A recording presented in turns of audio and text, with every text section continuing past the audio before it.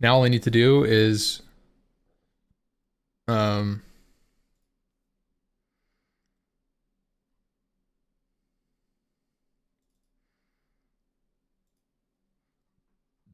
change some settings because right now I'm looking at it. Oh shit. Look at this, guys. Holy.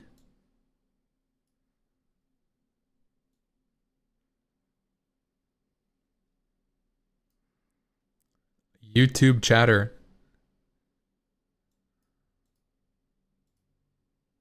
Oh, I could ban people from here. That's sick. Okay, I'm doing this as a test. Because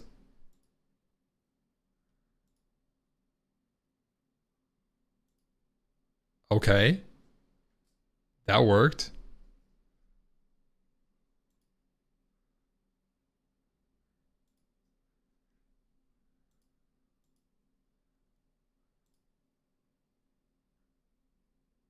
Whoa, okay, whoa, it banned him. It just banned him, it banned him. Unban. It just banned him. I don't want him to be banned. Come back. How do I do this? Oh, it only said for 50 seconds, 60 seconds. Okay. Sorry, Nick.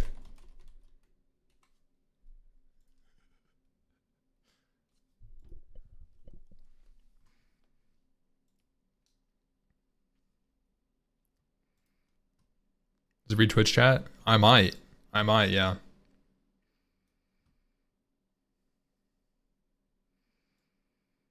Now I just need to turn off. I see when people follow. I see when people follow, and I don't want to see that.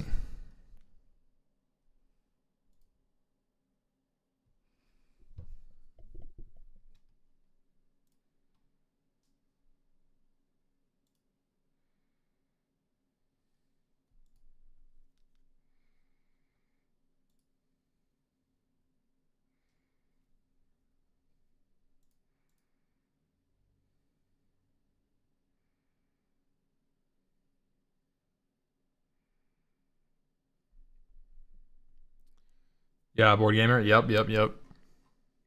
Very casually.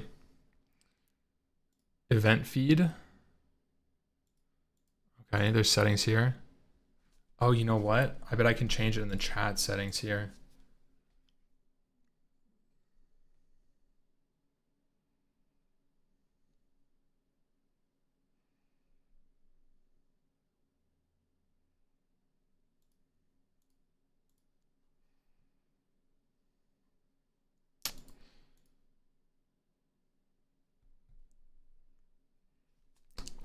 Just Google it, bro.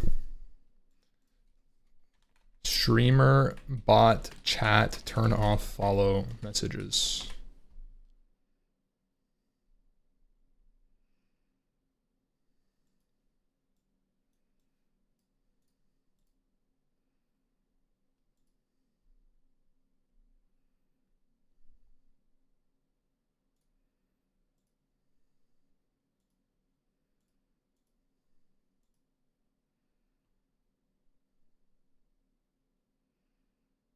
Huh?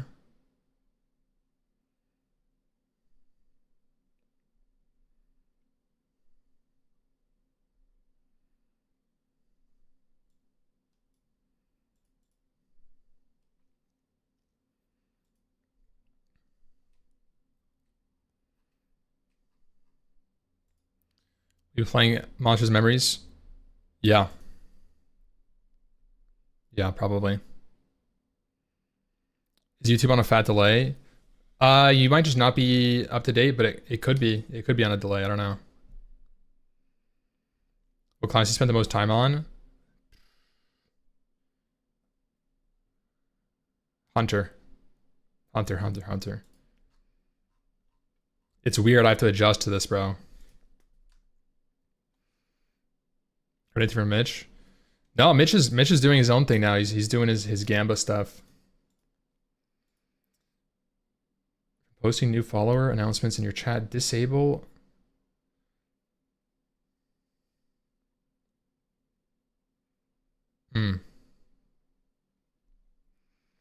Yo, Taco Bell, thank you so much, bro. Oh, I could just hide event.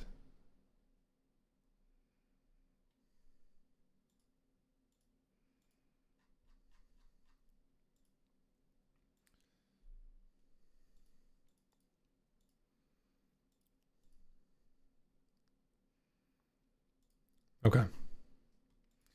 Did we type yo for the 100K? That's a good one, buddy. That's a good one.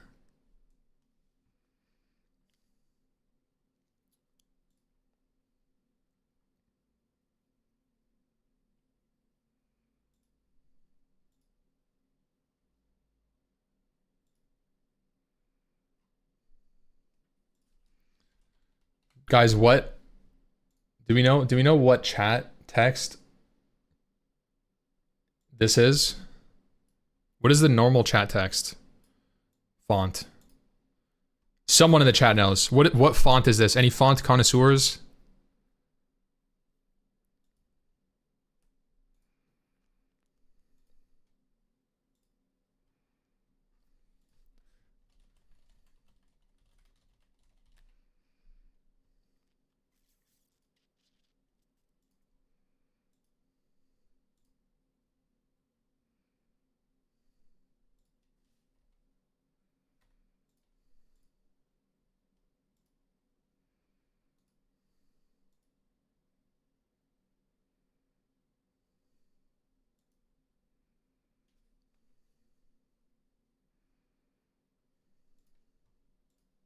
It's close enough.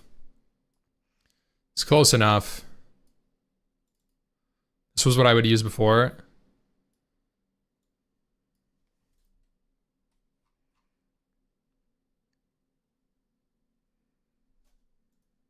It's about right. No sod? No, I'm not playing any sod. Server you on Skull. Not really doing anything right now. This is on Doomhowl. I'm just gonna level a character. Start yapping. I'm not gonna get on sod.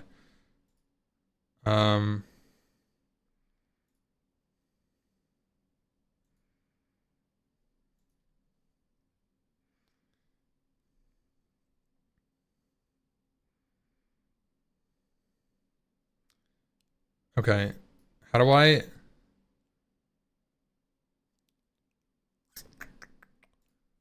Now I have to figure out.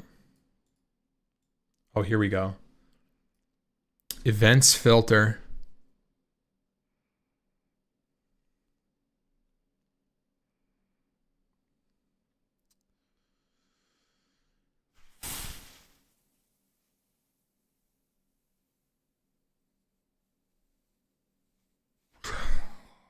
It doesn't show me the colors.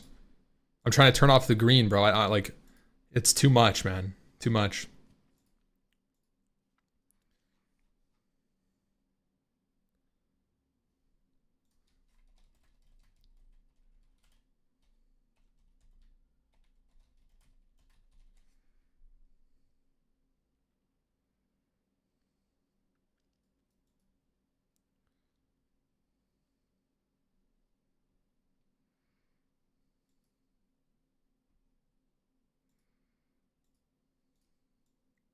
All right, we're gonna look through this together. We're looking for first words.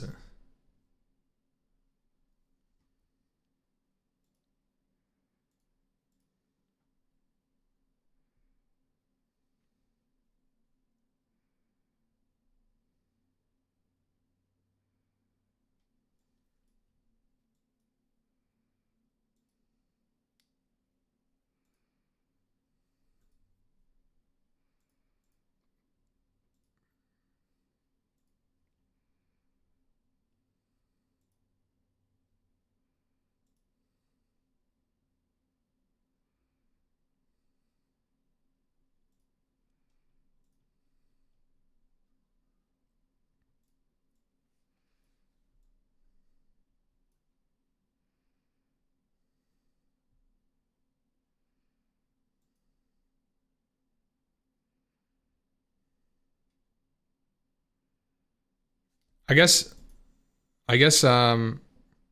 Maybe it'll just reset and then it's not going to be that bad. But like, I feel like that's a lot of green. If there's new viewers in the chat all the time, I feel like that's a lot to just be green all the time. Um,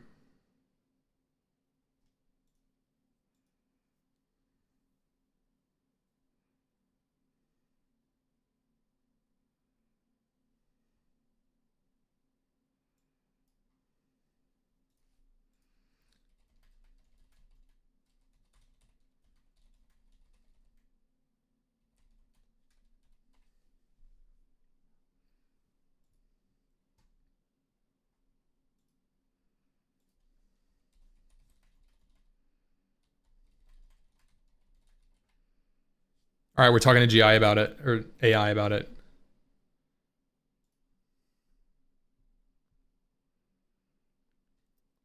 Okay. It says it's a Twitch setting.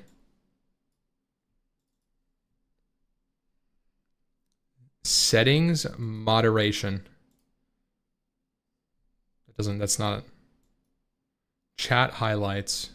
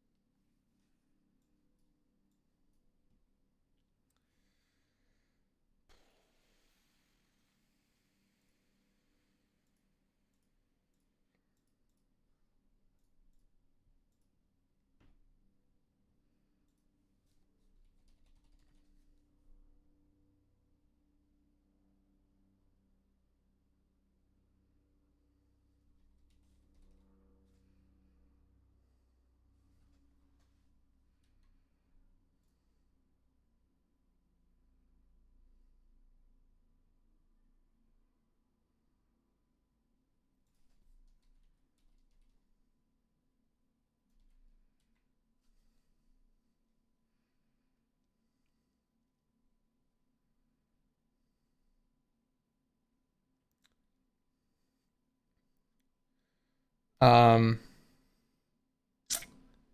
yeah, there's no setting there, bro.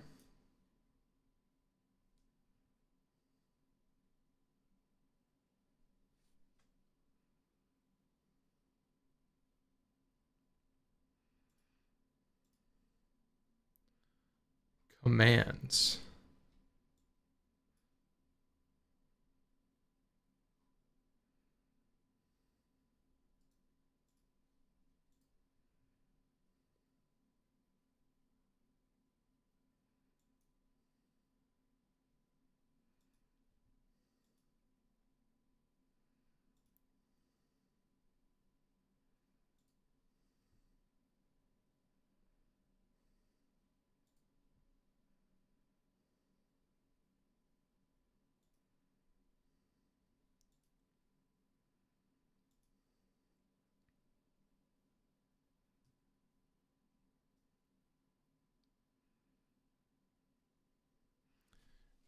Yeah, it's some highlight settings. Yeah, I know. That's I'm just trying to figure out this new combined chat system.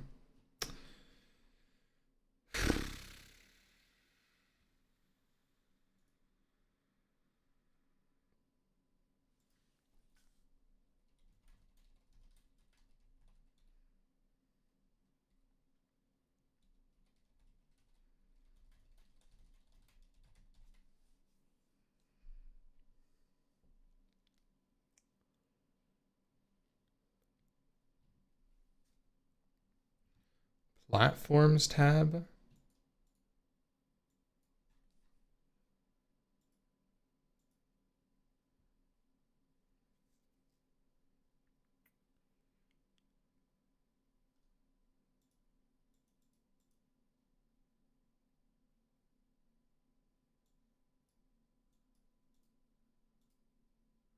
Oh, here we go. This is looking good. This is... Oh, we're so back.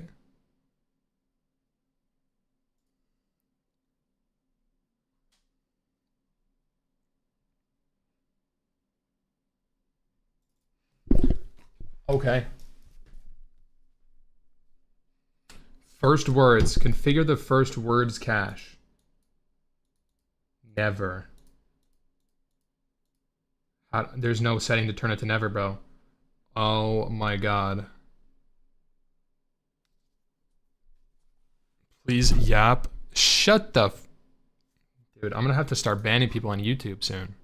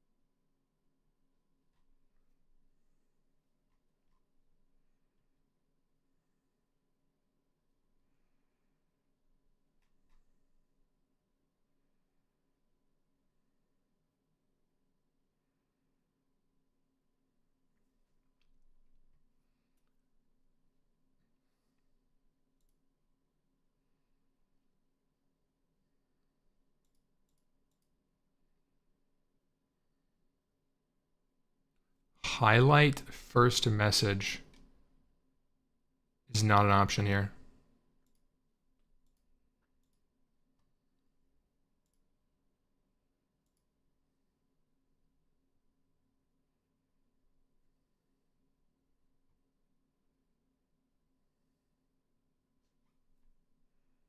You found it?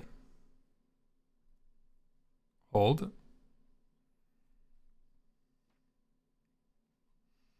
Like, this is a problem for me. Look. Look. This is the thing. There's a thing for first words which I find, but then all it has is just a setting for first words. So this isn't even the place.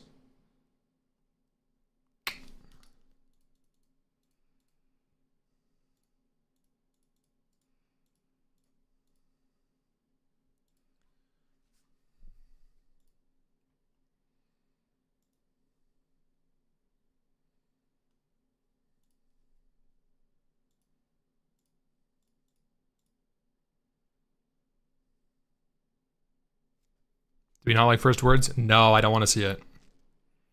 Is he actually gonna play today? Bro, I just started the stream. I'm trying to fix my settings.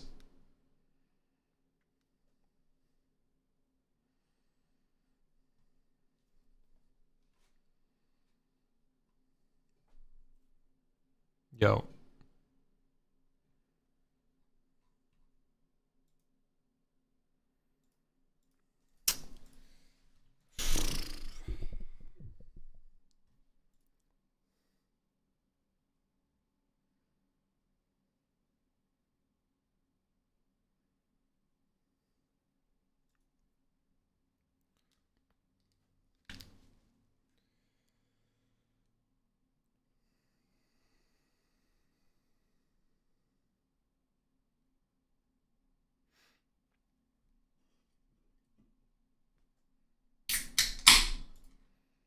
Pyramids.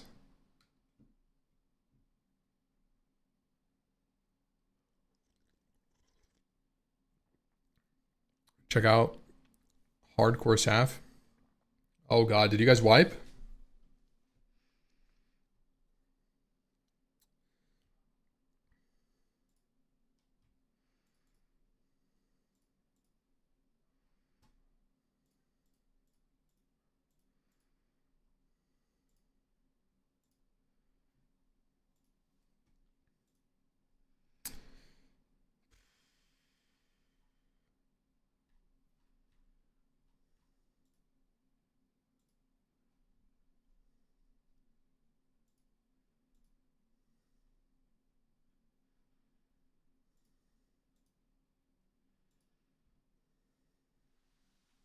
Dude.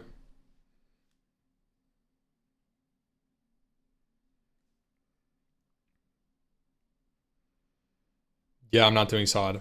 I'm sorry, guys. I'm not doing it. I'm not sorry. Dude, sod is cooked. I'm not gonna lie. Sod is cooked. It's not for me. Enable first words. Where the fuck is the enable first word setting, bro?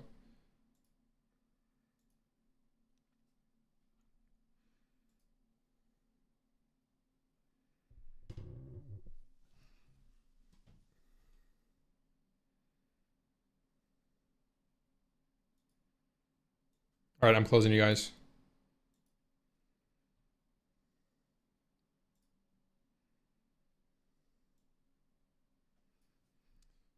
Um,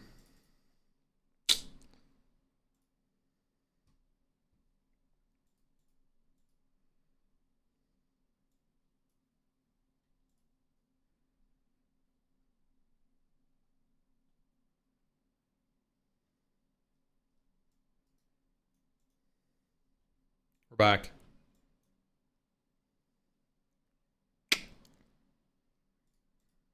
What does light mode look like? Oh my god, that's so bad.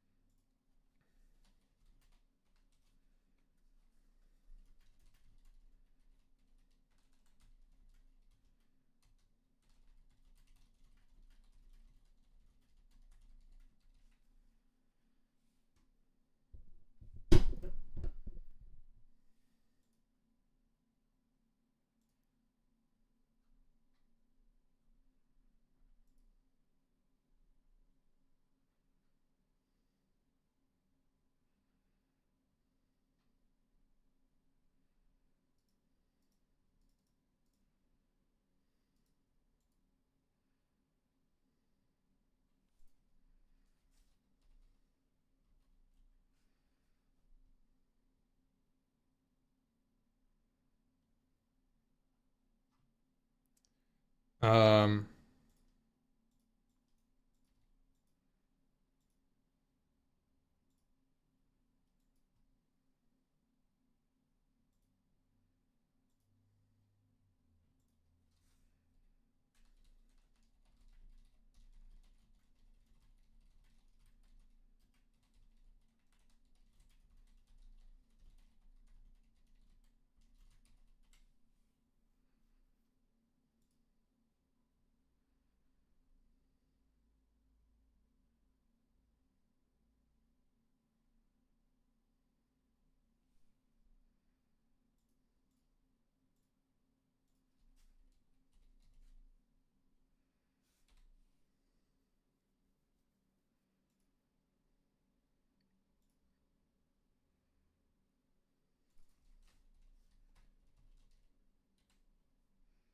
bro, this is so cooked. First time chatters.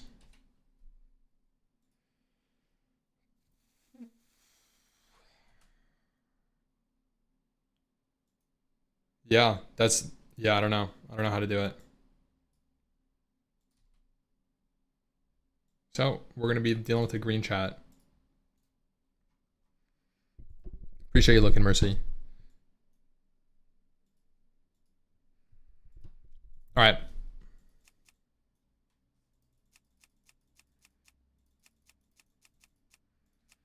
I turned the first words to only reset every 999,000 hours.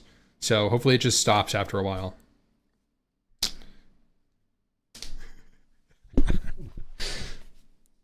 That's all I could do. Oh my god. Okay.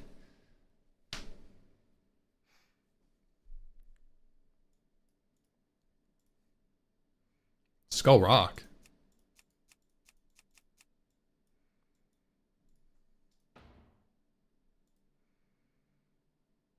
Goes into settings. I know, dude. But yeah, anyways, new chat system means I can read YouTube chat on my monitor. It's not hidden.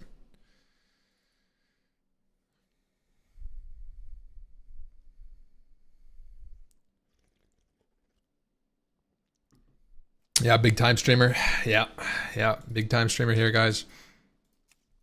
So today,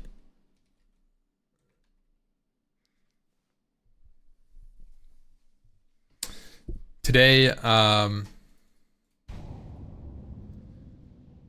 gonna be leveling a Paladin. We did it yesterday. Why is everyone switching from Skullrock to Doomhowl? There's just more people on Doomhowl, right? That's all. Please go female. What?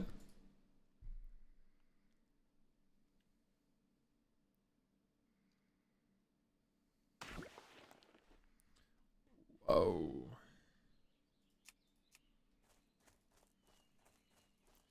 We're going hardcore pally here. WST. Let's go. Melee settings 225.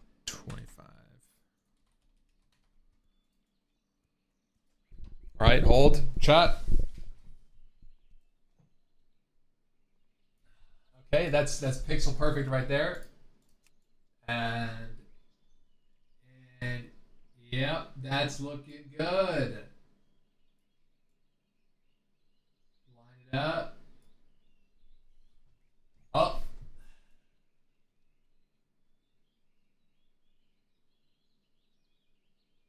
Yep. Okay. All right. I had to get close to the monitor. God, my eyes hurt, bro. I had to read the pixels.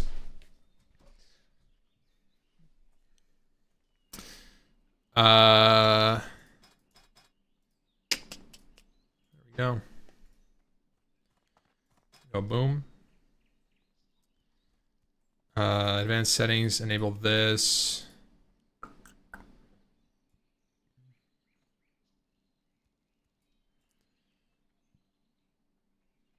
And then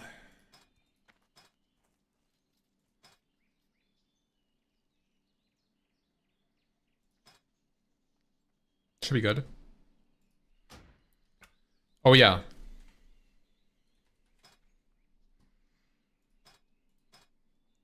Hardcore.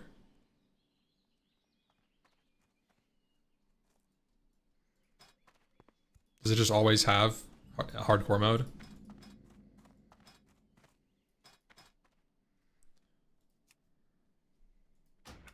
Well met.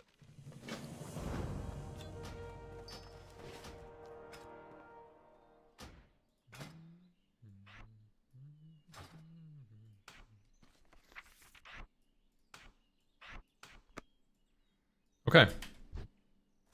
How are you? Right one is lower. It's good enough for me. Fuck! You're telling me it's like that? Oh yeah, I see it. I see it. Yep. Yep. Okay, that's better. There we go.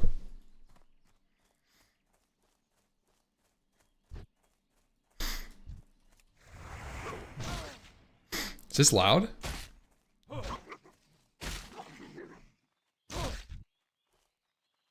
Good day to you. Bro, my allergies been going crazy. Normally, it was really bad like in spring, when spring first came around this year. But now the last like 2 weeks have been extra bad. The stuff like bloom at different times. You got like summer bloomers hitting right now.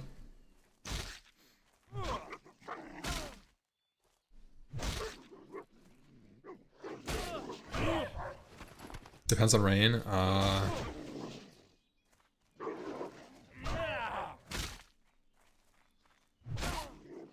Please up in-game music. I'm sorry, GH.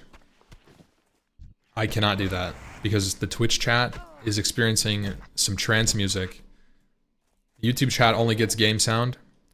That means if I put music on, we're going to be listening to game music and outside music.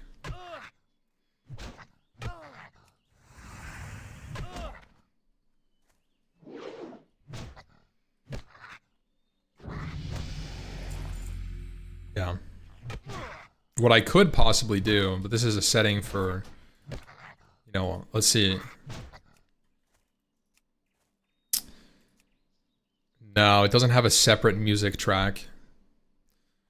If you could split this output volume into, I could split the tracks and then put music only on the YouTube. Yeah.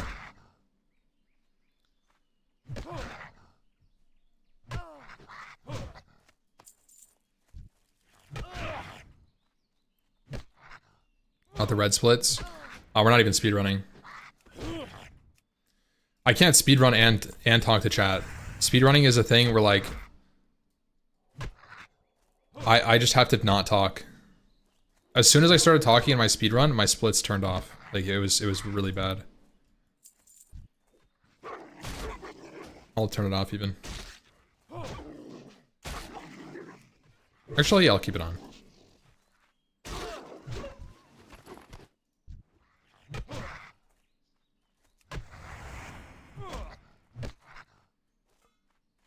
Is it true you're making a little ampy? No. No.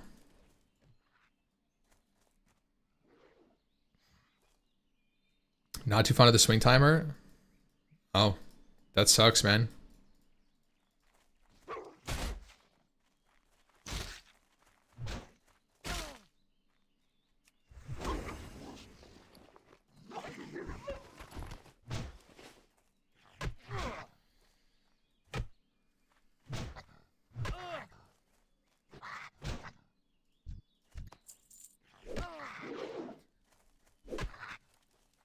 Oh shit, this is a worker, bro. Yeah, I need to get back into the rhythm, bro. Is there a reason my text bar is like below the... Maybe it's always like that. Dealing with wildfires? No. I'm in Washington. I don't think there's been any wildfires, at least not near us.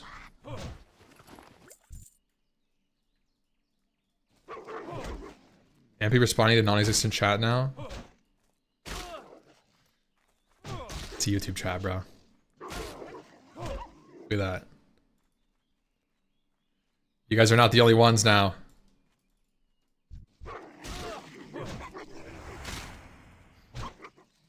Not only that it was a YouTube chat, but it was also his first word in the last 999,000 hours. Starting now.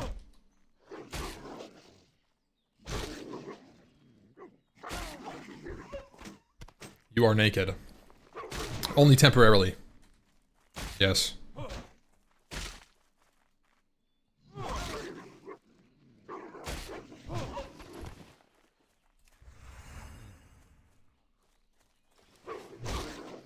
What do you think about Turtle WoW going down? I mean... Hey there. See you around. I think Turtle WoW had to go down. It's Blizzard's duty.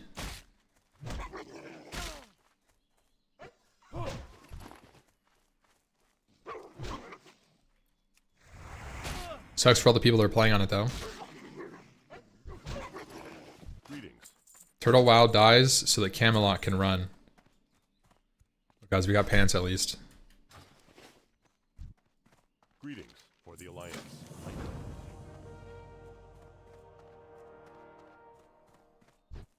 What can I do for you?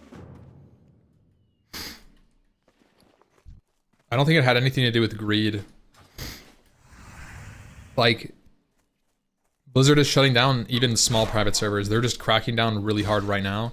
Most likely because they're going to be offering a pseudo private server experience with World of Warcraft angle, you know?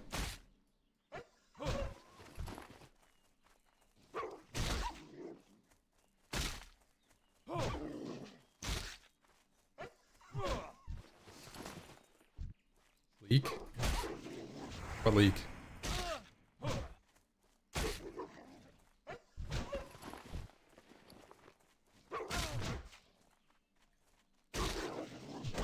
People want so many different things. Camelot is gonna be cooked.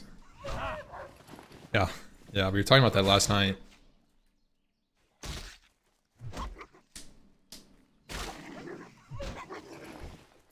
Talking about how like there's basically like two main groups of people that want a more modern world, or like let's say like a more modern classic experience, and then people who want more old classic experience.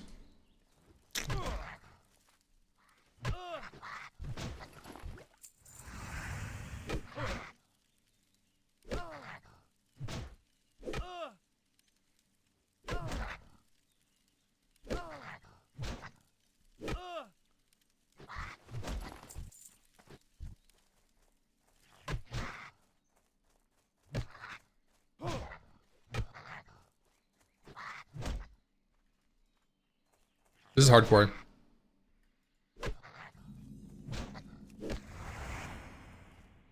Hardcore on Doom Howl.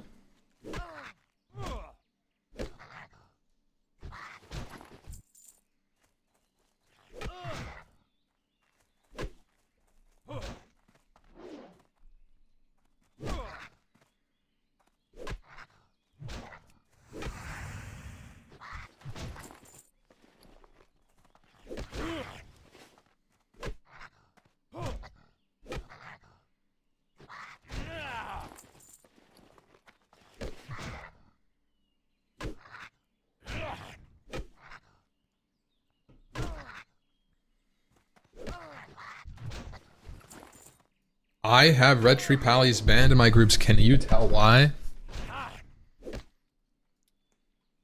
I mean, a good Rep Pally is better than a bad warrior.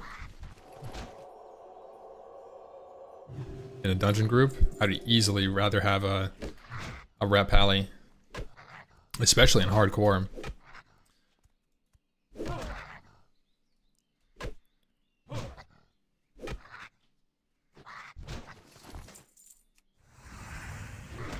They do nothing and loot everything.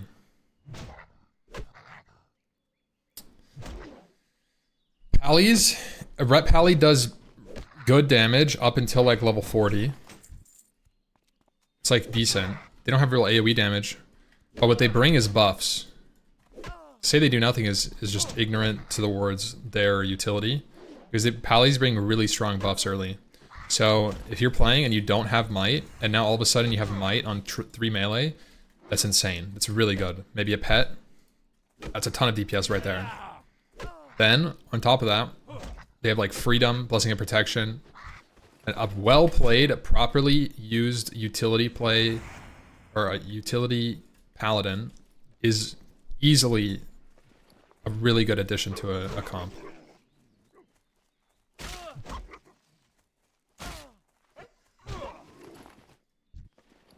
The problem is that there's a lot of Rep Pallies that don't do anything.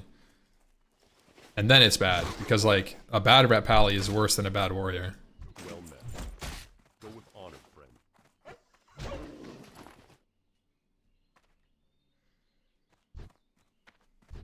Need help? It's honor. Also, for hardcore, like, backup heals can't be understated. Honor, friend. Be careful. Backup heals should not be understated. Greetings from the Alliance.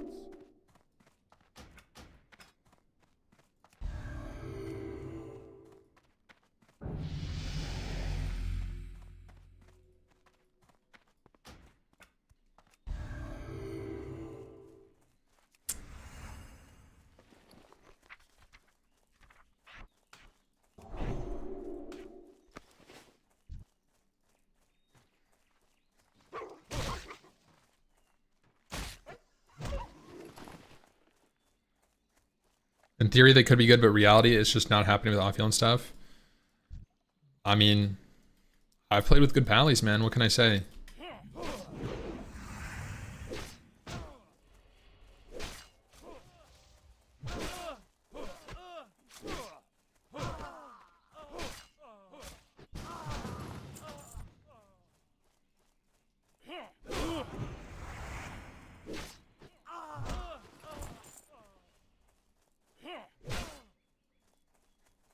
rep pally suck. I mean, if you're just like pugging with random people, the average person sucks for sure. TBC Paladin with Taunt is sick. TBC Pally is insane.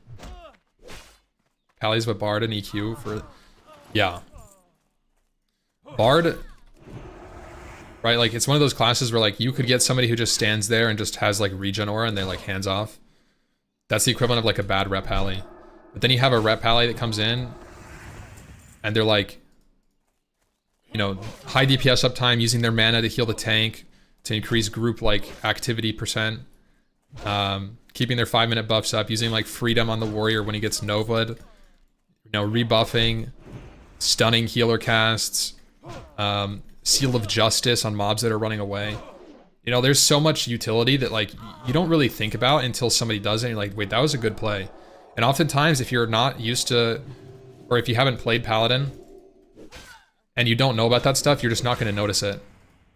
And they have Cleanse, they have Bubble, you know, bop a mage that's AoEing. There's so much stuff. There's so much stuff, but you won't appreciate it unless you've played a Paladin or you, like, look very closely at what they're doing. Or they just won't do it, which is very common too. This is hardcore.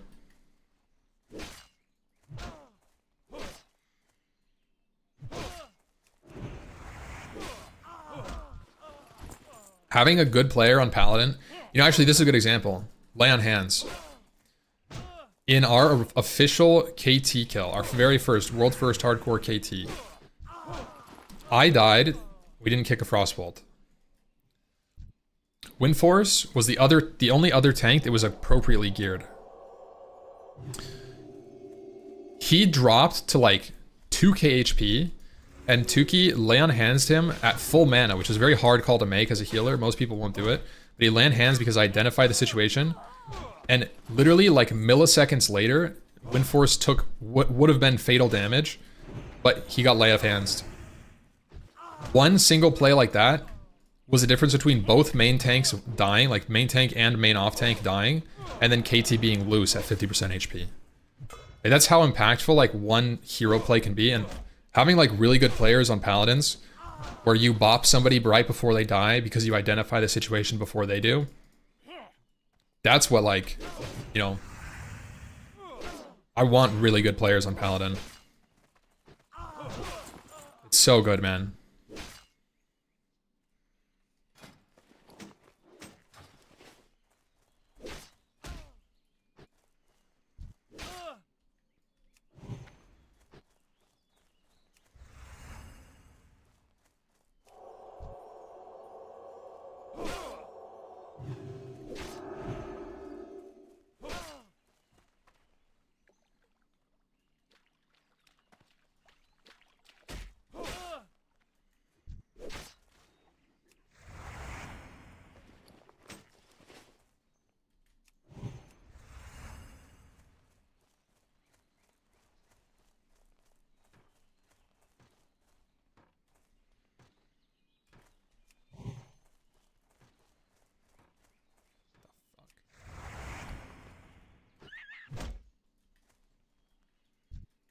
I must have to just spam. Have a good one.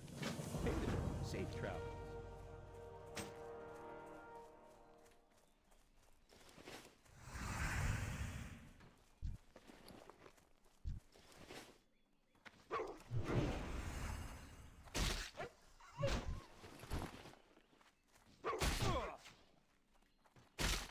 I don't miss blowing glass.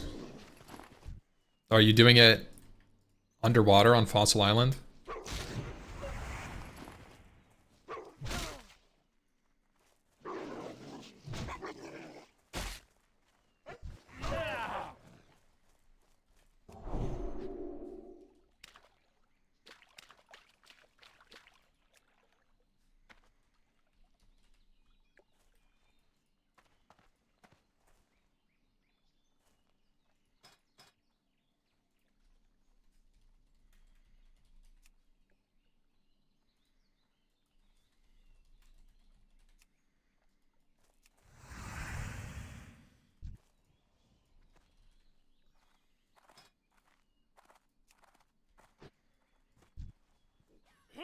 What's the end goal here?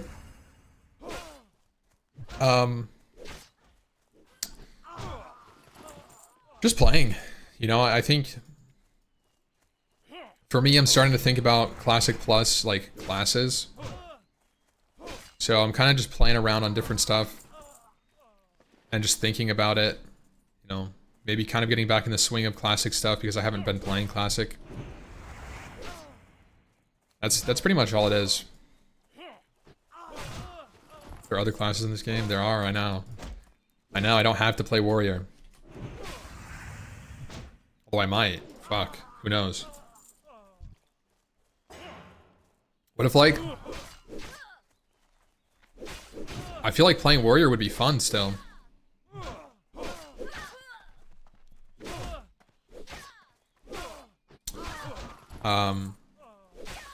Like an Arms Warrior in Classic Plus sounds great. Like, the thing is, for Classic Plus, they can't just delete Warrior so that nobody plays it. There has to be some utility.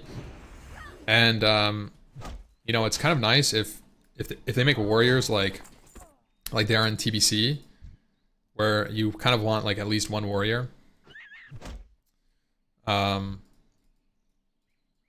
Shit, like, that could be fun.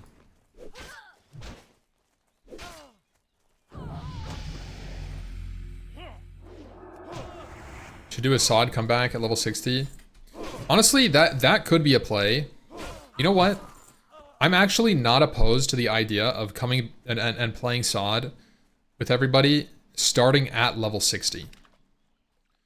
Because I played every phase. I played 25, 40, and 50 a lot. And I don't want to do it again. So it might be a good play to just come back and then start at like MC. Honestly, like, that's not a bad idea. I don't know if I will, but that sounds better than all the alternatives I've thought about with regards to SOD and the recent resurgence. Keep 40-mans? I want them to. How are you? We talked about this a lot yesterday, dude. I feel like I could talk about Classic Plus stuff every day for the rest of the year. You guys would ask the same shit every single day. It would be the same stream, but it would be fun. The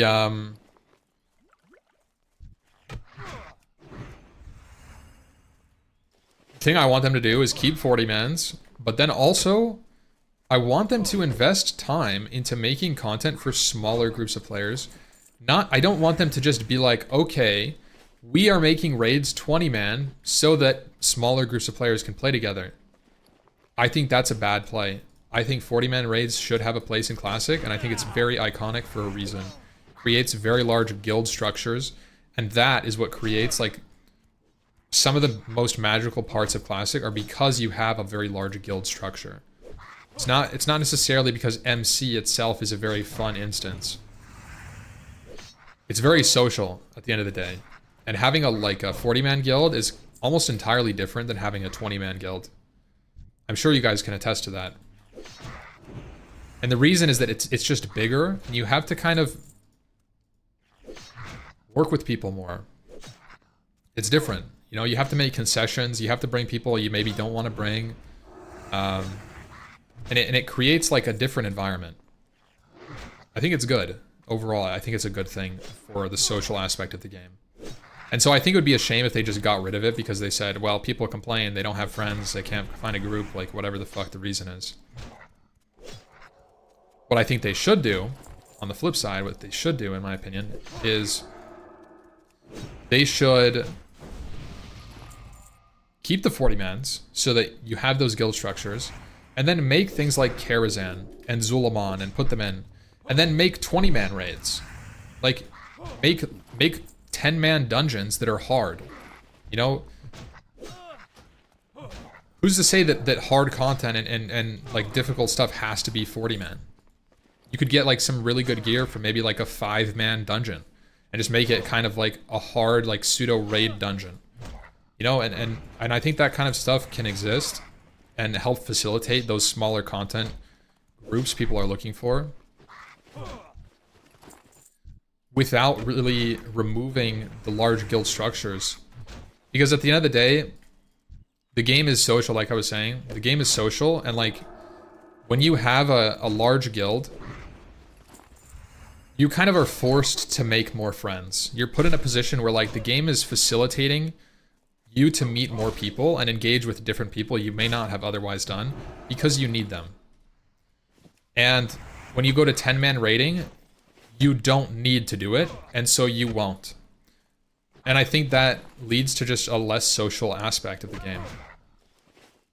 Period. There's no question for me. You know? I also think, as much as people say it's they actually say the opposite. I think 40-man raids are the most accessible version of a raid for casual players that has ever existed. And a lot of people are going to be like, no, it's not. You have to get 40 people. That's not what I'm saying. I'm saying that when you have a 40-man raid, the individual value required for one person to perform is very low. That means somebody who performs very poorly will still get invited because there's a spot. Flex rating, let's say this guy said flex rating. He didn't flex rate in SOD. Okay. So flex rate in SOD is an interesting take because it doesn't scale, right? But normal flex rating does scale. So when you go to 10-man, well, 10 people need to perform. See you later. When you have 40 spots, you can bring an idiot hunter who's learning the game and you're like, no sweat. Just press trank shot, bro. That's all we need you to do. What can I do for you? See you around. So, I think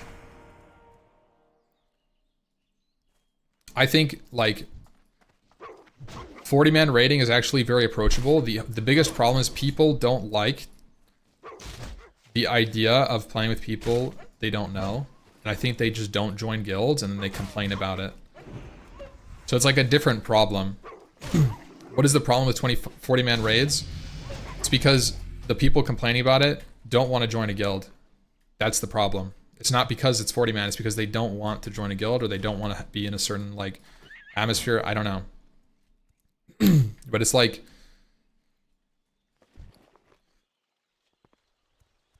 yeah, that's kind of my take on it. It's like, I think you have USA time zone privilege. What even is that? What, like, you shouldn't be able to.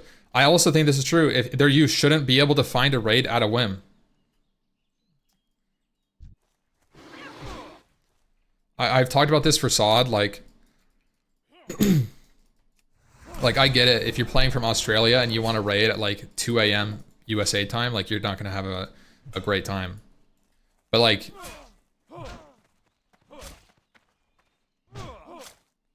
yeah, I mean that sucks.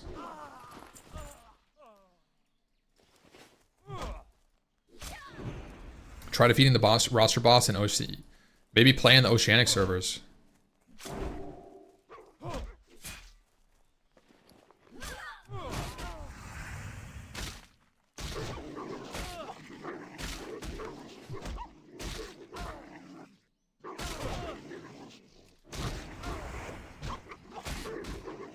Thing is, I've played with a lot of Australians, and they just like wake up at scuff times, or they raid at late night. That's just like what the experience has been, and like I've done the same thing for European raids. I would wake up, or like I would like even Chinese raids when I was playing the Titanforge, I'd raid at like 3 a.m. OCE servers are non-existent. We all play US. Yeah.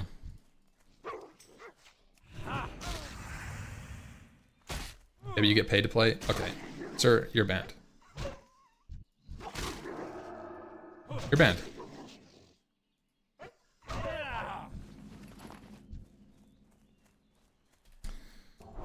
As soon as somebody brings like there's nothing up for me to say.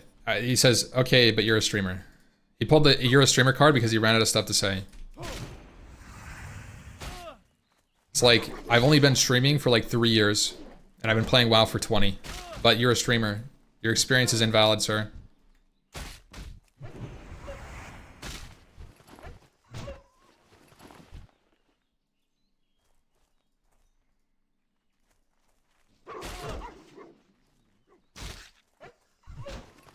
Back to speedrunning 10. Nah, this isn't really a speed run. It's a YAP run. I was watching you in 2019 to 2020. Okay, Drundar, I made $8,000 from 2018 to 2021. Paid to play video games, by the way. How are you? Like, I did stream, but it was a hobby. I didn't have a job.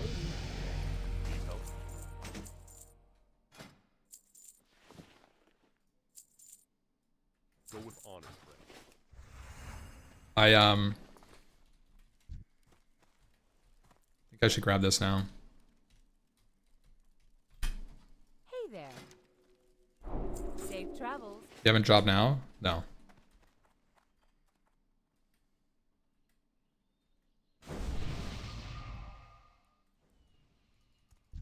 Hello.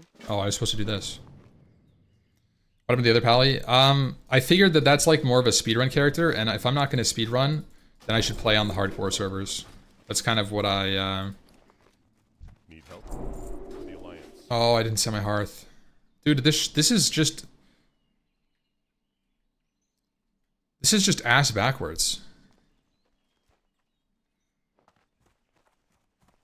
That whole loop is ass backwards. I supply only the finest goods.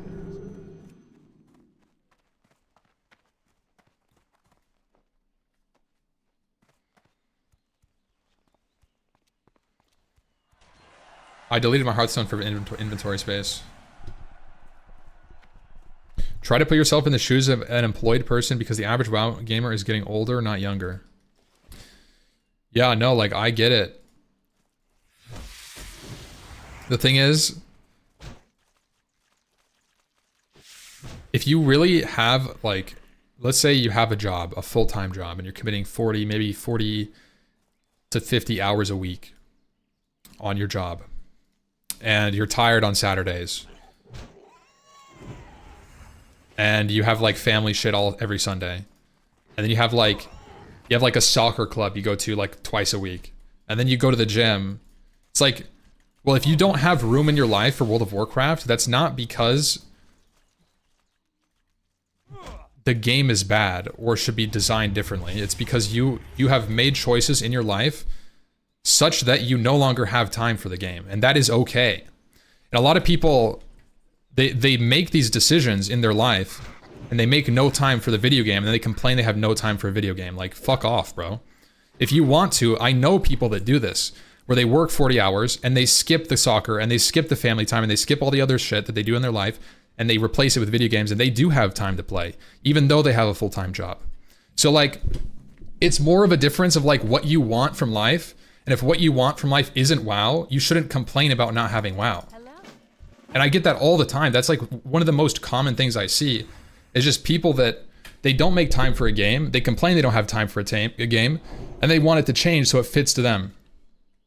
And they're like, it's just like this weird situation where like they want to feel nostalgic without putting any time in and no effort in and no, they want all the rewards for like nothing. It's like, okay. You're not going to get that, bro. That's not how life works, man. Why isn't this a problem on retail? It is a problem on retail. This is a problem on retail too. There's going to be people that complain they don't have time to raid than they want to. All they can do is LFR, or they can only collect mounts. Like, it's the same thing. People are going to say the same thing if I was playing retail. As a self-employed person, my priority needs to be working, not worrying about WoW.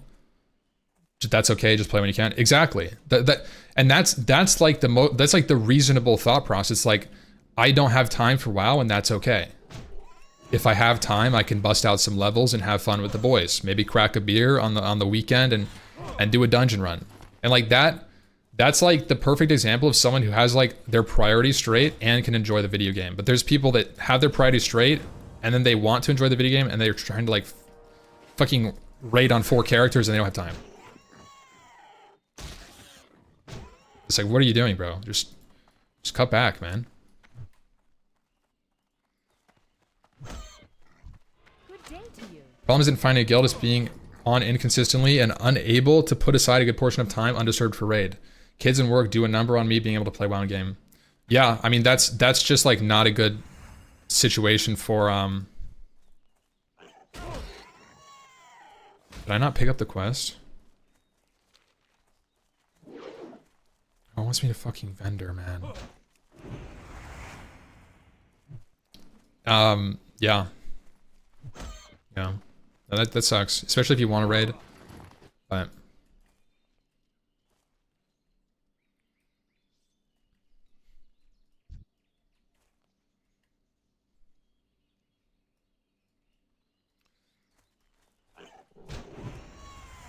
I pug raid on retail all the time. It's super easy and accessible, and there's raids all the time. I mean, that's kind of true for WoW too. Like, if you log in at any time, you can find a pug for tier 4 and tier 5 sometimes. Or you could do a Karazhan run whenever you want. Like, the problem is that people want the like highest level. Like, I want to find a good raid that clears fast anytime, anywhere. The pugs are brutal, yeah. No, they're not fun.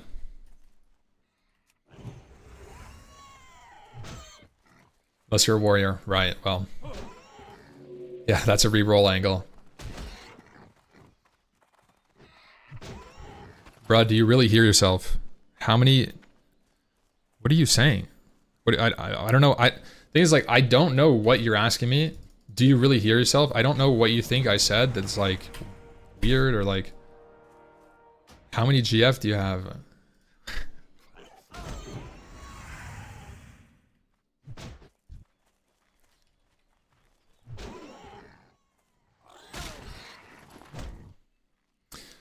Why is this not working? Oh. That's why. You need something? You need something? Honestly, Van Broski, I respect that take, bro. I respect that. But I actually think that out of all the people who play World of Warcraft, the super sweaty idiots like me, and the people who play all day, and the people who know life WoW, like, the people who have the most fun are the people who play when they have time and they don't stress about the game ever. And they just log in, do whatever they want, log out, and have a good night's sleep. Like, those people probably have the most fun out of anyone. But, I don't know, dude. I feel like that's just like how the game is meant to be played. And when you play it like that, you get so much value out of the leveling journey. You just get so much value out of leveling. Like, you get like a year's worth of free time on like a 200-hour played character to level 60. Boom.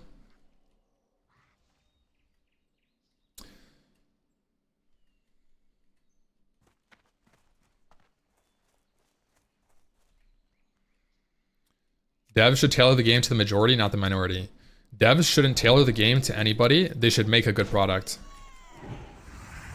And the people shouldn't be catered to in any way. Like, you shouldn't... I don't think the devs should be like, oh, the most people that play our game are very casual, so let's make it very casual. It's like... I mean, you can do that. But I think the better answer is the people who play casually will still play casually. And, like, that's not going to change. Like, you don't need to do that. Like, I think that the way that WoW is already is great for casual players. You're shifting the situation. Like, let's say you make it more casual, you make leveling go away. So you start at level 60. Is the casual gamer benefiting from this? Like, hypothetically, you could say, well, the casual player has access to more content. But the problem is now is like... Okay, so you've made the game more casual friendly, but in doing so, you've removed the way that they've played the game, which was like exploring the world and leveling. Is that actually a good change? Or are you kind of pushing the way that you want the game to be played onto casual players? And if you're doing that second thing, I think that's bad. I don't think you should be pushing players to play in a certain way. That's something so beautiful about classic WoW, is that the game doesn't push you to do anything. If you wanted to, you could punch every single mob to death, naked, and not do a single quest, and you could be PvP flagged the whole time, and you only do it in enemy zones. Or you could just level, you could just quest, or you could only do dungeons, or, you know, like all these things. Right? And so, like, that's why I don't think it's a good idea to just be like, oh, well, the majority of players are casual, so let's make a casual game. Let's casualify WoW. It's like, why? What are you doing? What is the value of the content you're providing if you minimize it? Now there's just less content for the casuals to do. Yes, they get to see more exposure to the overall content. Like, let's say if there was leveling and raiding, and it was split 50-50, and they would only be able to access 50% of the game, say. And then you casualify it, they can access 100%. But like, maybe that's not better.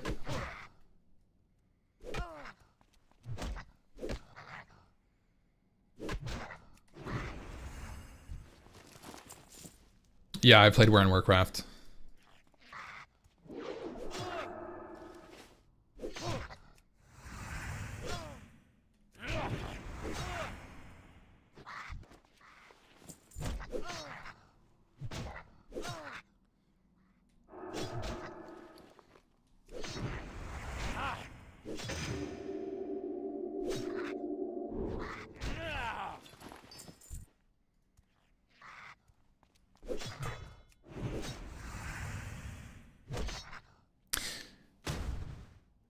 If you have 4 hours a week to game and you're paying $15, you're paying less than $1 an hour to access the game.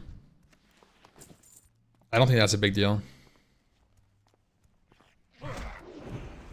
Like, go name something you could do for entertainment that's less than $1 an hour. Please. It's not just like walking around. Like actual, like a service that's less than $1 an hour. Like, what are you doing, bro? I think Netflix is more fucking expensive than that if you only watch for 16 hours. Right? Like, I don't know, bro.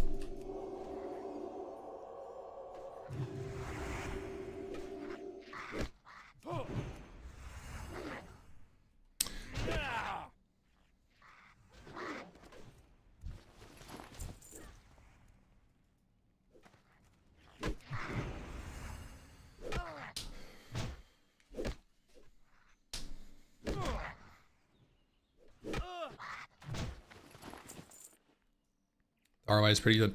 Yeah, like what? Like gaming. Honestly, of all hobbies you could have, is like the least expensive for the amount of time you get out of it. Even something like WoW, which is pay to play. But like League of Legends, right? Like you could pay like nothing, play forever. The thing though with those games is if you play a lot, you want skins because they just look cool. So you end up spending money anyways. Unless you don't have money to spend. You pay with your sanity on League? I don't know, dude. I don't get the whole sanity thing on League.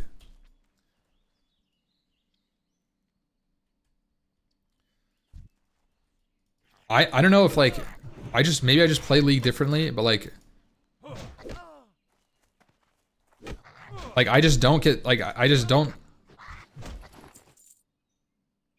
I play with chat off usually, and I just play the game. Like I farm mobs, and I shoot enemies, and then I call it a day.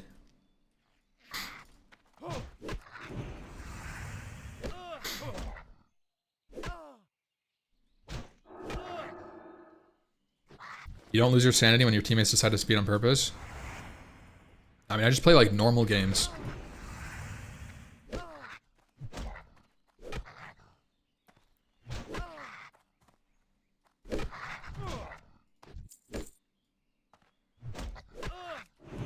Like, you know, the thing is, like, you lose a game of League of Legends, like, are you actually annoyed at that?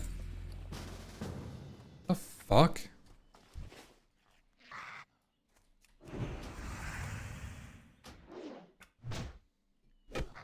Depends how I lost. I just go next, bro. Like, it's not that serious.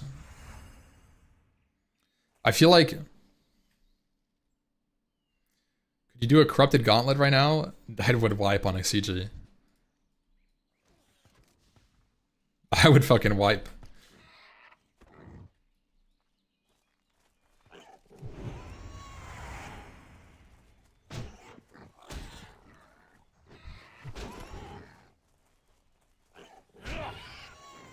Classic Plus is actually good, and you see an official hardcore server. Do we see Front 3? No, probably not.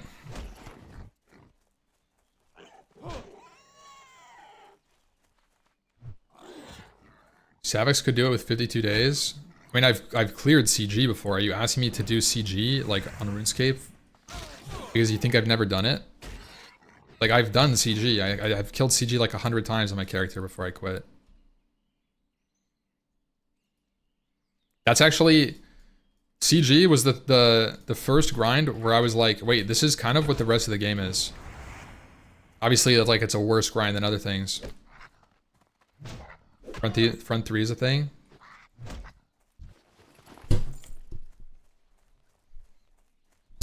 Hey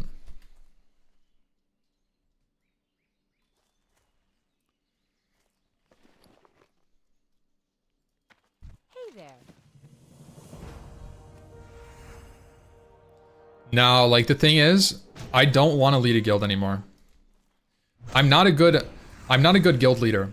This is a thing I've realized over time. I'm not a good guild leader. I think I make a good officer and a good raid leader. I would want to facilitate a guild. I don't want to own a guild and like do the things that I need to do it. So like, if anything, I would try to join a guild and take some responsibility there without doing the logistics and the management shit that you have to do as a guild leader. Like, especially now as a streamer, I don't want to deal with any of the things that you deal with. I think that was a problem with Front 2. Because I kind of started playing RuneScape out of nowhere, I just like kind of disappeared and the guild kind of just like rotted for a bit. But like, I would be okay main tanking. I'd be okay like raid leading every single raid, like whatever the fuck. But like deciding the raid schedule, being the guy who like does the raid schedule and assignments are fine, or the raid schedule is annoying. The assignments are fine, and then it's like prep stuff is kind of annoying for me. Front 2, internet. That's true, actually. That was miserable, bro. I fucking forgot about that. I was living in an apartment where my internet would DC 2 to 3 times a day. And it happened for 6 months until I moved. I had to break my lease.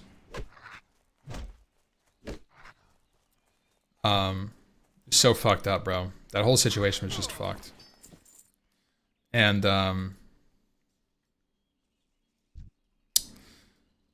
yeah, that whole situation was fucked. But imagine, like, how frustrating it is just to play the game and to DC 2 to 3 times a day at random times. Like, I didn't do anything solo at all in Front 2. I always did it with someone else. And so I was just sitting in Ironforge, like, waiting to DC, bro. It was so fucked.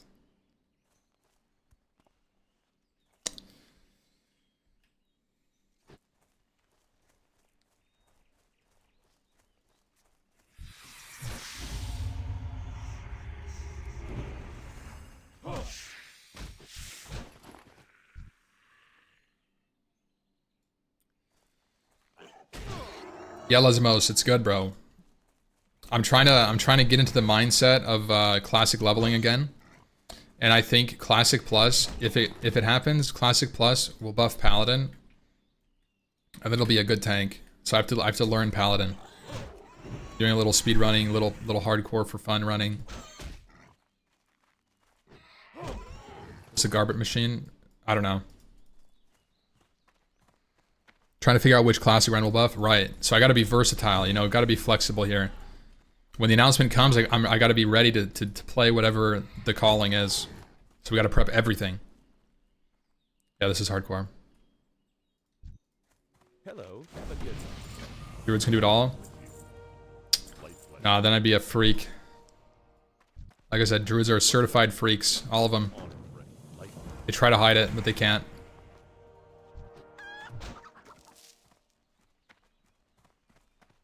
How are you? See you around.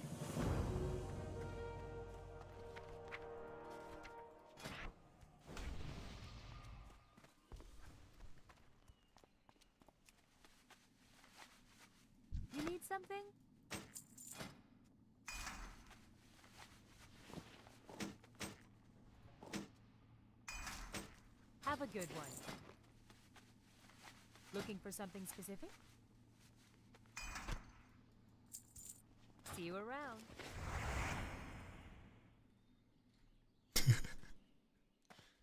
Rude, but not wrong. See? Hey, the druids know, man. The druids are freaky with it. All of them. And it's not a bad thing.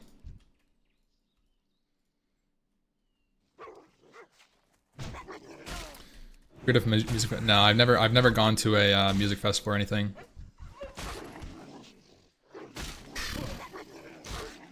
I think I would, depending on what was showing.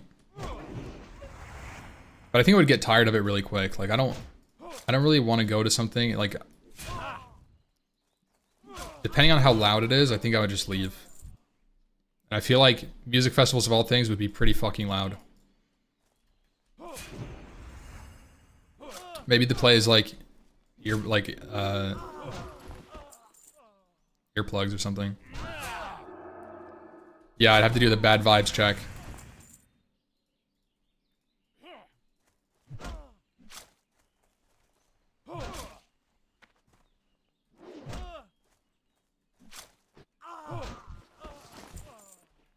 Seem like kind of, yeah, I mean, that's why I play WoW, bro.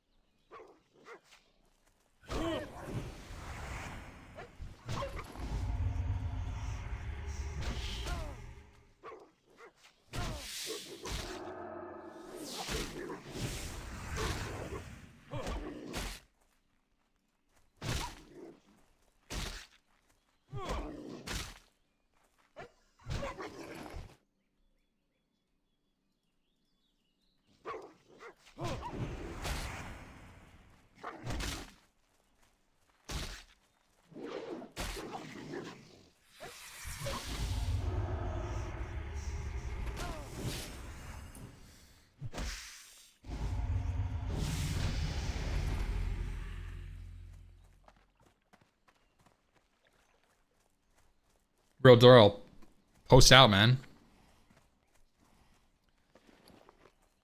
Just don't play your worst class, whatever it is. That's an easy raid dodge. See you later.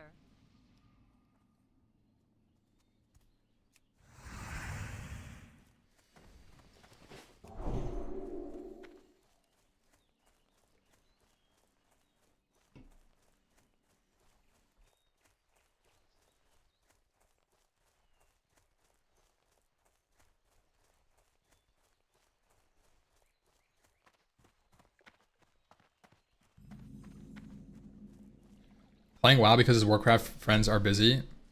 Dude, I would stream some Warcraft custom games, honestly.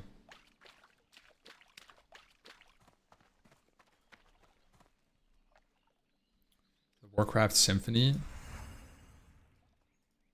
What is that?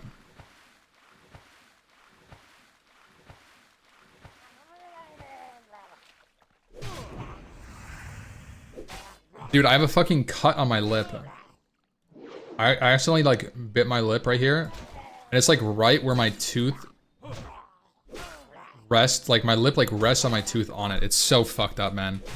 I need to take some ibuprofen or something. Don't bite your lip. Well, yeah, I was fucking eating.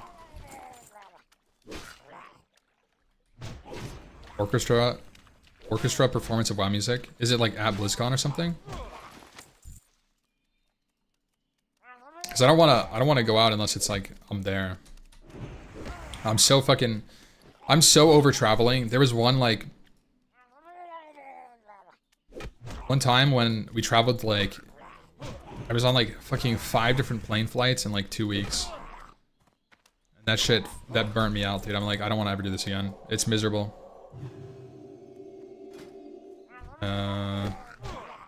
It's on.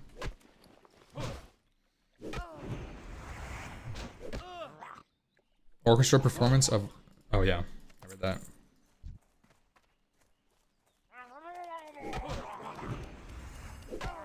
I feel for you, Emeralda. Thursday before BlizzCon, I'm not gonna be there. That's my mom's birthday, and I'm visiting my mom, and then we're gonna drive down. She lives in North Cal. That's where I grew up. So we're flying in on Wednesday, and we're gonna spend 2 days with her, and then I'm driving down on Friday to BlizzCon.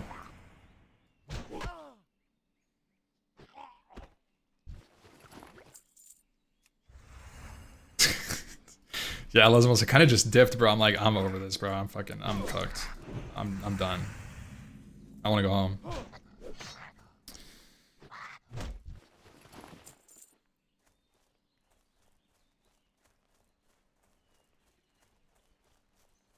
BlizzCon is September? Dude.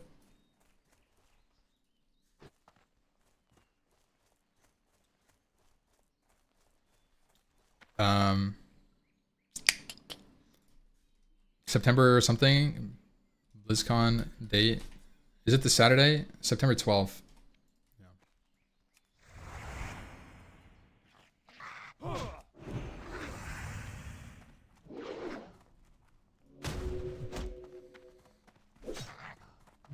No, like Bay Area.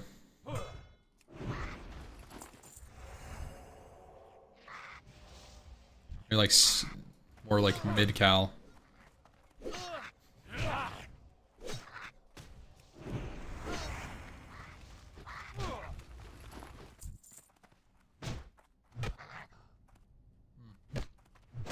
NorCal. Hey, it's close to the middle. What is it?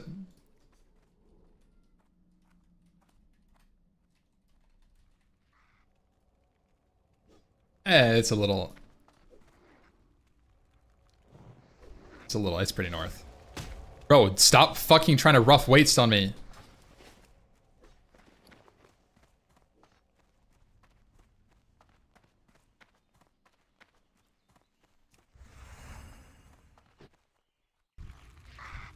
My cat is pissed.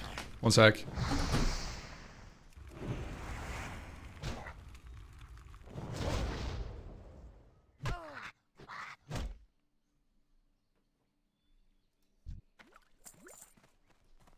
Oh.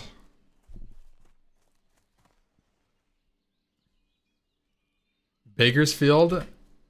Brother, that's crazy. Bakersfield is fucking like 2 hours south of when I lived. That is nowhere near. Like, there's no way.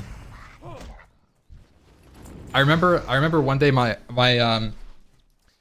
one of like the clubs I was in had an event in fucking Baker's Club as a kid, or Bakersfield, and it was like a whole fucking drive, bro. That shit was miserable. We drove down and like my friend's mom's minivan.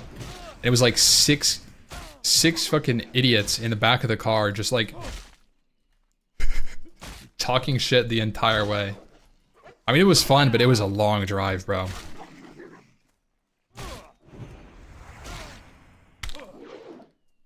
Poor mom, yeah. No, it was pretty sick. She had like went to Costco or something, and there was like a bunch of snacks in the car. It was actually pretty sick. And it smells like shit down there, bro. Oh my god.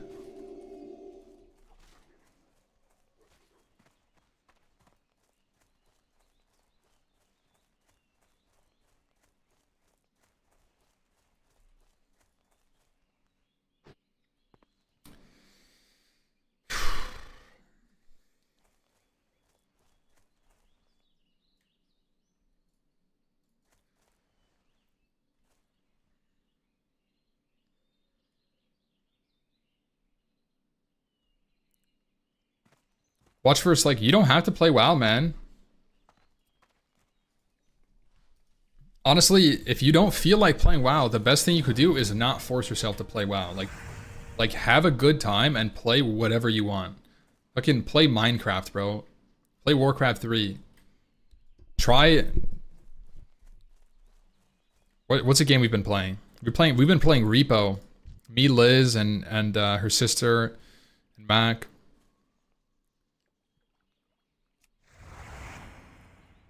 Dude, play a fucking board game.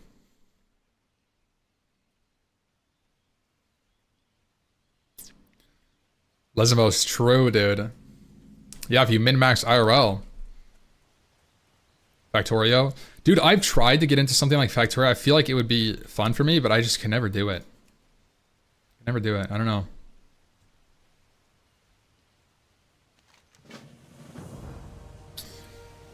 Spirit Island for the first time of the weekend. Oh, I played Subnautica 2 with Liz. We played it on the couch. We played the same game, and we just like hand the controller back and forth. We take like 30-minute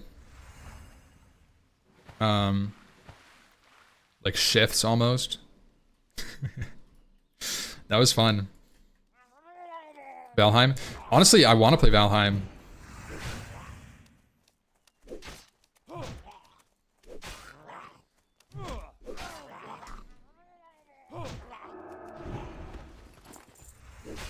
There's a lot of great food in the area around BlizzCon. Yeah. Yeah. I bet.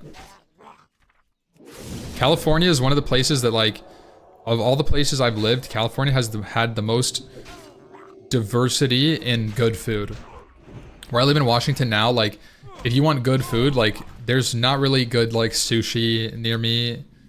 There's not really good, like, the pizza places are, like, far in between. I don't know. I think if I lived in, like, Seattle, it would be different, or if I lived in, like, a bigger city. But, yeah.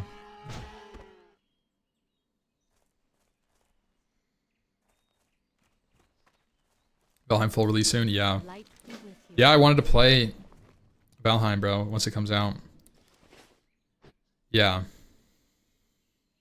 Mecha Chameleon with Mac and Mac, Kathy, Liz. She wants to do it. Have a good one. The problem is,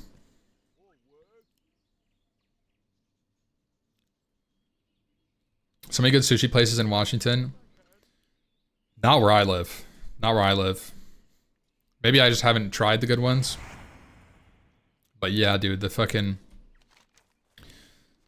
pizzas kind of meh. It's like mostly big chains. I've had some good Italian food though.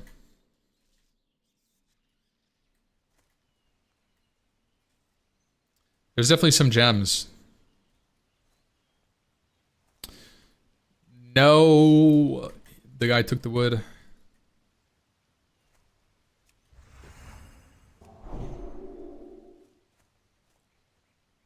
Pretty far? Yeah, I'm pretty far. Like a little over an hour away from Seattle. So it's pretty grim out here.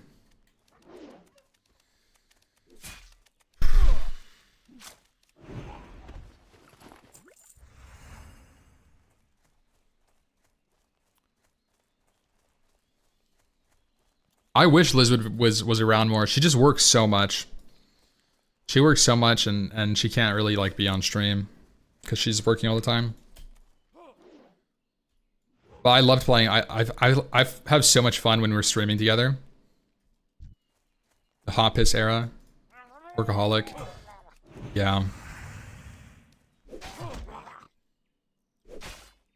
I mean, and living in any main city is probably great. For like food diversity. It's so competitive when you're in a big city that you kind of have to be a good place to stay alive. She's still catching up from taking 2 months off at a time randomly. Well, she took a month off as like for reference, she worked like 60-hour weeks all last year. So she took a month off in January. That was like predetermined like a long time ago. Or I guess it was the year before. I don't remember, bro.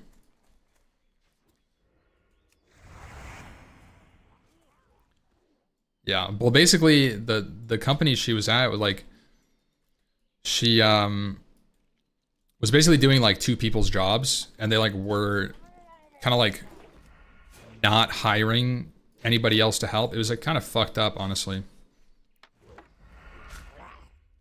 But they hired somebody, and it's better. So, shocker.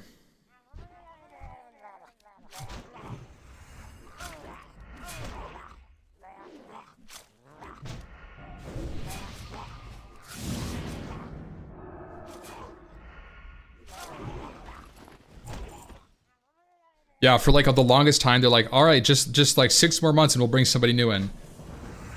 6 months pass, 12 months pass, 18 months, 24 months later, finally somebody comes in and it's like, dude,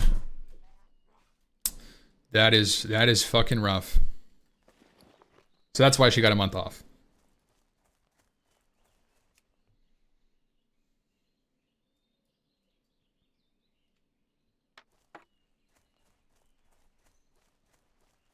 Yeah, I'm on hardcore now, Peter. What's up? 6 months, I know. It's fucked up.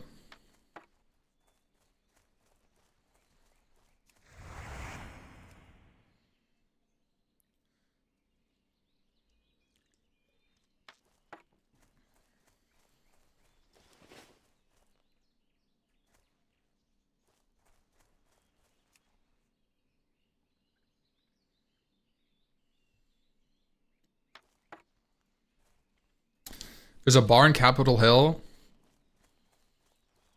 that has the best pizza by slice. What is it called? We've gone there like twice.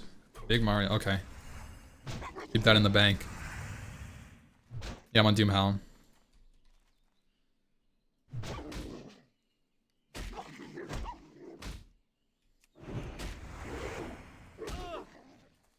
Oh wow, it types yeah in YouTube and Twitch for me.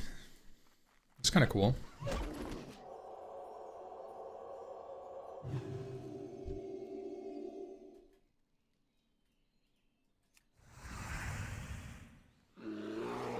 No, dude, I hope that one day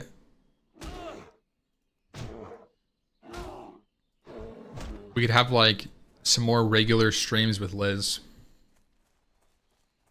Even if it's just like weekend streams. I think that would be so much fun.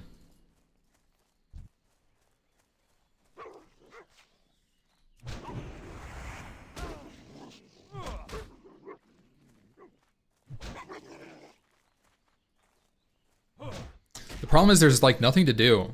In terms of like, there's nothing to really play. Because she doesn't really want to play anything when in WoW related.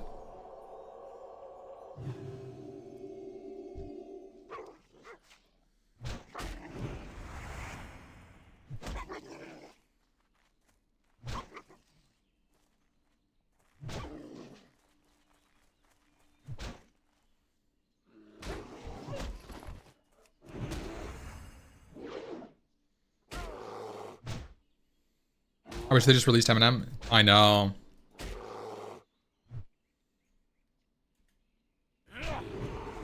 Yeah, the other Paladin's still alive, but it's on a different server. Just wanted to play on this server. That's why I restarted. This is on Doom Howl now. Working 50-hour weeks for like 5-ish years was crushing me. Oh, dude, that sucks. Yeah.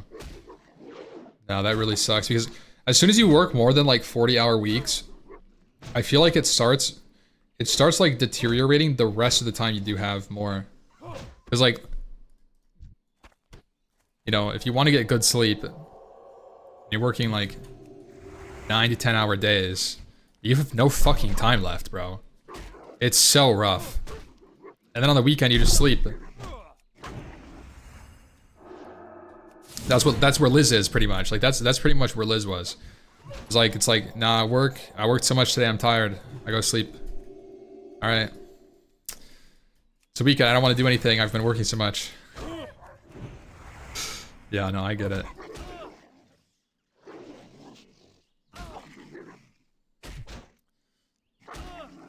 We need to see the friend swap, yeah. Yeah, it's hard though because now Kathy has a job, which I'm glad she got one. But it means that now we have like 3 different people that are employed, and then me, just an idiot. Like I can stream whenever, but like they like actually have jobs, and then she's like going into her job, so we can't really play unless it's on a weekend. Boxing coach. Yeah. Yeah, she's just punching people all day.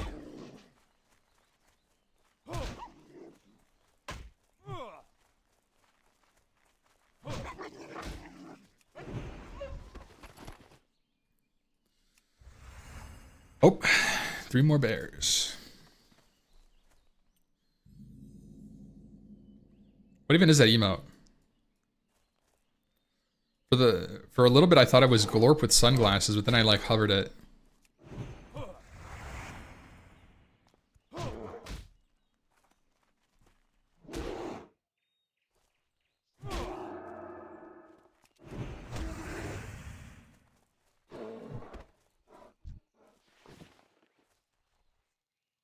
I don't know what Joyous is. I've never seen that emote.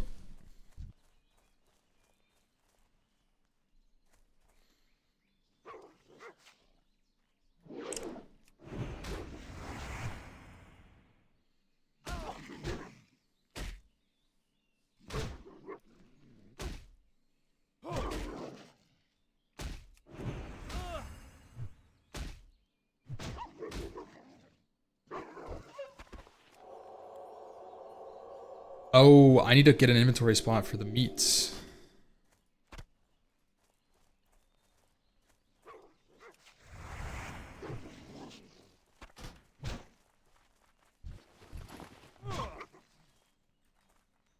And 54 copper cloak right there. Damn.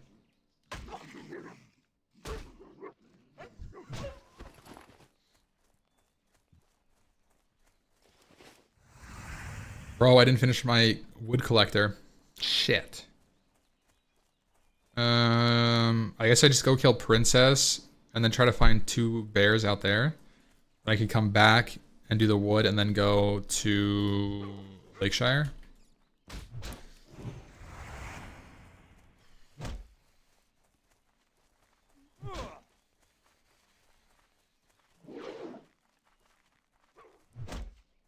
How does it feel getting a B rank from Soda? I don't really know what that means. See, I can't comment. What is that? What is the ranking for?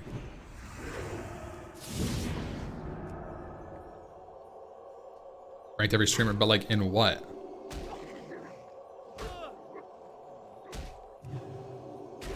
I'm getting, oh, it's rank 1.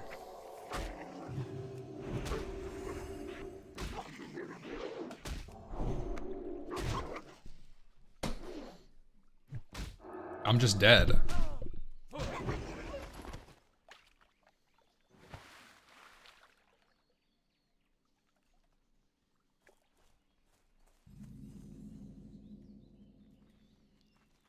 Based on your answer, I have a second question. Do you think the game is better with dungeon level boosting? I do. I do think the game is better with dungeon level boosting, but with the caveat that I don't think you should be able to boost unless you have a level 60 on the account. Like, treating it as a new game plus kind of idea. And I think it's healthy to be able to speed up leveling for new characters in more meaningful ways than just buying them better gear or like giving them a mount at level 40. I think it's healthy for like overall account progression. I think it's good. Streaming wasn't even really specific. I mean, that I'll take it, bro. I'll take it.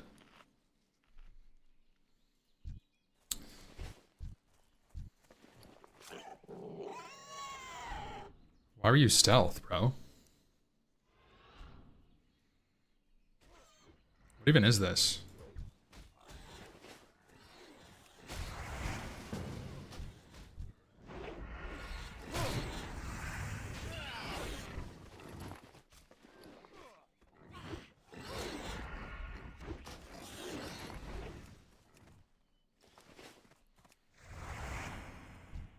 Swing animation? Oh, the slow one? Yeah.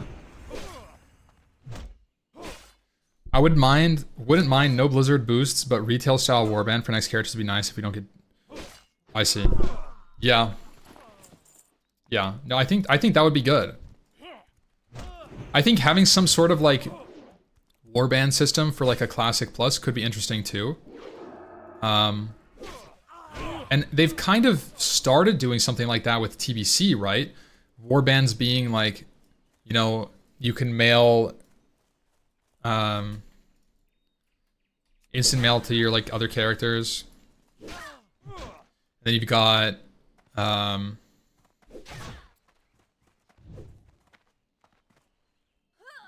keys, which go to other characters, which, you know, shared attunements go to other characters.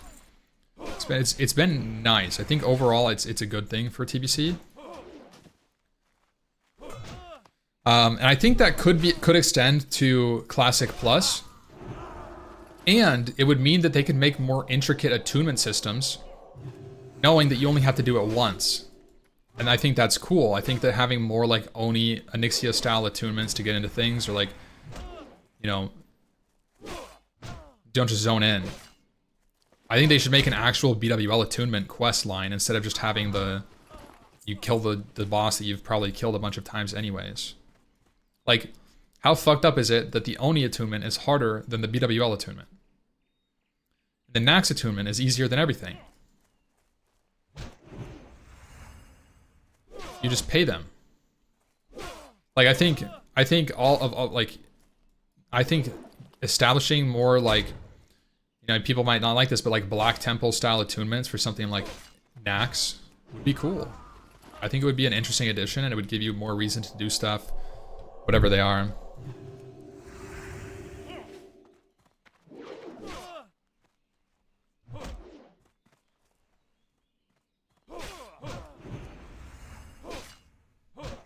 War mode is Classic Plus.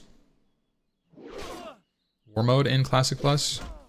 I've kind of thought of that. Yeah, I think War mode in Classic Plus is an interesting idea, for sure.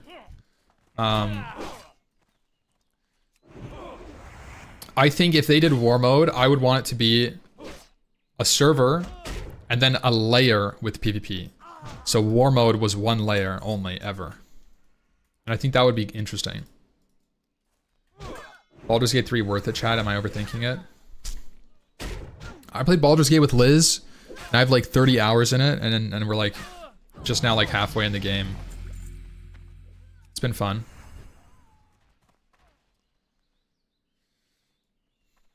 Yeah, I'm with you there, Alson.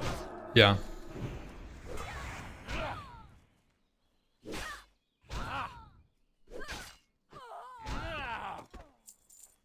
Like doing the attunement once is okay, and it's like it doesn't really matter how long it is for me. It's like a journey. But as soon as you have to like repeat it a lot, then it's annoying.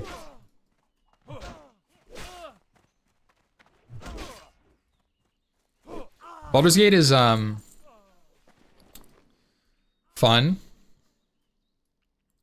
But is it weird to say that I liked Divinity Sin 2 more than Baldur's Gate 3? I've played both probably an equal amount of time, and I didn't finish either game.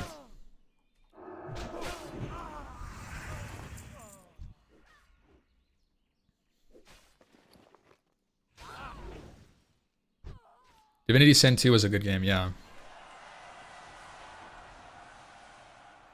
I think I like the combat of Divinity more. I like Divinity 2 combat much more.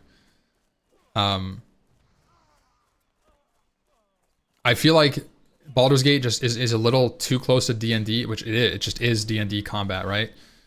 But I liked the point system in Divinity Sin. It felt a little dynamic to be able to kind of roll over actions into the next turn a little bit. Divinity Sin is only $12 right now. That's a good shout. Honestly, yeah, that's a great buy. Would 100% recommend Divinity Sin 2. And it has like relatively similar graphic fidelity, I think, from the settings I had. It doesn't even look like super outdated. It just looks stylized.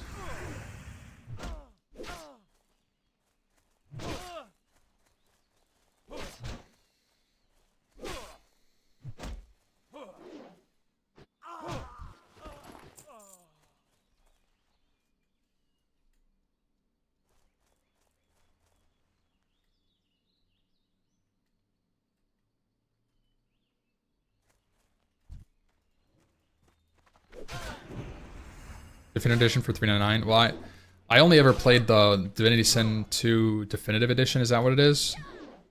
I mean, I could open my Steam. Maybe I'm saying definitive. Maybe that's my... Bro. Have I just not looted a single...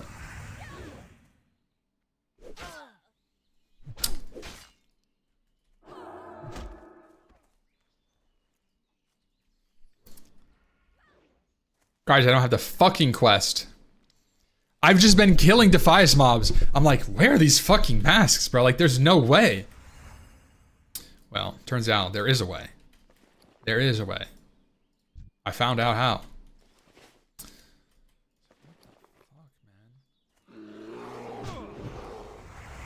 Same stream as yesterday? No, it's just a different character. Different server. Run is bricked. It's not a speed run anyways. I'm on Doom Howl. I'm gonna do some dungeons. Mess around, you know.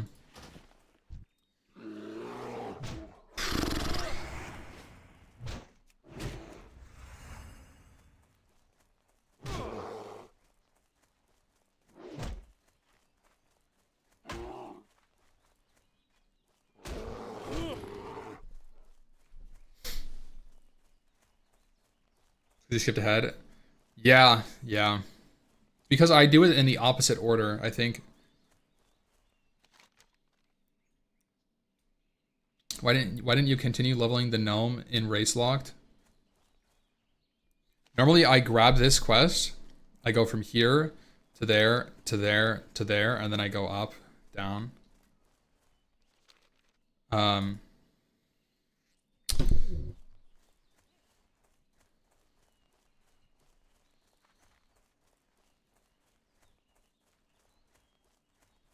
Yeah.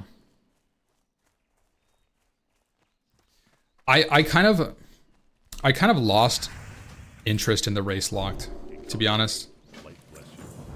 I think I was kind of like going and going, but I just lost sight of the reason why. I lost the why I was leveling the character. And I think that's all that happened. You know, I'm very much like goal oriented when it comes to WoW. Or just any game, I guess. And when I lose that goal, or I don't really have a reason or some bigger plan, I just lose interest in it. I need that like thing to keep me going from session to session. Whether it's like I want to hit 60 doing only this, or like I want to, you know, make a self-found character to 60. Like whatever the goal is, I need like an ultimate goal for a character. Otherwise, it's just me playing a game I've played for 20 years. Yeah, my other Pally's alive. It's just a different server.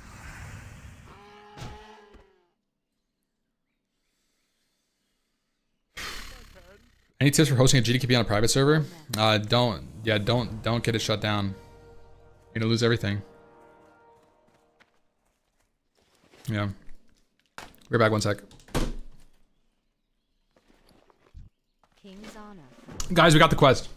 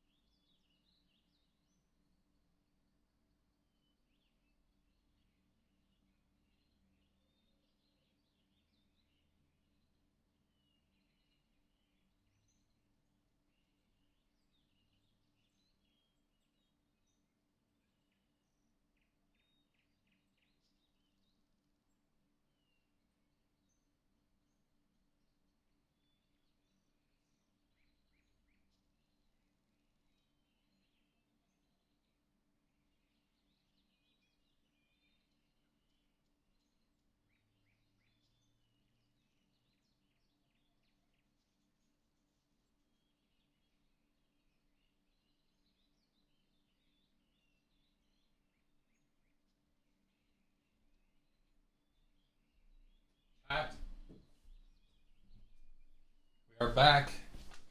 With the fucking bucket.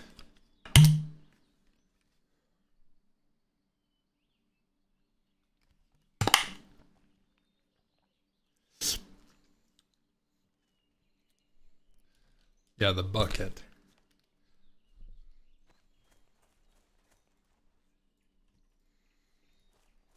All right. We're locked in. Yeah, the the jug, people jug. So on this character, like I don't really know. What I want to do here, I'm playing Self-Found. I think my goal is to kind of like mess around. Like maybe I kind of use this character to kind of learn how classic prop Paladin plays. So I can think about any if they do make any changes, they announce any changes, then like for like a classic plus, then I can be like I can identify if they're good or bad. I don't know. So I think this character I might be leveling Rhett, and then I might mess around with some prot leveling stuff, and then try to do some end game, maybe like level 60 stuff as prot. Just kind of mess around with it. Get a feel of how classic Pally plays now. I think that's the goal. I'm playing on Doomhowl right now, Doomhowl Alliance. You're gonna try prot leveling? Yeah, I think I'll mess around with it. Dual spec is in hardcore, right? So I could just dual spec it. It's not a big deal. I am self-found, which means I'm gonna need to farm some freaking gold though. But Pally gets free mount, don't they? That's probably where I get the gold. Is it 40G? So that's good.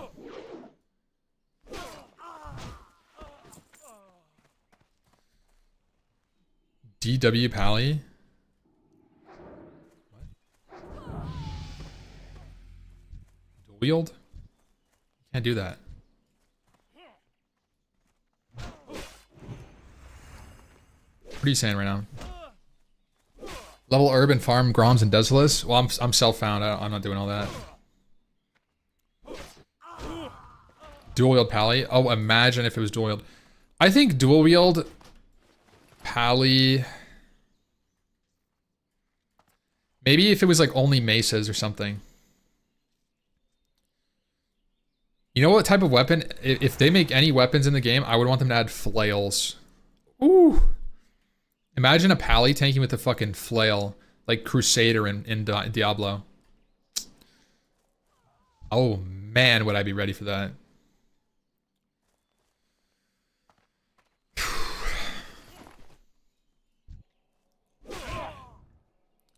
Polearms usable for Pally. Yeah, honestly, polearms could go.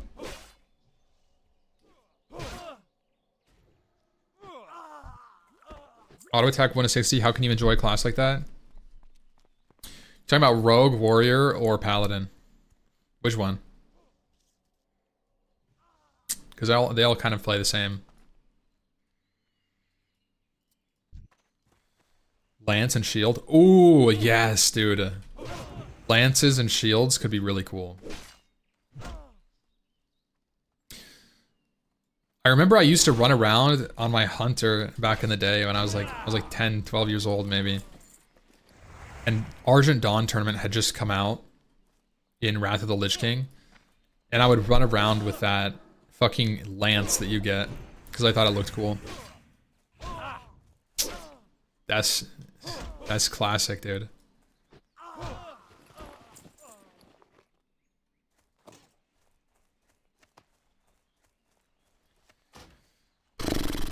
My bags are so fricked.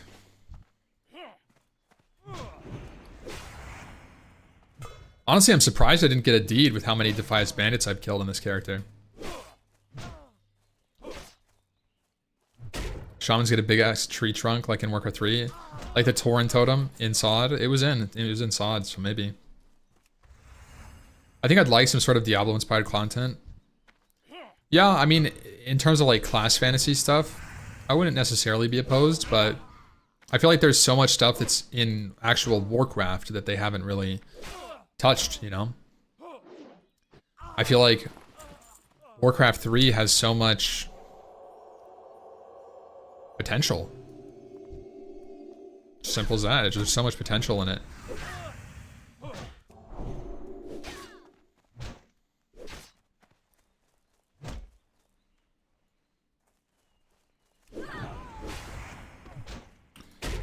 Cow level dungeon? That would be funny. Honestly, I think that would be well received. If it was really hard.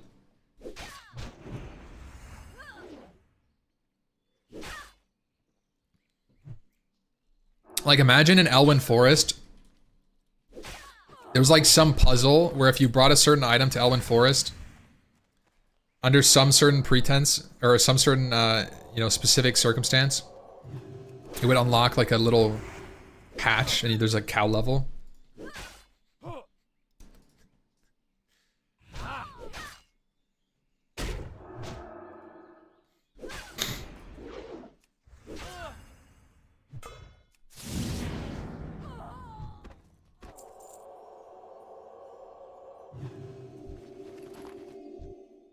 What if Classic Plus is World of StarCraft? Wasn't that planned at some point? Was that ever something? Or that sounds like it would be something that was in the works but got scrapped. I don't know why I'm thinking that. Maybe that was from like some maybe it was from the Jeff Kaplan interview, I don't know. Like Titan? No. Titan wasn't like that, right? StarCraft Ghost. Ah, yeah. They just add ogres to Classic Plus. Am I the only one who thinks ogres are not a good option for of all the options you have? I feel like ogres are too clunky. Like, imagine a Tauren but bigger.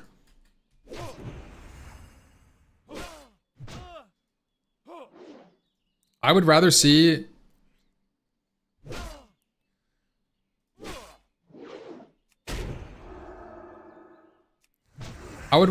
like Goblin, High Elf.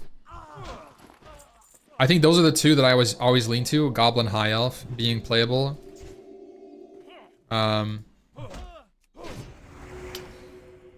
Maybe I don't think Murloc or Naga. I think they're like too out there. I think it's hard to get that character model to be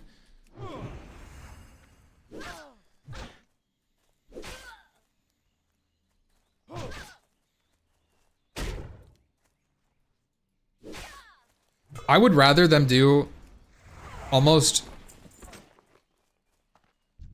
unlockable alternative races like red orcs.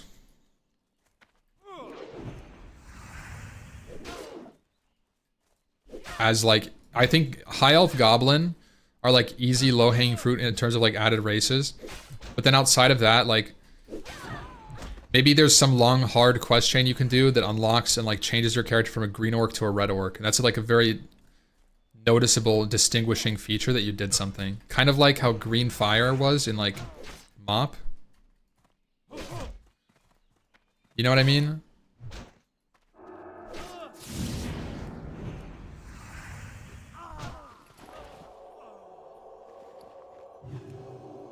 Draenei were pretty good, although their city and starting zone are kind of ass. Yeah, I don't know how you would do Draenei without like Outlands. Because then you just add in like them and then they just be there. I guess that's not a problem. Human quest chain to unlock Worgen Form? Maybe.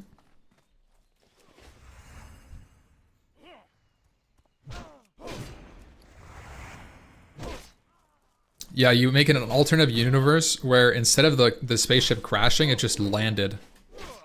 They just landed in fucking Hyjal, baby. They set up down. Yeah.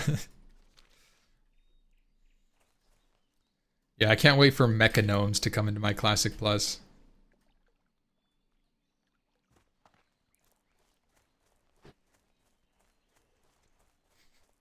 They landed and said, yo, I'm in. That's crazy. The broken drain eye, yeah. Yeah. Trog. Trog is too scuffed. You know, it's the same reason why I don't think Naga and Murloc should be character playable races. Because, like, how do you actually create a good looking model for the character where they have, like, chest piece legs? You know what I mean? You get a Trog and then they just look fucking like scuffed dwarves. And you get an ogre and they just look fucking, their bellies poking out in between, they're just fucking. So that's why I don't like, you know, I just don't like the huge or monstrous models. Didn't they make it work for evokers? Yeah, I don't know. What's wrong with the bellies poking out? I just think it's so scuffed, bro. Imagine you get ganked by, like, some ogre, and then it's just like, it's like a full tier 3 ogre with like an ash candy, like a corrupted ashbringer, and then his belly's just poking out in the middle of his tier 3. Holy fuck. He's mogging everybody. Maybe it's not bad, bro. I don't know. I don't know. Dragonkin? No, again, I think it's like, I don't know. They could do dragons. They could literally do like the fucking Drakthir, which is basically just, what's the, I don't know. I'm over it. Paint the ogre belly like they're cosmetic, like tusks. You know what? I actually kind of like that. I kind of like that. And you can like put a little tattoo on your belly. You know what, dude? You're cooking.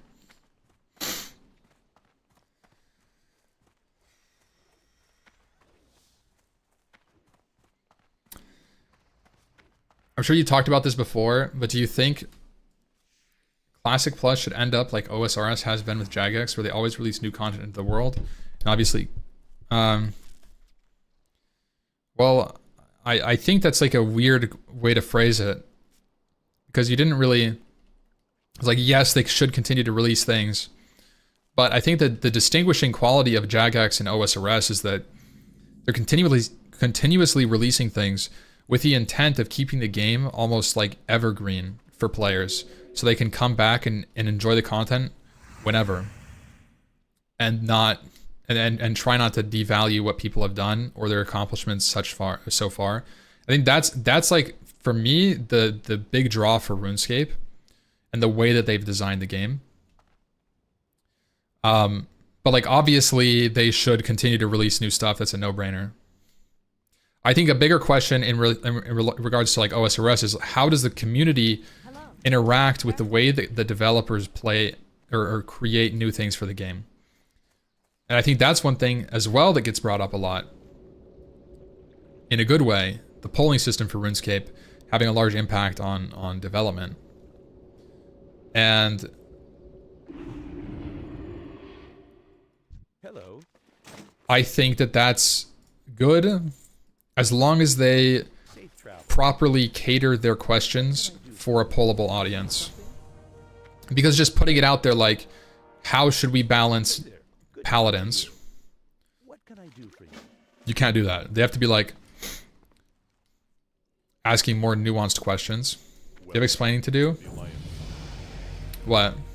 What can I do for you? What now? Greetings. See you around.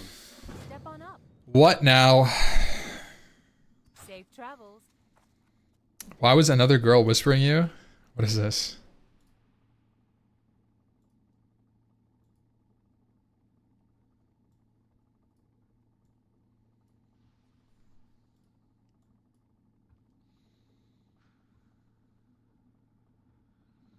Oh, yeah.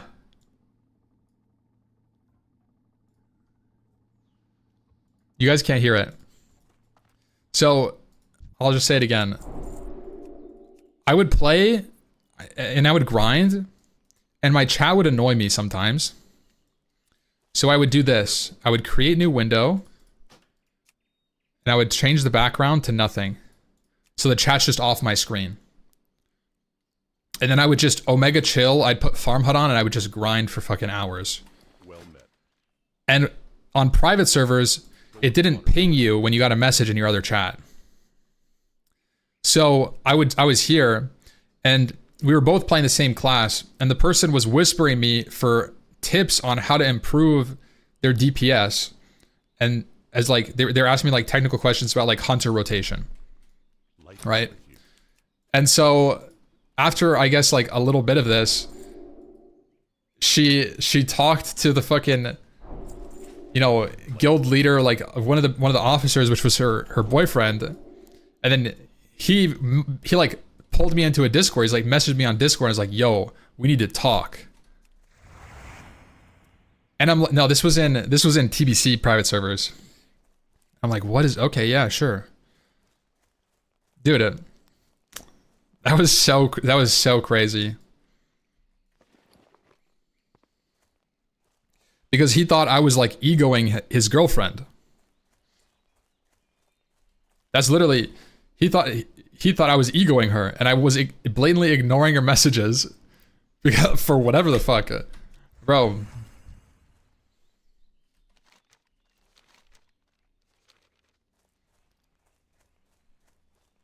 So, anyways.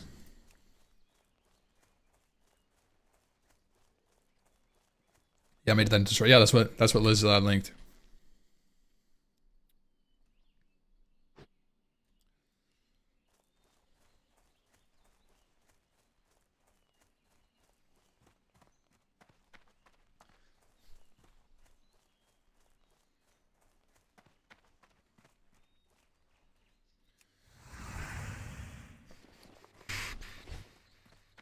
How are you?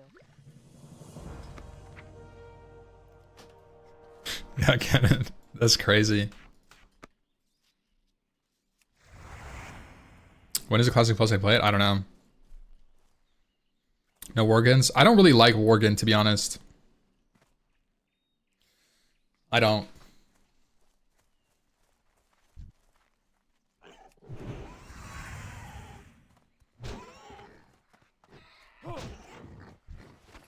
Tuskar? No, man. This is the Walrus people. I think it could make sense to add in like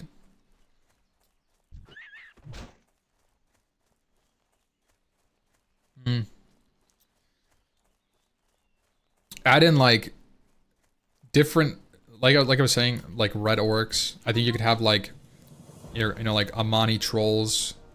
You could have high elves. You could have blood elves. Then you could have like Gilneas humans versus the normal humans, and maybe they have a cooldown that turns them into a Worgen, like a racial, and then they go back to human mode.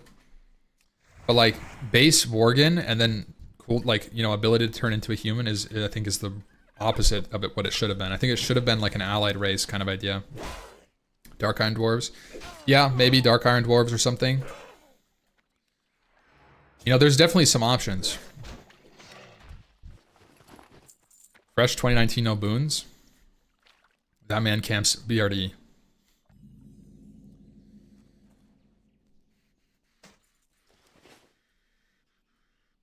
What is that question, bro?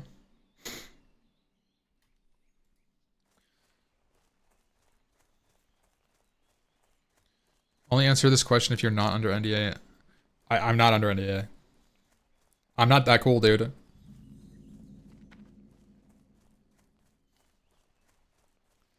I'm sure that there are people in the streaming community that are under NDA. I'm not part of that. Greetings for the Alliance. We kill Hogger. Hi, then we kill Hogger, boys. Grab these legs.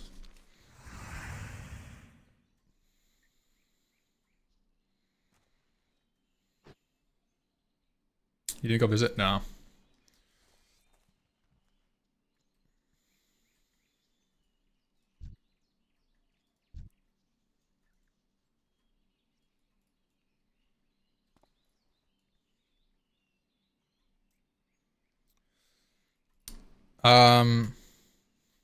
Bev, you got to spend all the time you can with your family so that you can lock in on Monsters and Memories release, okay? Lock in, buddy. Only kill Hogger if you're not under NDA. Oh, it looks like we're killing Hogger.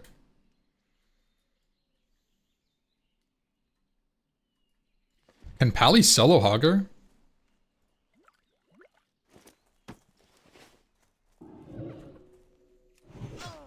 Wow, he hits those.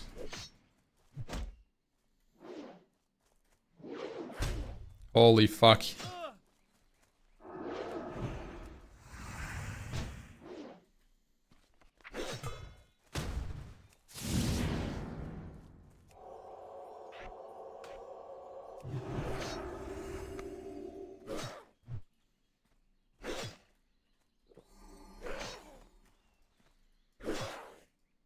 Get this shit off my screen. Whew.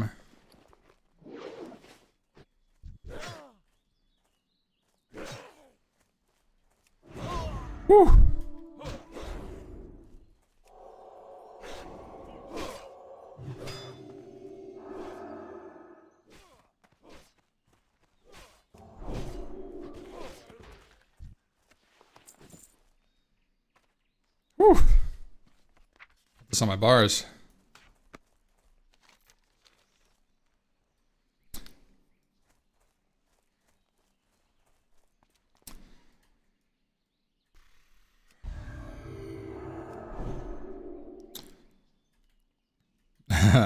Whew. Yeah, that was a little sus. I tried to pull him from range with Bag of Marbles so that I wouldn't get charged, and then he hit me for 70. Off the rip. Off the fucking rip.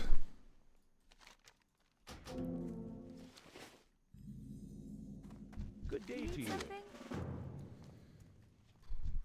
That was sus.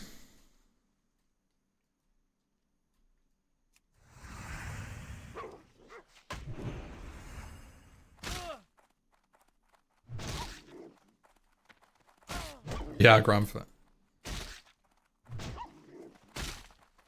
Retri or Prot? Probably both. I'm gonna do a dual spec and just kind of play it out.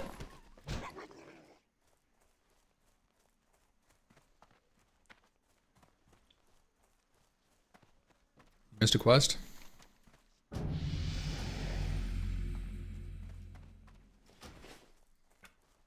Bro.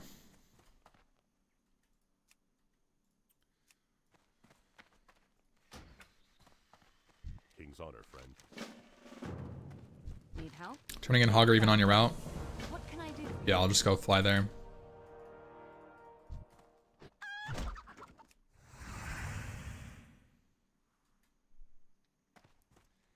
Doomhall seems pretty active, yeah.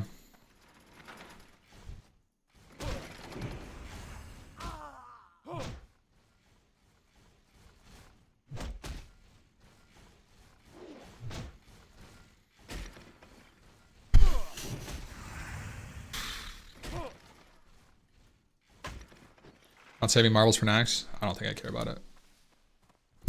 I don't care.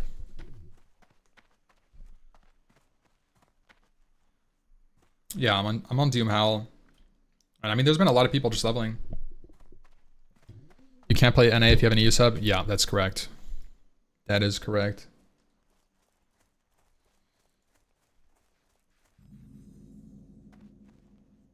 Are you liking Paladin?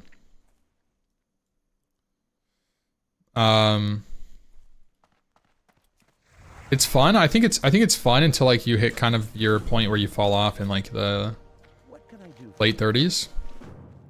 But as long as you're getting appropriately geared, it doesn't really fall off too hard. You don't get those like moments of glory that Warrior does. You don't really get cooldowns. But it's a consistent killer. It's definitely a slow burn class. You're not really getting the highs, but you don't really get the lows. You need something? Light bless you. It is very safe too, yeah. Greetings. Full AoE at 46 plus, it's amazing. Interesting.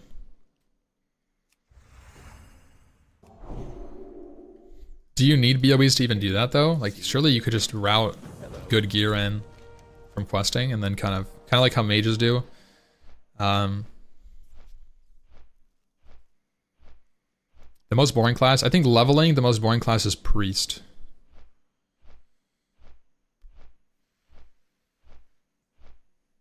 What do you think you need to do to improve your parsing? You just need to review what you're doing wrong. If you want to get better at parsing, record every single raid and watch it back.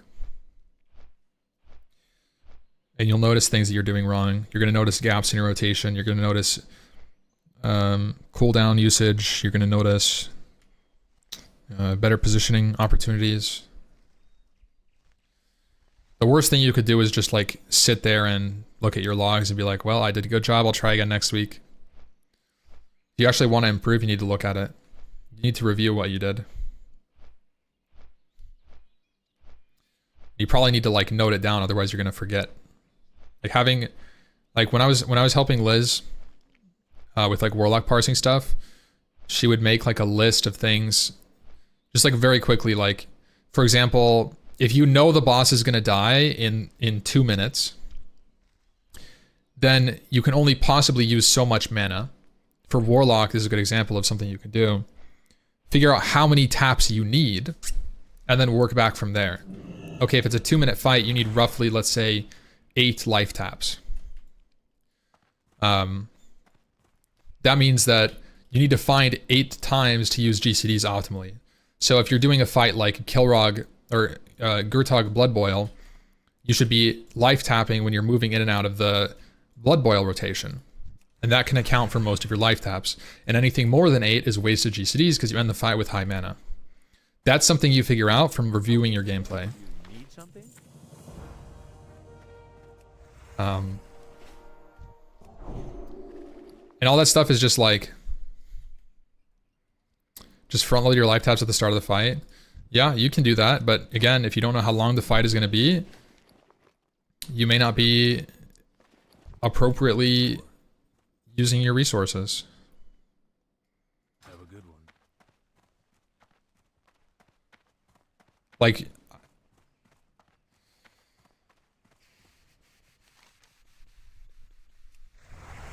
it's so weird that we have two-handed swords trained, but we never buy a sword.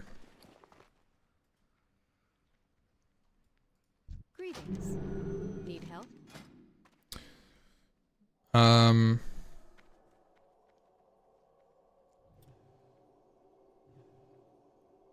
Go with honor, friend.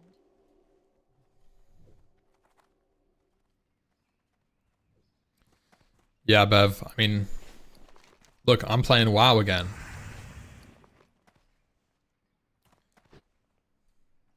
It's for the optionality of getting executioners. Yeah, but the thing is, like, why would I spend 10 silver now if executioners is level 19 and we come back in the guide for Westfall?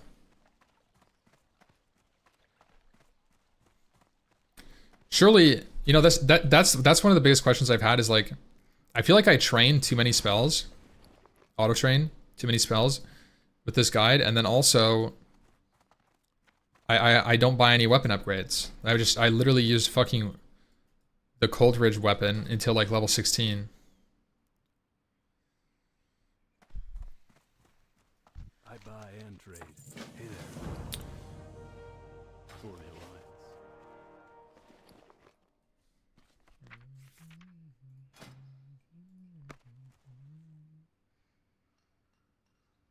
Yo, Maddie, thank you so much, bro.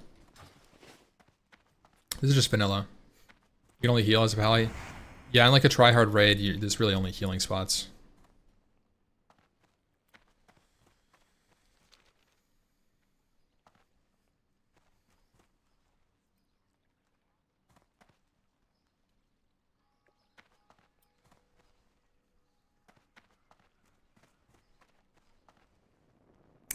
Yeah, it skips if you're low silver. Which you are low silver if you train all the stuff they tell you to train, you end up not being able to afford it ever. Like I feel like I've done 2 runs now, and it's just like I have 30 silver when I need 70. I'm gonna try this run to be very stingy now. Like, I didn't need to train Blessing of Protection, honestly. Like, this is a thing. I probably wasted money on training Blessing of Protection. How are you? Also, I don't really want this mining pick.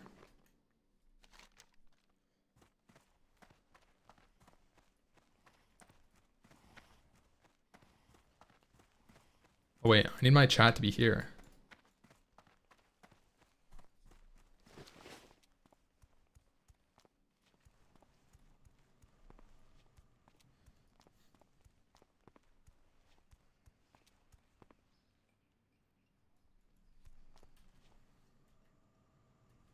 Buy a bag at logging camp. Yeah, that's not a bad idea. My inventory definitely felt really bad there. That's a really good idea.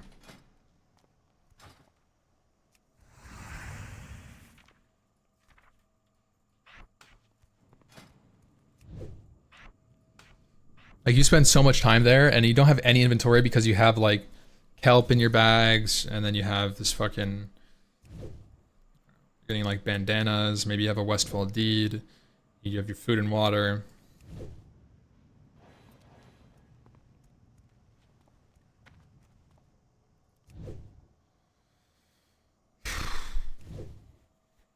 Bruv, what we really need is some fucking Monsters and Memories news that they updated all the classes overnight. And then it's all in on the server for testing. Oh, really, Burning?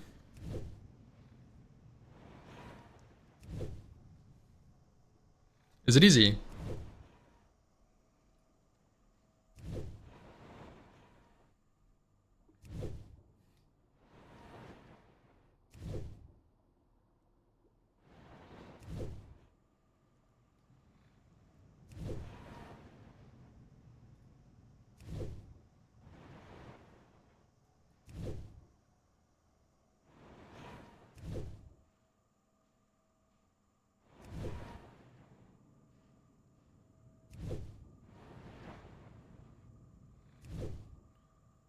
I don't know if I get high FPS. I don't really know if I get high FPS. That looks kind of technical. Are the jumps precise at all, or is it just like you kind of just jump up wherever? Oh man, I forgot about that.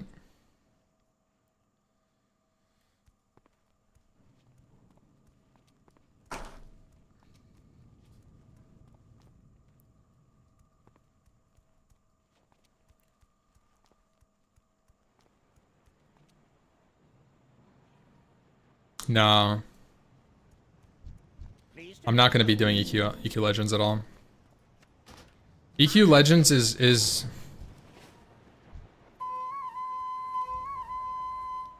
I don't really. EQ Legends is like SOD for EverQuest Classic.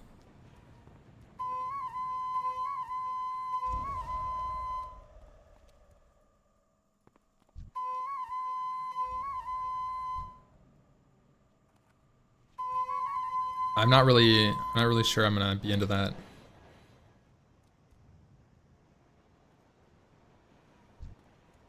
Hi, how are you? You have a great But day now. glad that it's a thing. It's cool. It's cool to see like new classic options.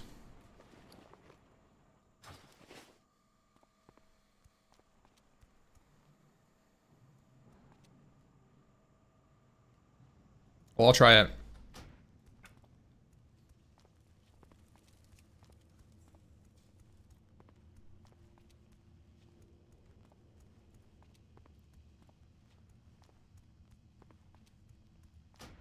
What's high FPS?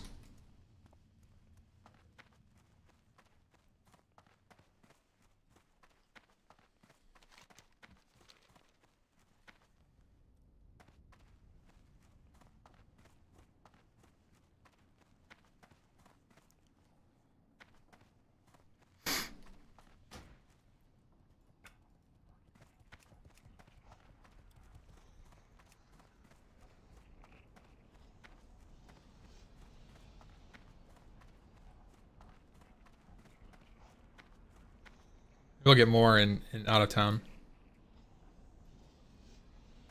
What can I do for you?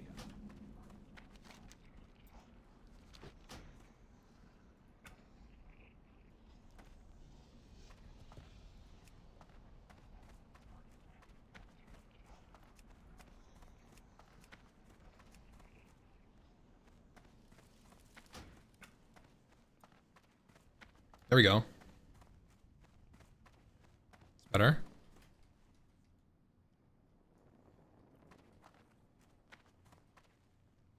It's the same thing that... This is the same idea that, like, you did when you climbed up the mountain at the beginning of Frontier. We had Serendipities climbed up the mountain the reverse way and then log out skipped to get to Ironforge from Menethil Harbor without swimming around. Let's see.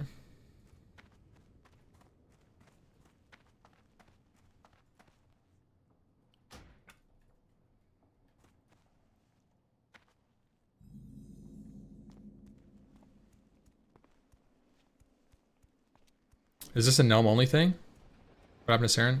Saren's still around every now and then, but he's just doing his own thing, I think. He was playing Mop or Kata.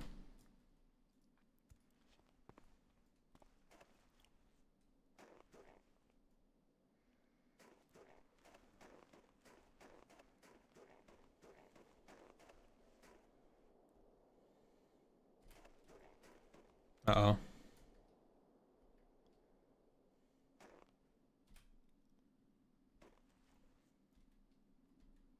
What is this? Is this wrong?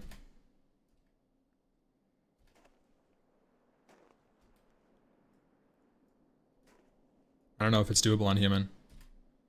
They're just not doing this right.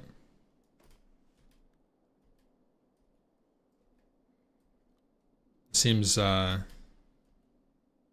little more precise.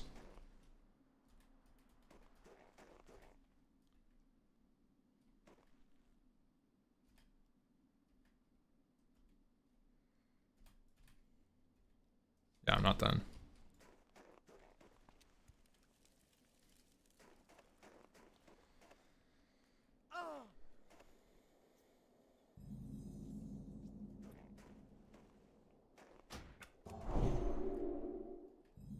It's just like, I feel like that's one of those things where you have to practice a lot. I'm curious if I can do this one too. This is one of the same kind of thing. You get stuck? No. I'm not gonna be able to do this, bro. It's probably a high FPS of grief thing, actually. Yeah, I'm done with that.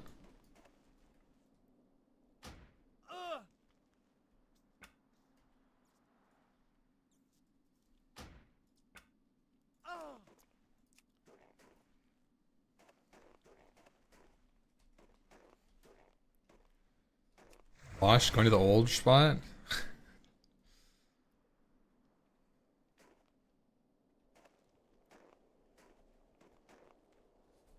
Yeah. Guess no, maybe he couldn't do this jump to save his life. By the way.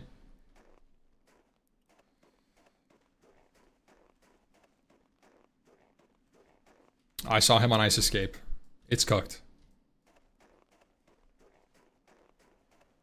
No, I didn't know how to do it burning, to be honest.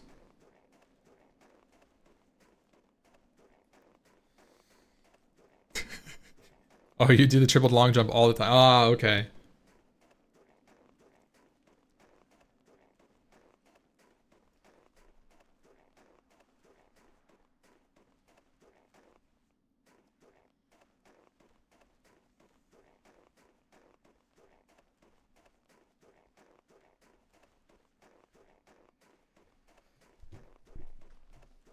Whoa.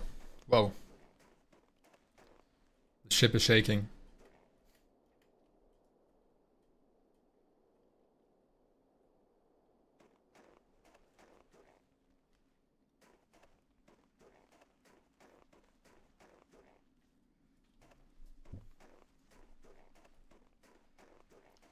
Oh wait, I'm not even supposed to be doing this right now.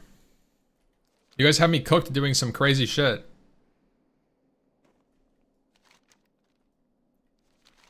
Bro, I'm like...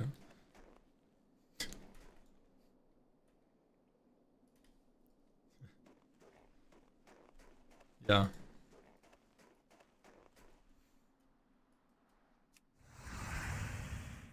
I'm dropping in on Vagash.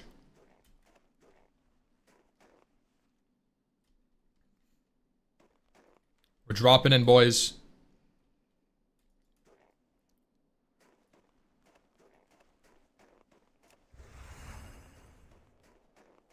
Think I could do this without using bubble? I'd like to do it without using bubble.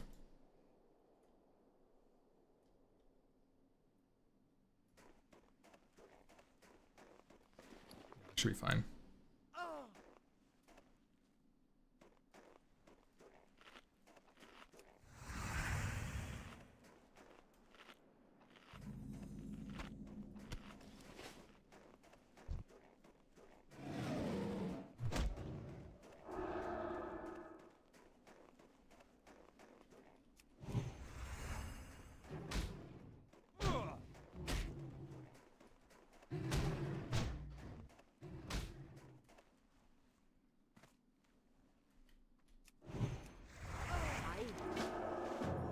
Please don't heal her.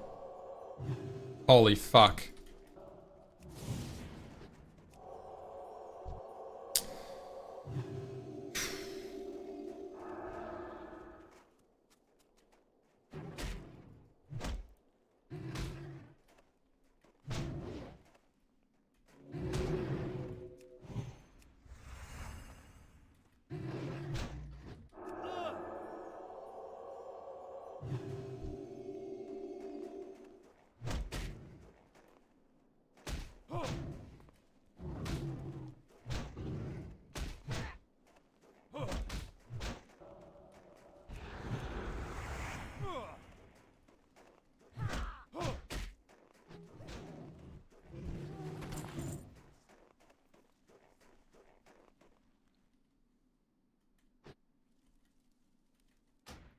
Shadow Spear? Yeah. That's a great spot for late level mage, like AFK farming. Just do like 2 AoE pulls and go AFK for like 3 minutes. Welcome.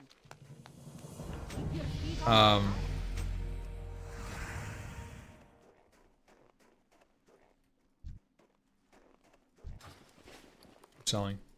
Hey, hey. What's on your mind? See you soon.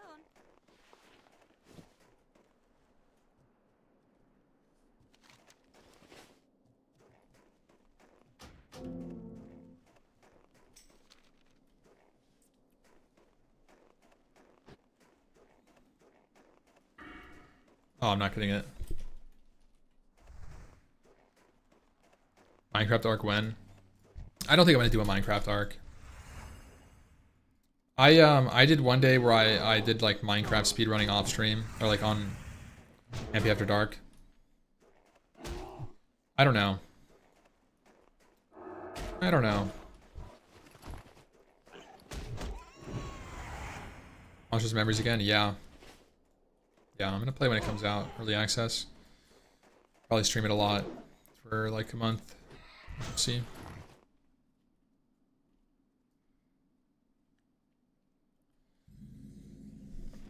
But Hello. Glad to meet you. I don't think I'll play much until it comes out with you know, more with Terraria kind of gamer. No, I feel like I've done Minecraft. It's hard for me to play Minecraft because I've done it so much. And then as much as I want to speedrun stuff, I don't have the speedrunning motivation. Like I need a tournament or something to motivate me to learn that kind of skill. Just learning it to compete as like a speedrunner, when I don't realistically have a chance at actually getting a meaningful world record unless I played for like 5 to 10 years.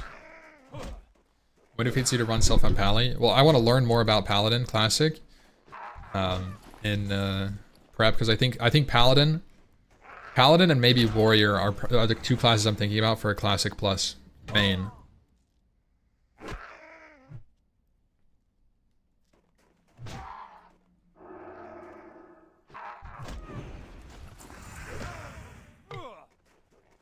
Never shaman. I will never do that. Not as a main character, bro. I do not have what it takes to be a paladin player. Pali's nice, but endgame is kind of just healing.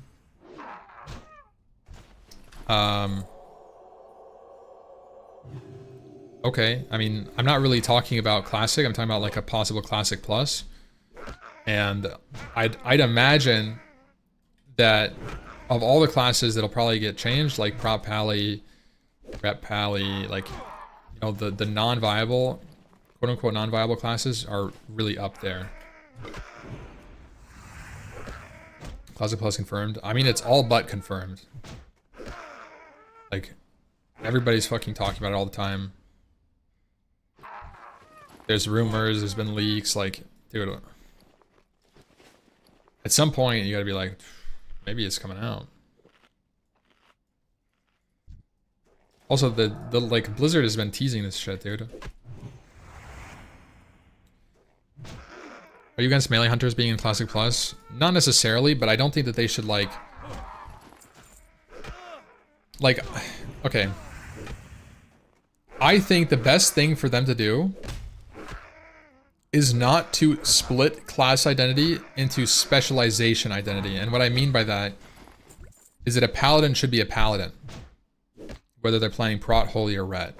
A hunter should be a hunter. And so what they can do is like, allow melee hunters to have more capability through talents. I don't think that they should go down the route of like Cataclysm, where when you change your spec, your class almost entirely changes. I think the way that Classic currently works is a great system.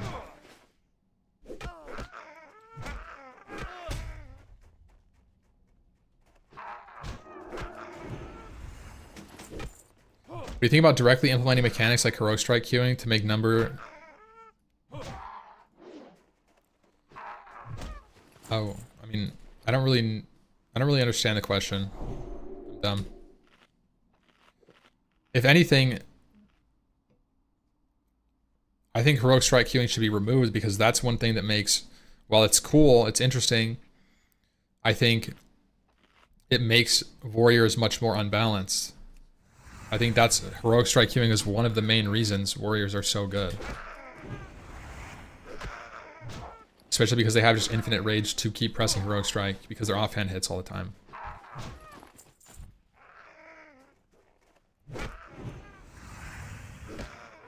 Like, do you know how OP Rogue would be if it just had 9% hit chance on its offhand required? That's fucking insane. It's insane. It would be like equal to warrior DPS. Because they could wear like full attack power crit gear. Their offhands are just like critting all the time.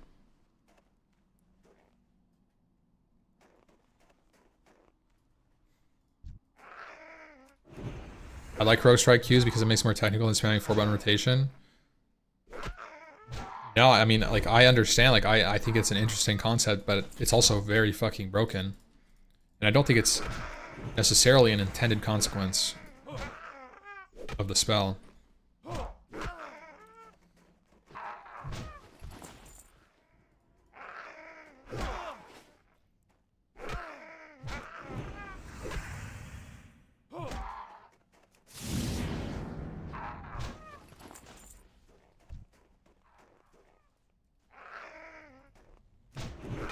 Hold this character. Just vibing. I can only give her one buff. Blessing of Might.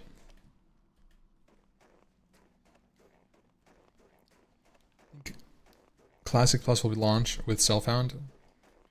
I don't fucking know, bro.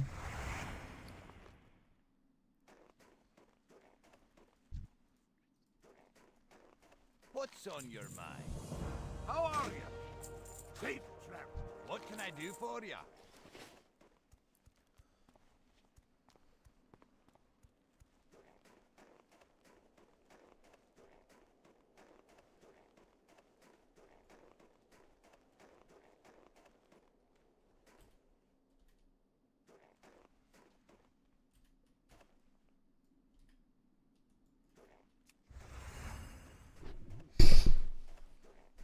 Huh?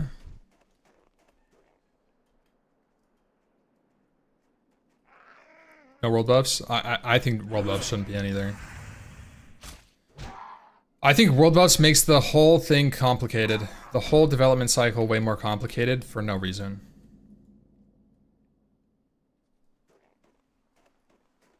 Like, it's so unnecessary, and it can be fun to have world buffs, but also it's a burden on the player.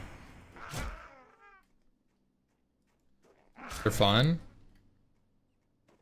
I mean, it's fun to be really strong, you're right, but like, TBC rating is fun and it doesn't have world buffs.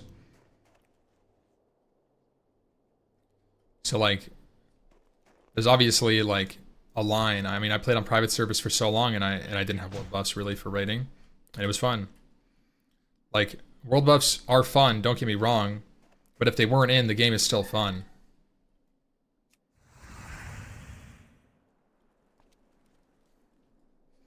I think I've been of the take that I think world buffs either should just not be able to be used in raids, which means you can still get world buffs and you can fuck up a dungeon or something. Like, you could go run Stratholme and farm a bunch of orbs with world buffs.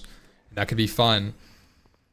But like, when it comes to actual raid content, I think it simplifies balancing and allows a much more consistent experience across the board for people that wipe, don't wipe, and progression. I think it's just way better.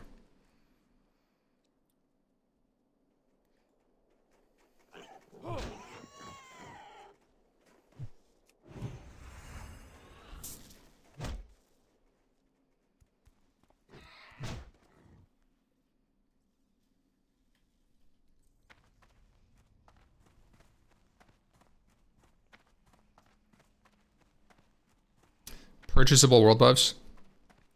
See, like, the thing is, if you have world buffs all the time, then you never have world buffs. Like, you could just buy world buffs all the time, anytime you want, whenever you want, and just buff up. Like, you might as well just play with no world buffs.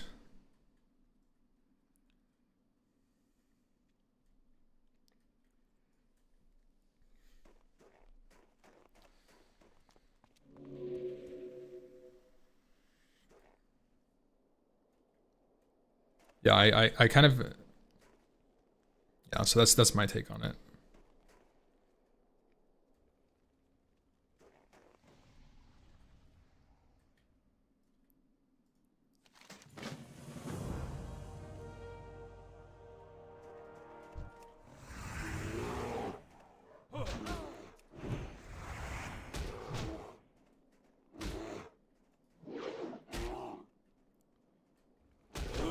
See how they nuked Sao and Monster Memories? No, I didn't. What happened?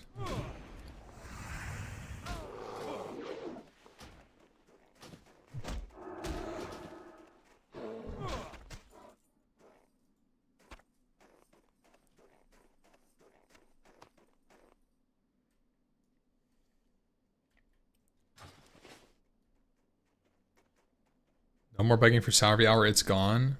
Like, you just don't get so. At all? I don't like that. I don't like that. I don't like that because I think the game is too big for no so. I think it's like very nice to have it.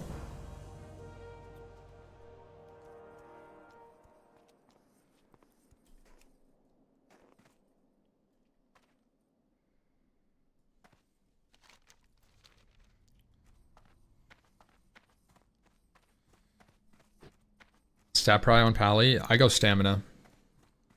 Just stamina.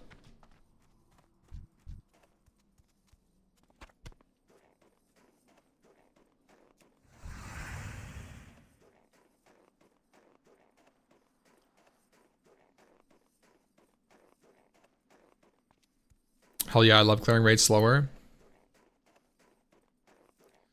Yeah.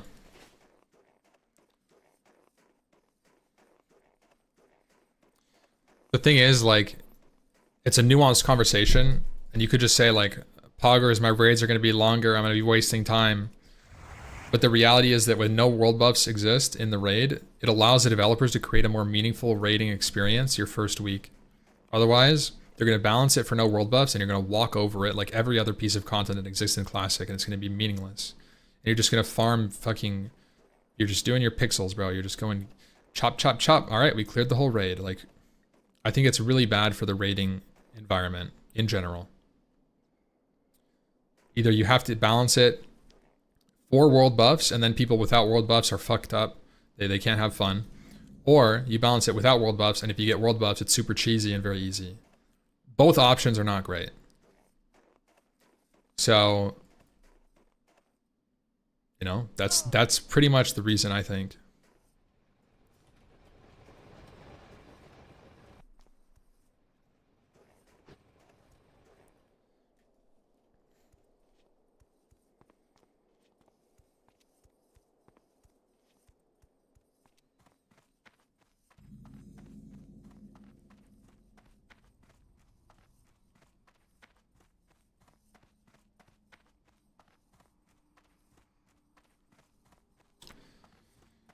But I think you should be able to have dungeon world buffs. I think dungeon world buffs are cool.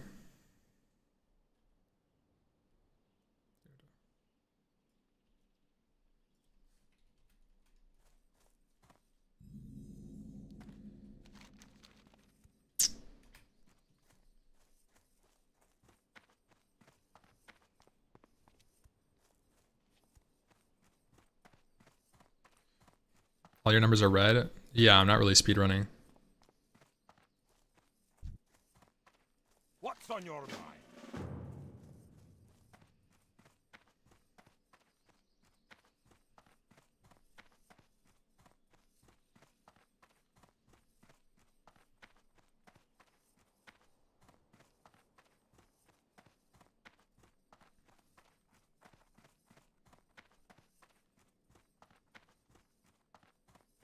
Great to meet you.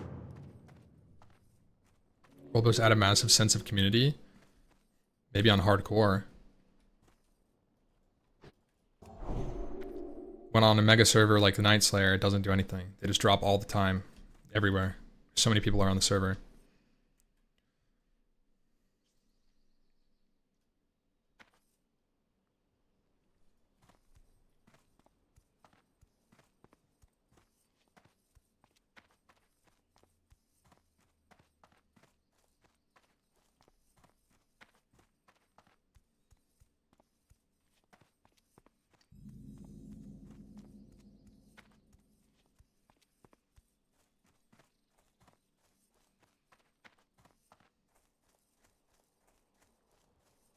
MB/ is just offline. It's on a dead server that, like, I was speedrunning it. I was trying to speedrun it, but I realized very quickly that I can't really speedrun and talk to chat.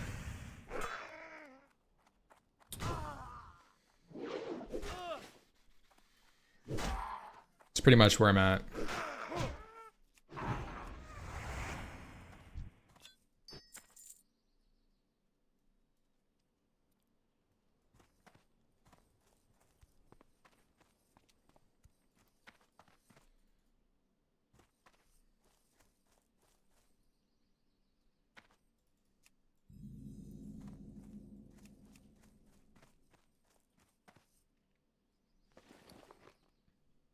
What's on your mind?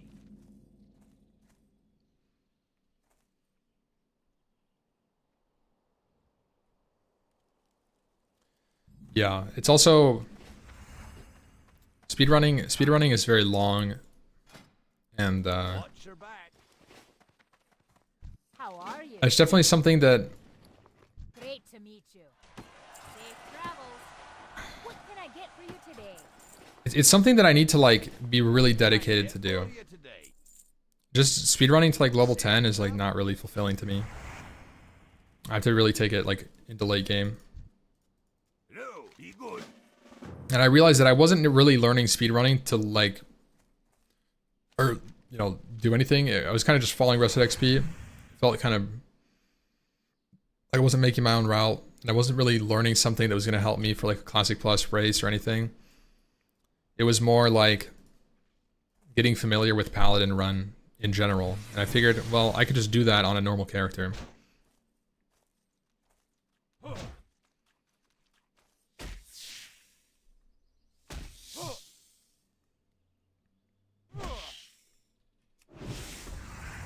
Why Pally? I mean, I've talked about it, but I think Paladin is a very strong potential class going into like a classic plus for a lot of reasons.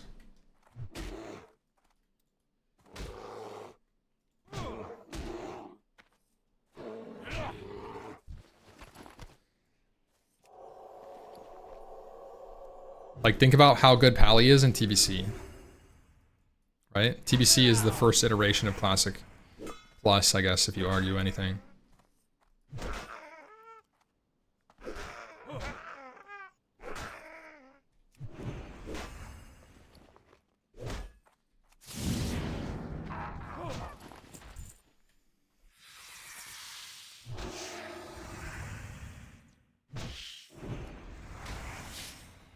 Favorite class to play in hardcore? I mean, historically, it's been like Warrior.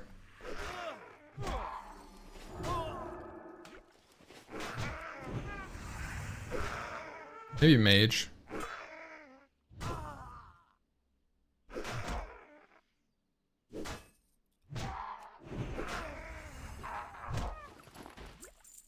Mage is pretty fun, but I like boosting, and you can't boost in hardcore.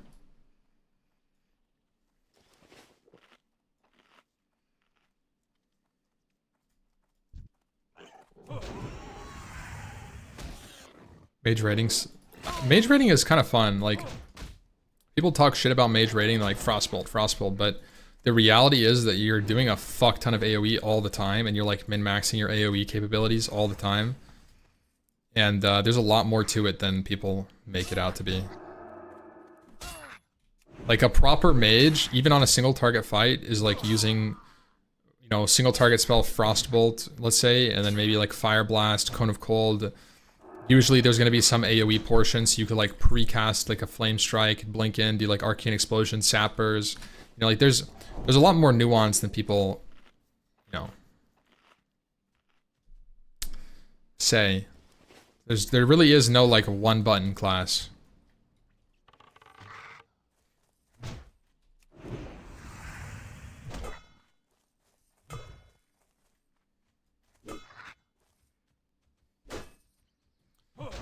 Also, the raiding experience isn't limited to just single target bosses. A lot of the trash is AoE. And most of the time when you're in a raid, you're clearing trash.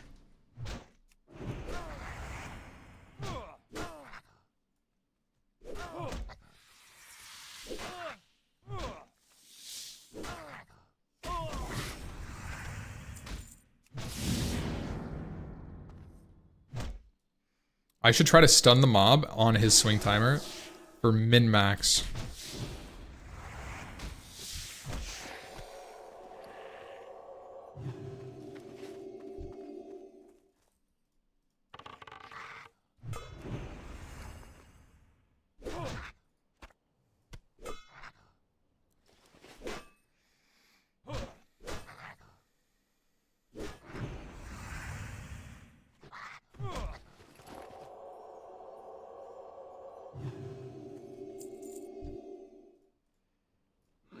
Well, Judgment is like 0 mana cost. It's crazy. Ret? Yeah, I'm leveling Ret, but I'll probably mess around with Prot as well. Once dual spec, I can, my dual spec is, I think, level 40. I'm not 100% sure. Since I get free mount, I can afford it right away.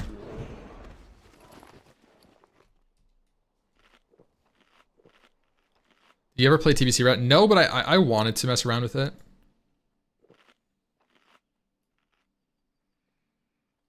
I just didn't play TBC, honestly. Like, this TBC, I just didn't play. Train rank 2 judge. Yeah. There's no rank 2 judge, bro. You just get different seal ranks. What is this? Dude was sprinting away from me.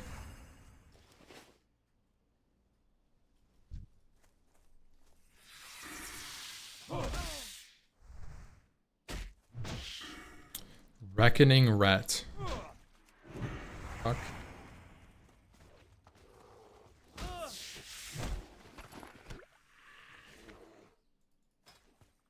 You guys don't like Seal of Command?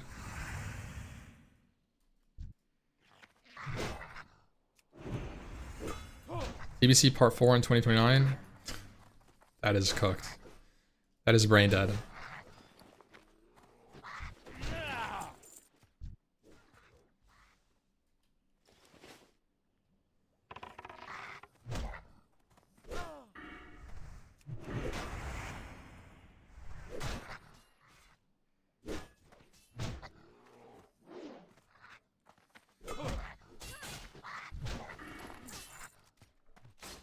I mean, honestly, the prod tree isn't even that bad for leveling. Like, you could go Imp Diva Aura hit chance into improved like freedom slash blessing and protection.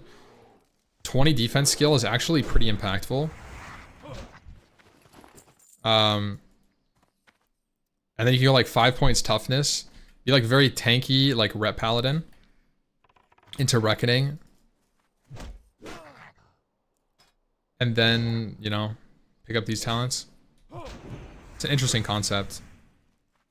They're just like spec prot, but use a two-hander and dual wield. Or like just slam mobs.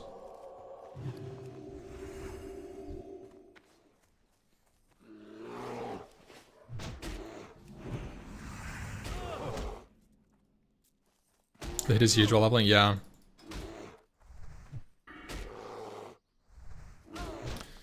It should be melee and spell though. Consecration pretty good. I mean, that's holy tree though. That's the problem. You need to go holy. I guess you could go like 5 points, 5 points, 1 point.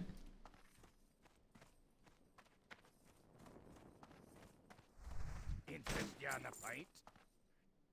Watch your back.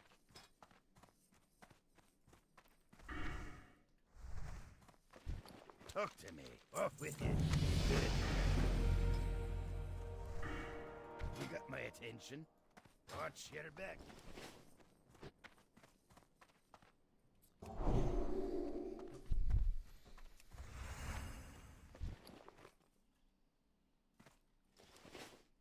Talents are tough. Yeah, there's a lot of opportunity. Honestly, like Seal of Righteousness, 15% Seal of Righteousness is pretty significant, isn't it?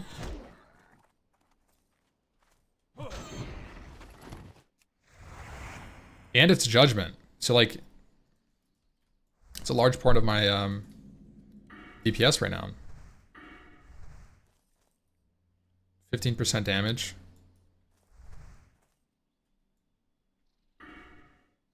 The only problem is like you can't sustain Consecration, but it would being able to AoE is interesting.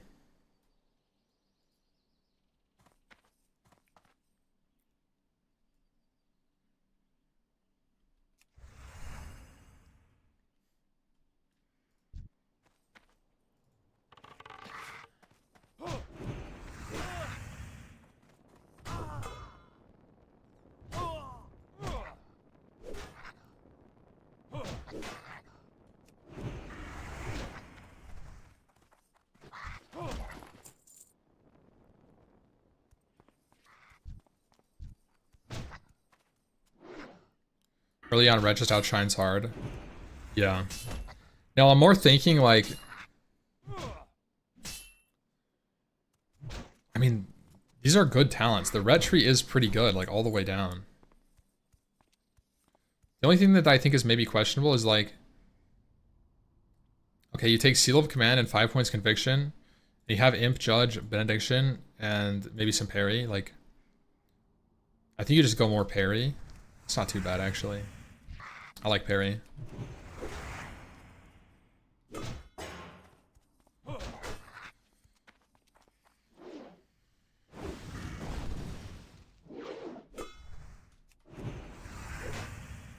Parry's underrated? Yeah, no, I agree.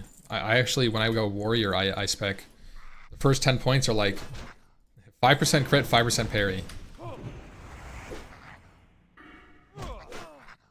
Straight shot to pursuit. I could be.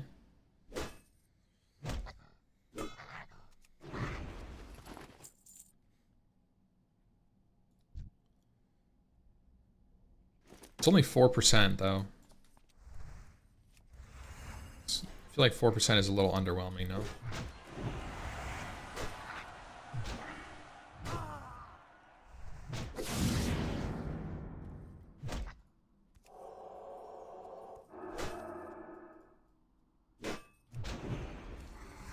Uh-oh, team. One more hit.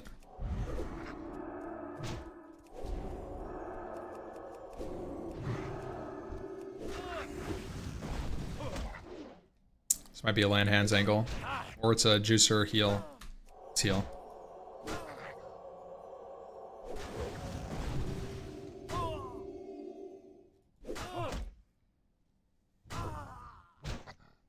Able to judge him into run.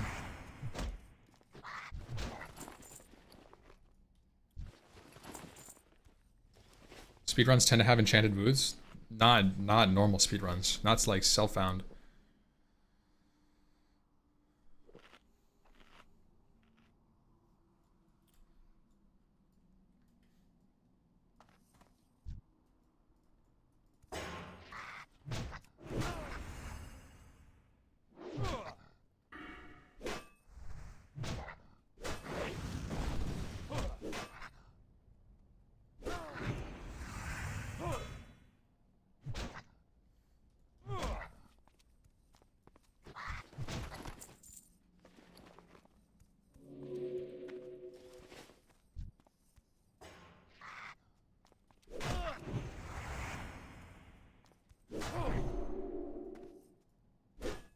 One of yours crazy? Yeah. The craziest thing too is that I killed all the way up, I killed rats. It's not like these are the first rats. I've probably killed like 15 rats, 2 years.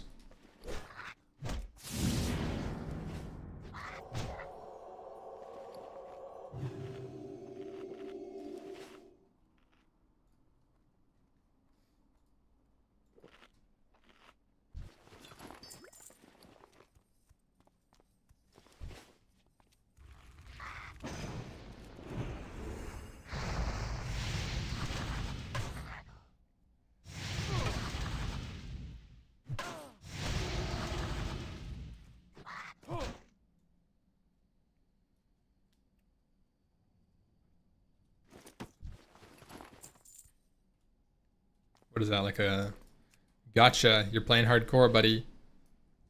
Ah, you quit.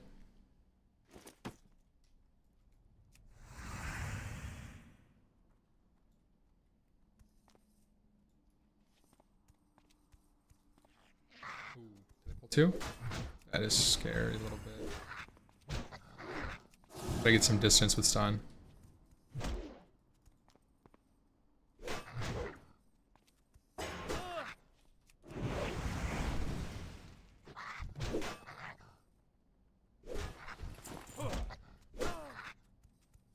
Okay, okay.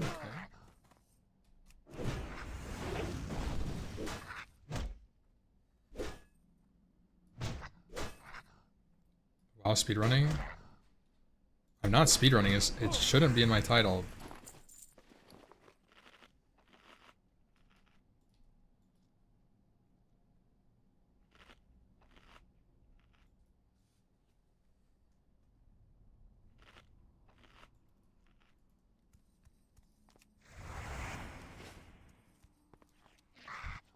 Starting on a dead server, how long would it take you to kill KT self-found? I mean, we did that in front too.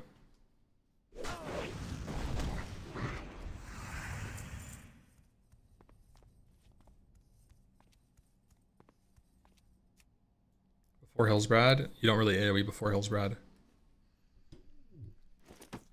You could do the Worgen though. In South.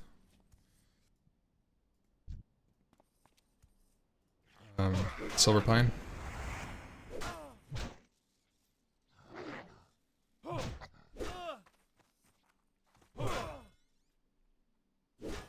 Self-found, not guild self-found. What even, like...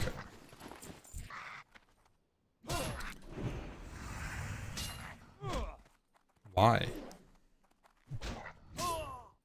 Hey, how long do you think it would take you if you raided with people, but they only had one hand and they could only play every other Friday? Like, how long would it take you to kill KT?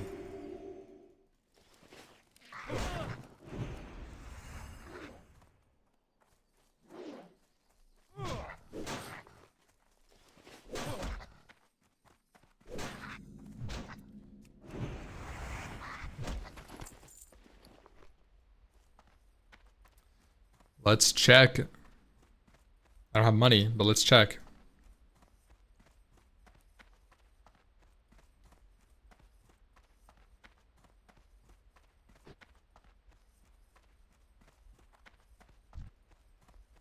How are ya?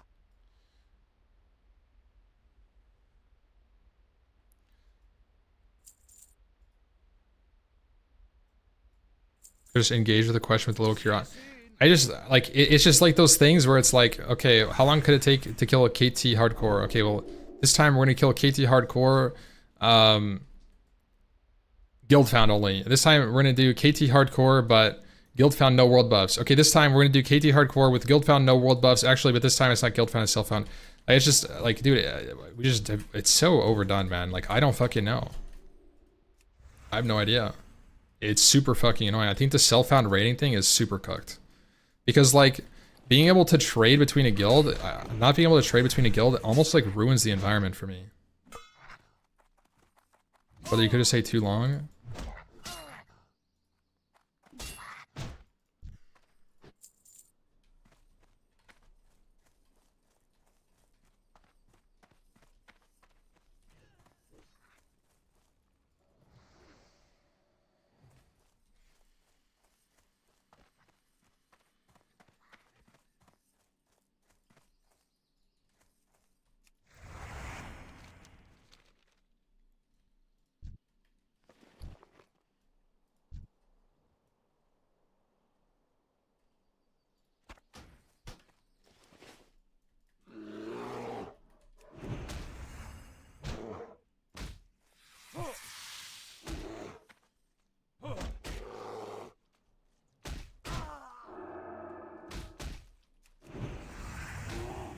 I think that's like the self-found rating thing, I think is super cooked. Like, it's interesting as a concept, but it's also just like, it's so masochistic for your players. Like, oh yeah, I know that you have extra like fish eels, but yeah, I can't give them to you at all.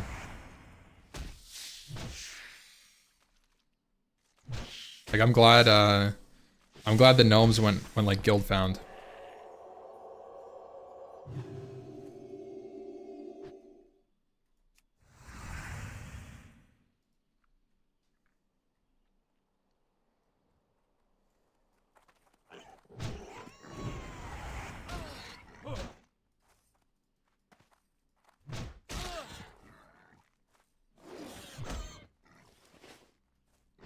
Which, it's cool that they killed a boss.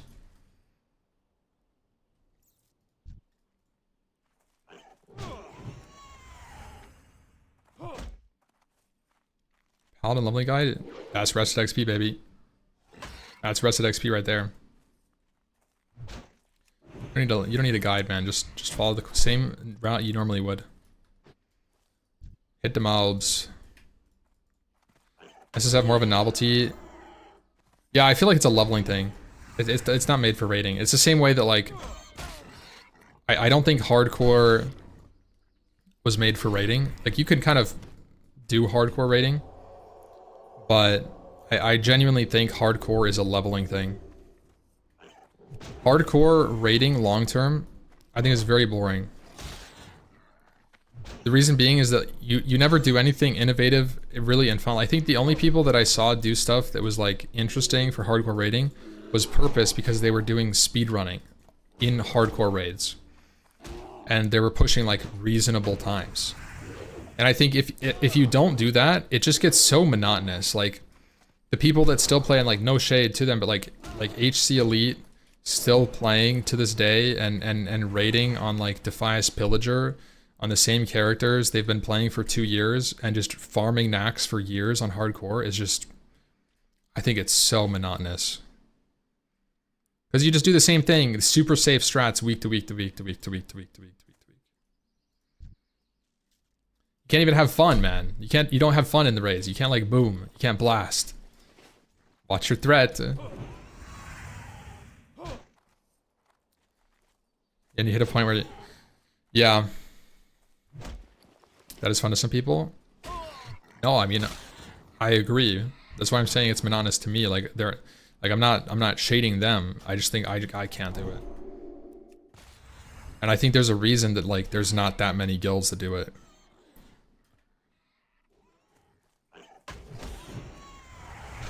And softcore is always safe. Brother, I go fucking nuts on softcore.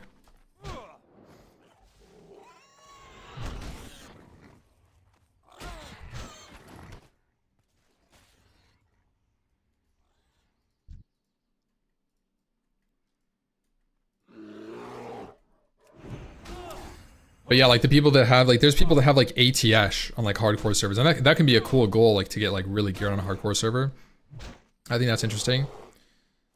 But I think it's more about like the way that you play hardcore makes it kind of inherently like every single day you play, you're weighing risk to reward like ratios. And you push the reward so far that like you're not willing to take any risk, which means you just don't play the game. Outside of like uber controlled scenarios, like a farm raid with super specific strats every single week. I think that's also a problem with hardcore in WoW, is that like you get to a point where like you don't really want to play your character because you don't want to just risk dying for nothing. Like why would you go clear Ubers with full tier 2 unless somebody really needed it and you were like the last option? Yeah, trophy character. Yeah, pretty much. They turn into like trophy characters. And so that's like one of my biggest complaints in hardcore is hardcore WoW. It's why I don't like consistently farm the game.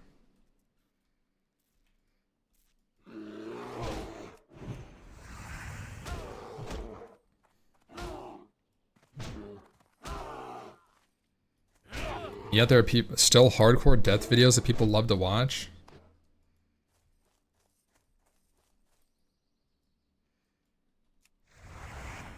That's besides the point. Like that's not even what I'm talking about.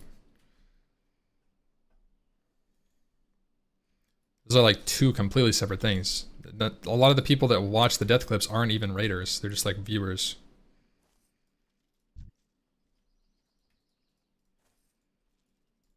Pops will play hardcore for the rest of eternity. Honestly, like leveling classic WoW is I think it's the best part about the game.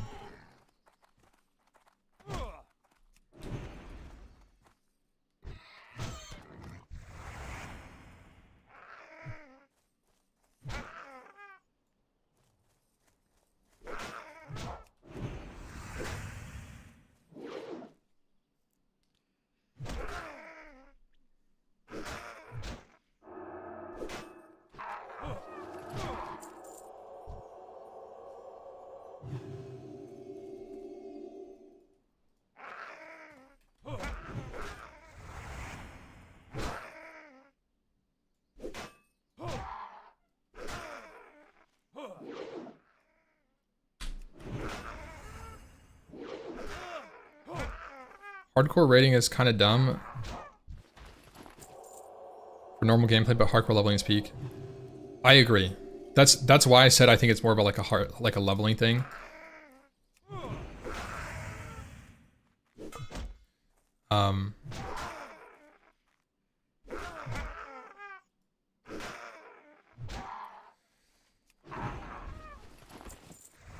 I think that the hardcore aspect of leveling really immerses you into your character in the journey, which is something that you often don't do on a normal server because the consequences don't matter as much, so you're not as immersed and you don't think about what you're doing moment to moment as much.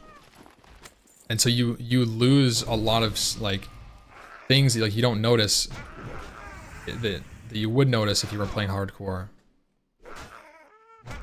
So it really puts you in the moment in the world, and that's something that like hardcore does great. In stam on Pally. It's like a spirit stam, honestly.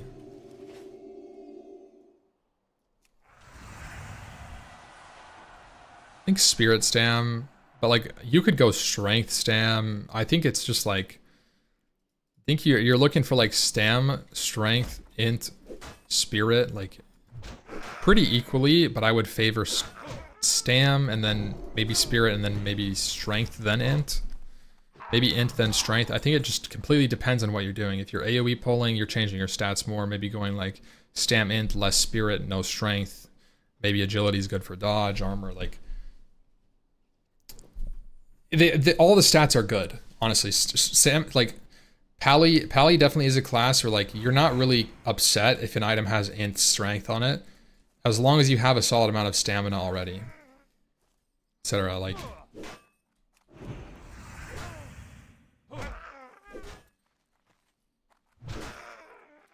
But due to this immersion into your character, when you go raiding and die on it later, it makes it feel worse and better when you start releveling. What? Honestly, like, dying in hardcore and then releveling feels miserable. It doesn't feel great when you start leveling again. It's like, I lost everything. I spent so much time on a character and I know, like, it's all gone. That's the rush. Yeah, I mean, that creates stakes. Like, I know, I understand what you guys are saying. I just don't think it's like a... It's not as much of like a rush, unless something goes really wrong and you succeed. I think you get a rush when something goes really wrong and people die, and then you don't die, and so you feel good. That's like the rush.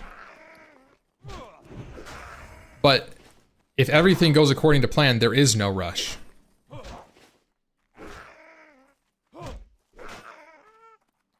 Like where's the rush when nobody over aggroes and nobody mispulls and nobody misplays? It's just business as usual.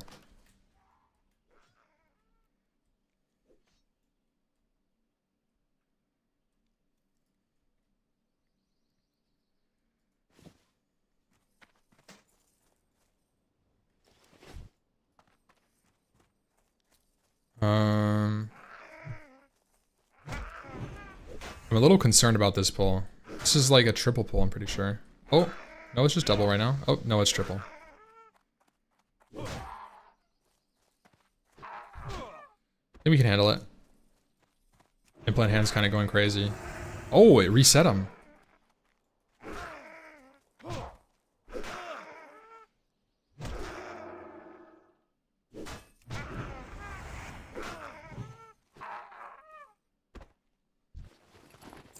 I'm glad you feel that way, Amethil, but like that's not how I feel at all when I die in hardcore. Usually, when I die in hardcore, I contemplate whether I'm gonna go again. Like, you can make a character, but like a lot of people just quit when they die, and like you guys know this. Like, you've seen it. If you've played hardcore, you've seen it. People die and then they quit. It's a very common thing. Like, there's people that do it. I'm sure you're somebody who would like playing hardcore long term. There are people that like that. But it's not for me.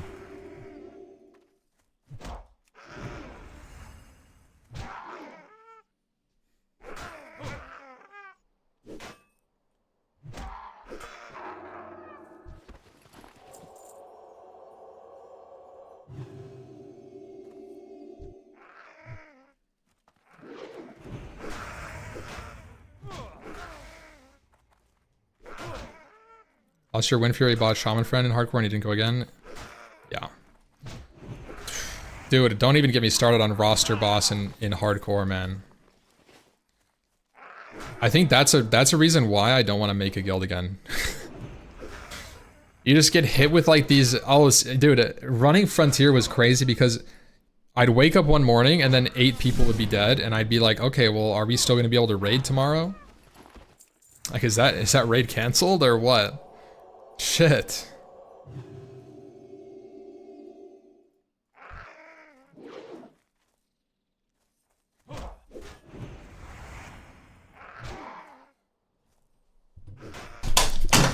Oh my god. Jesus, dude.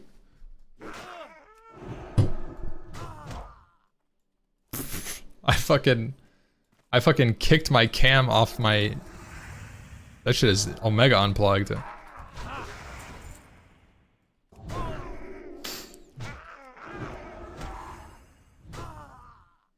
Oh my god, my camera's killing me. The fuck.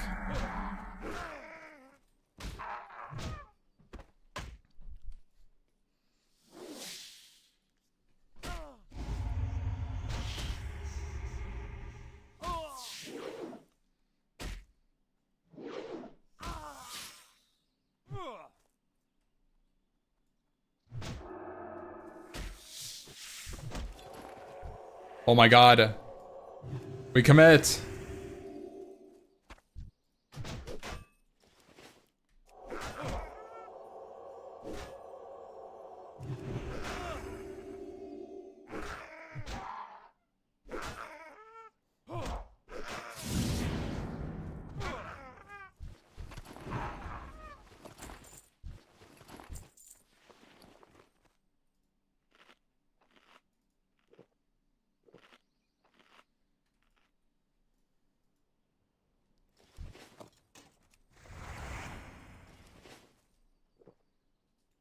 All right, I'm not fixing this cam, dude.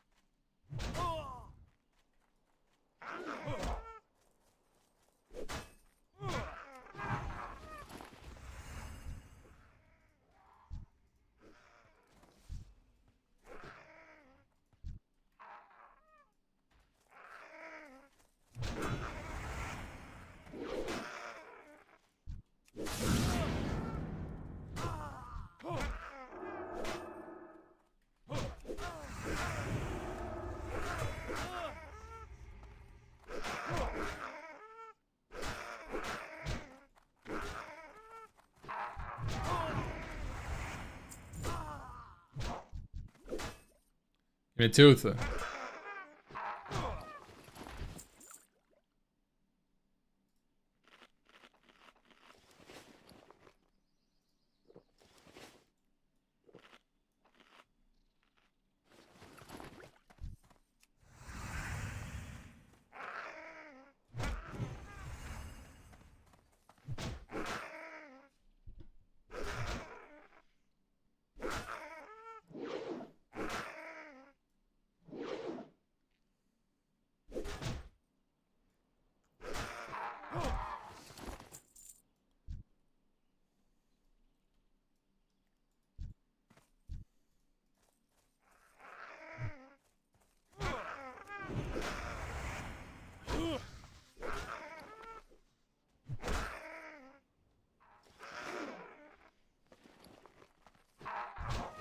Bro. Where are the normal trogs?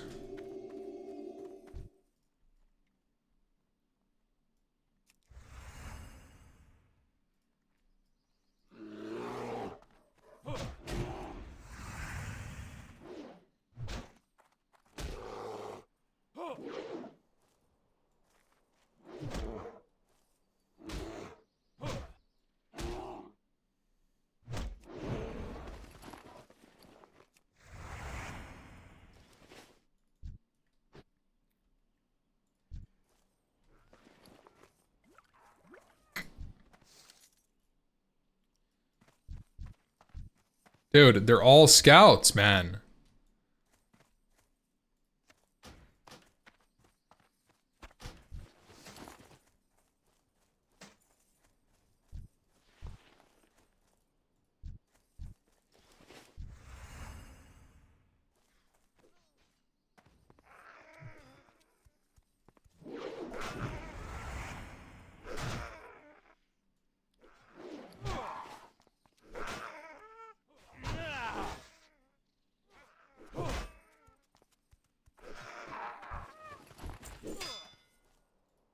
But strong.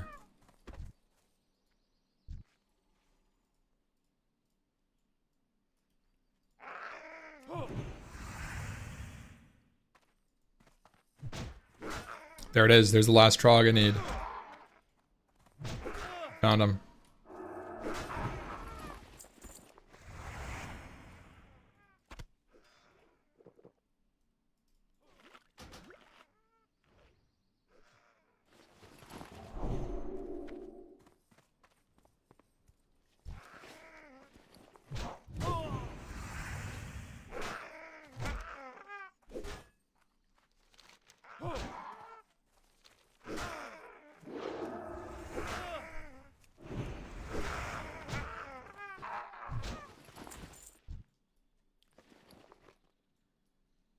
Snag a quick boar meat, or bear meat.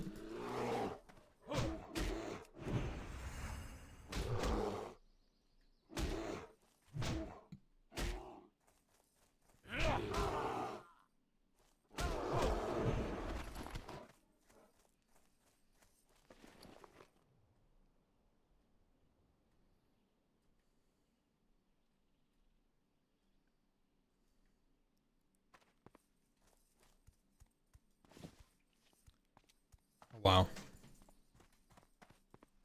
As I never turned in Hogger.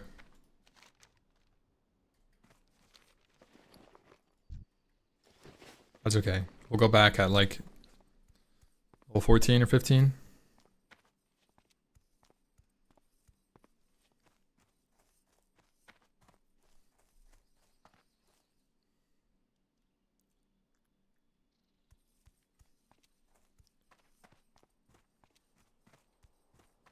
What's on your mind?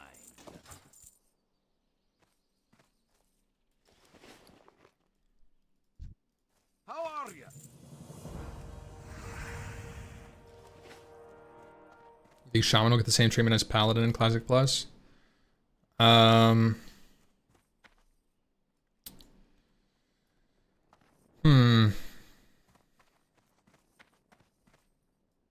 I'm pretty sure like if they do like Paladin, then they'll probably do like enhancement, boomkin, Ellie, like all like the scuffed specs will probably get like changed a little bit. Maybe even Shadow Priest, for better or worse.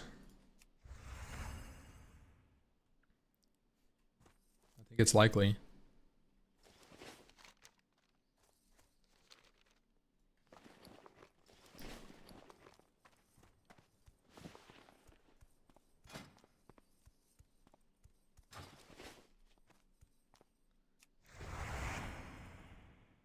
I also think that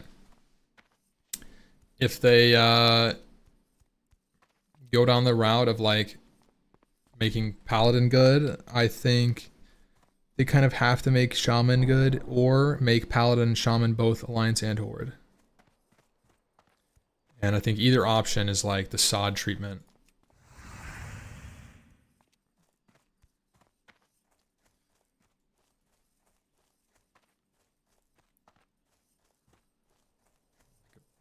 You know?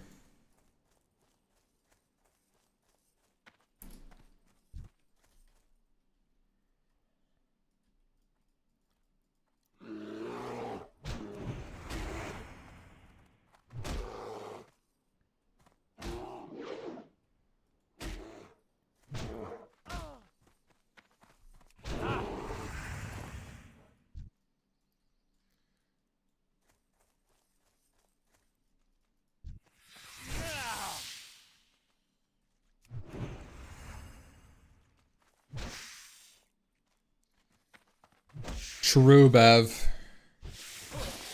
The Goblin Brawler.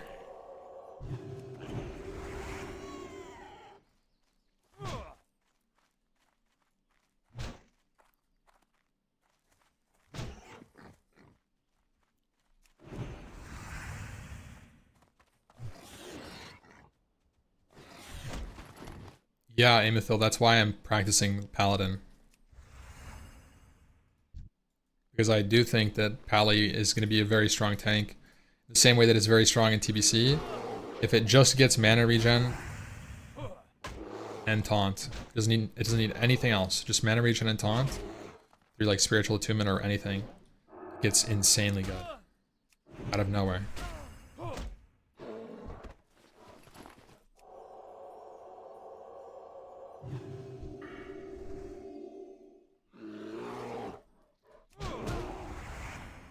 No, but I think that idea was cooking. Like, there was something there. I think that the idea that Horde and Alliance have to be the same and interchangeable is so scuffed. Like, the last thing I want is them to do Paladin for Horde and Shaman for Alliance. I think that's the most boring thing they could do. All right, every race has every faction is the same. Buggers. It's just lazy. I think that having distinct two different distinct play styles based on your faction is very good. You could have a higher risk faction that has higher top end damage, like that's currently how it is in Classic. You could have a more safe, like controlled environment for Alliance that's currently, you know, Alliance in Classic.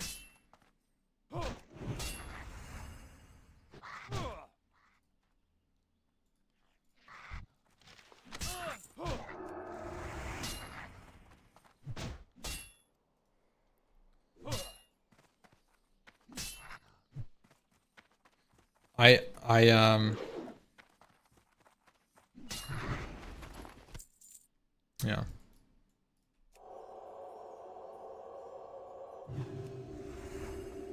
Yeah, so I think that racials should just be flavorful and like Stoneform, Shadowmeld, Perception, like that kind of shit, and they shouldn't have fucking Blood Flurry or Berserking in the game. I think they're way too strong as racials.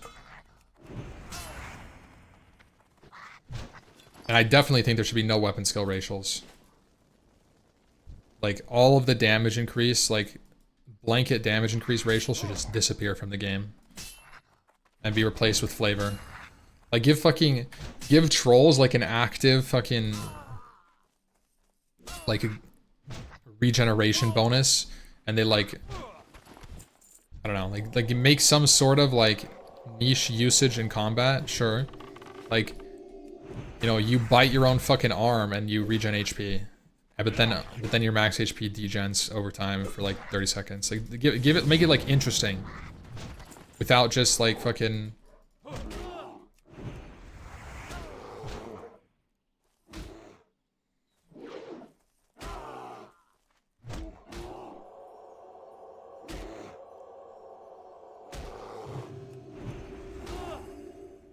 Give dwarves alcoholic drinks double as potions.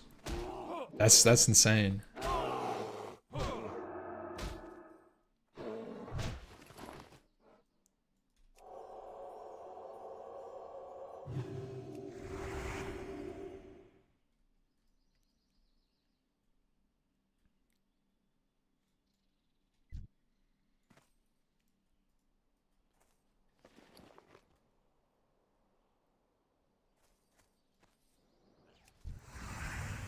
No.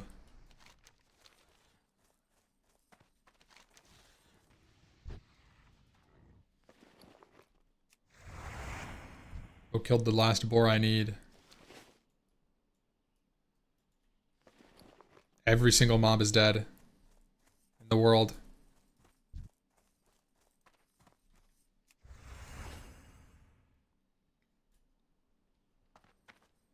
There's always going to be something that's more overpowered than every other class or race. They just need to change some things for the sake. No, I think that there's always going to be something better, but when there's clear Omega winners like Troll and Orc or Human, it's too clear, and it's like too hard to pass up for people that actually care about their performance.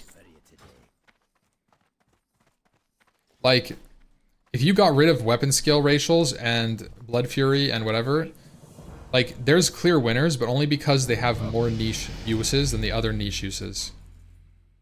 Right? Like, maybe Stoneform is better than Human because Perception isn't as good, but like, you're only really getting like a couple of fights that are better. Like, it's only better because of Viscidus or Hoo-Hoo, and then every other time, like, it's equal. And so, you know, someone's more likely to pass up on that than being better on every single fight except for Visk and Hoo-Hoo.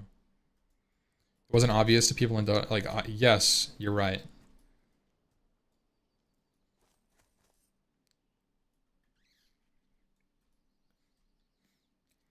But nowadays, the game is figured out much more, and it's very clear how OP some of them are.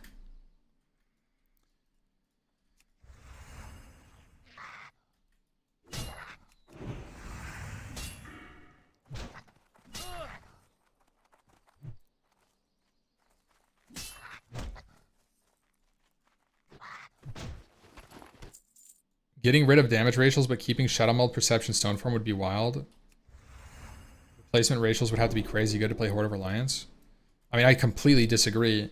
Perception, Shadow Meld, and Stoneform are all like, they're good in their own right, but nobody is like the amount of people that play Night Elf, the amount of people that pick Night Elf because of Shadow Meld are like vastly outnumbered. There's a lot of people that pick Undead for Will of the Forsaken. Like, you could say the same thing about that. And obviously, if you got rid of Berserking and you got rid of Blade Fury, you would replace it with equally niche, abilities for those races. It's not like, oh, you pick Orc for Stun Resist. You're just not picking for Stun Resist and Blade Fury. Or whatever the fuck. Blood Fury. By itself, Stun Resist is insane. Probably better than all of the above. Stoneform, Shadow Meld, like...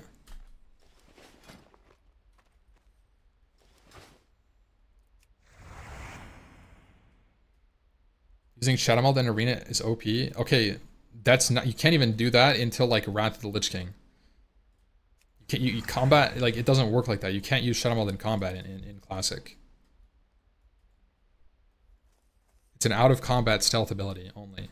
So, like, the only people that can do it in combat is, like, stealth... Like Feign Death Shadow Meld Hunters. And then, even then, you can't, like, cast anything in Shadow Meld. And you don't get the benefit of Wrath, like, being able to reset your potion CD when you leave combat, because there is no potion CD like that.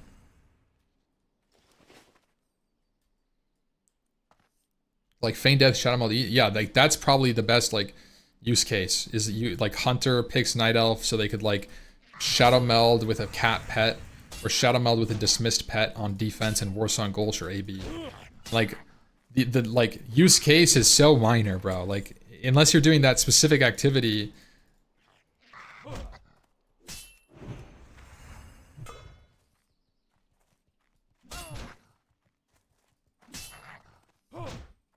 Make it used in combat? Well, I don't think it needs to be. Like, I don't think you need Shadow Meld to be usable in combat for it to be fine. Like, I think it's fine enough.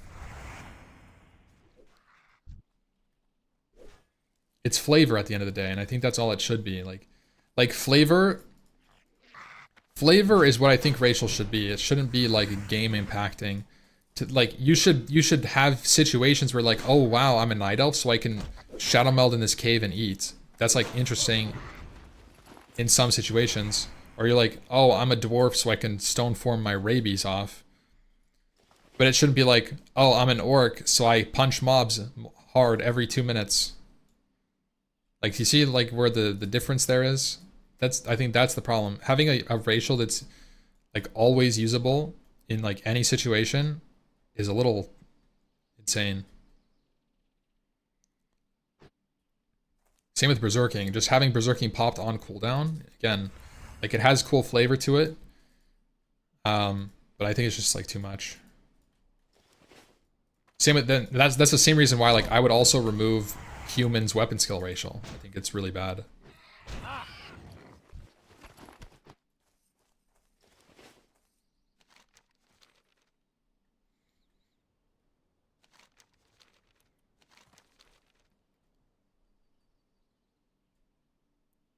I mean, I kind of agree, CG, having no combat bonus, but, like,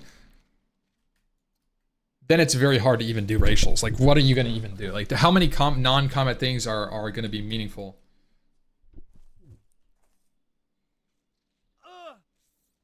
Why even care about racials if Alliance could just be overwhelmingly better at all? I'm not getting world buffs.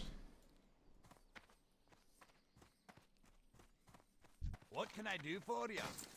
See you soon. Hello. Well met. See you soon.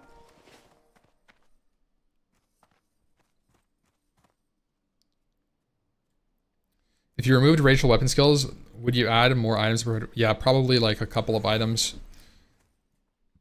The added weapon skill.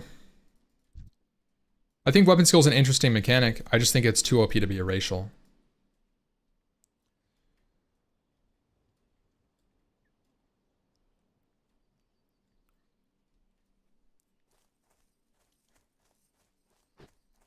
If you remove weapon skills, you need to remove the items out of the game. Nah, I think you could just add more. So there's like more options. Like, you know, you could have like 5 different options for weapon skill and make them like a little bit more obtainable than just simply getting edge masters. Like either you have edge masters or CHT or whatever, ACLG. It's like, well, I think there should just be like, maybe have like a weapon skill item for like each type of weapon. Maces. You could do like blunt and swords, or blunt and sharp weapons, like staves, maces, two-handed maces, whatever, and then like edge master kind of thing. And then you could just have like a couple of those. Weapon skill. Yeah, I mean, you could just remove it, honestly, and like add expertise or something. I think that weapon skill is an interesting tertiary stat. I think having those kind of things like haste could be interesting. And I think that's another way to make like more horizontal content is allow people to itemize more precisely aligned with their class by adding like new raids with like different, you know, like maybe some haste, maybe some like expertise, or like a couple things. Changing from percent to rating in Classic Plus.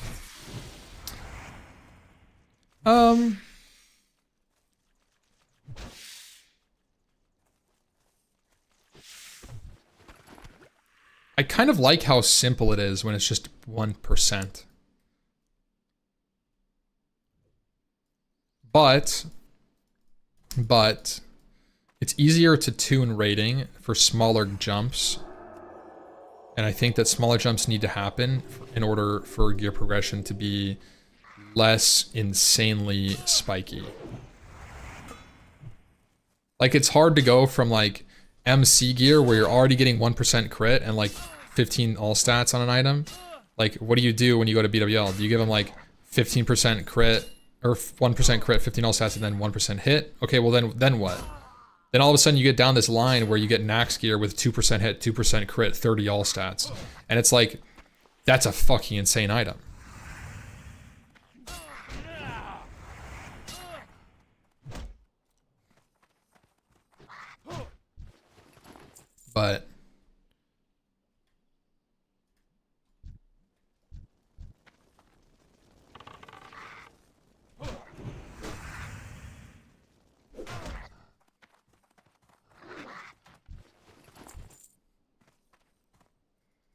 But there is something nice about the simplicity of just like easy to understand 1% crit.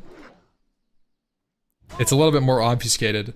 They would have to have a good system where it's like increases your crit rating by 12, which, you know, at your level gives you X% crit in parentheses. As long as it includes the percentage in the rating, so it doesn't just say increases your critical strike rating by X. Kind of like that add-on, right? It should just say the add-on, whatever the fuck, like rating buster that happened in TPC, where like it just adds like a, you know, normally it would say crit rating 15, and then it, in parentheses it would be like 1.5%, right? As long as it included the 1.5%, I think it's fine. That's the last thing I want, is just to be like, okay, which one of these is better? Because the different stats had different conversion rates. It's not like 20 always equaled 1% for every stat.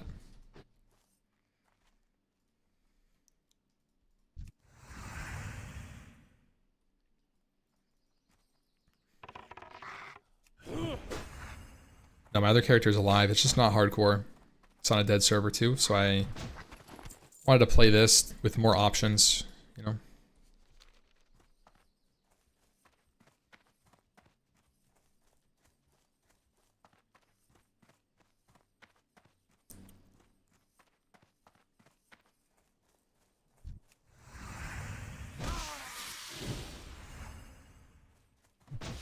Damn, the new mace slams. That.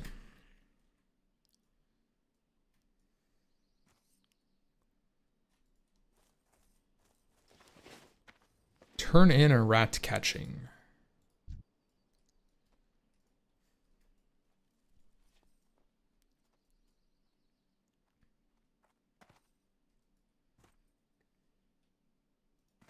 Great to meet you. Keep your feet on the ground. What can I do for you? What can I do for you? See you soon.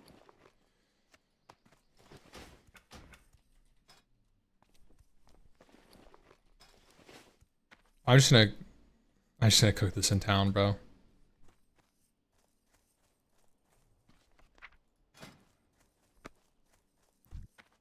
Here there.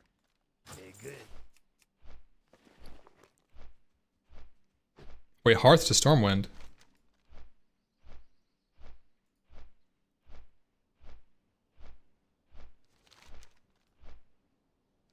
Oh. Okay.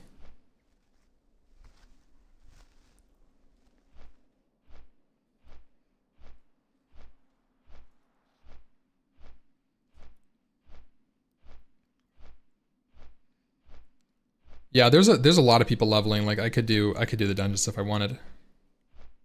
100%. When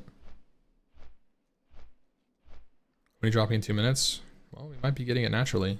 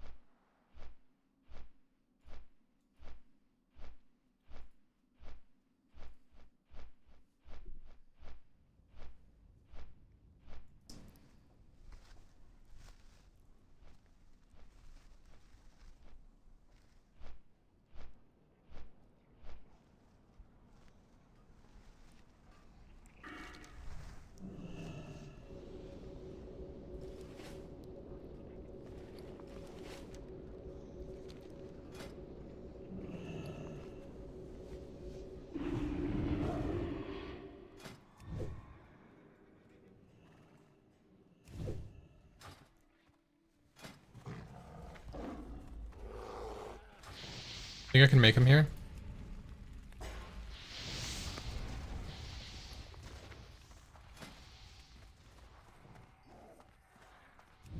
What are you looking for?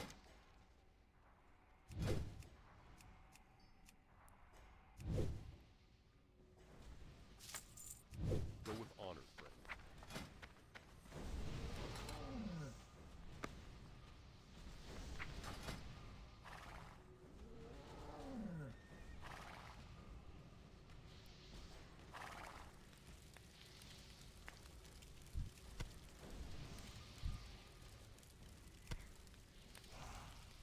This is crazy. Look at these people, boys. These people are fiends for the buffs.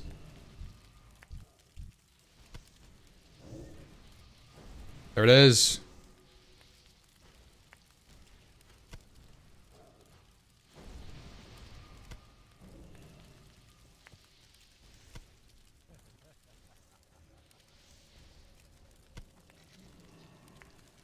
Look at that, boys. Sheesh. Oh my god, we got the stamina buff too.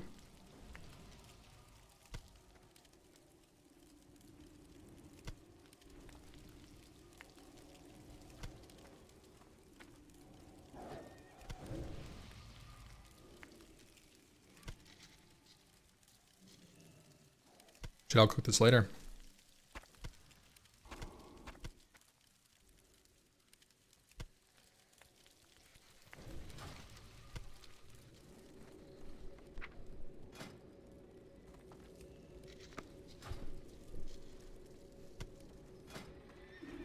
I'll make these on the way to Ironforge.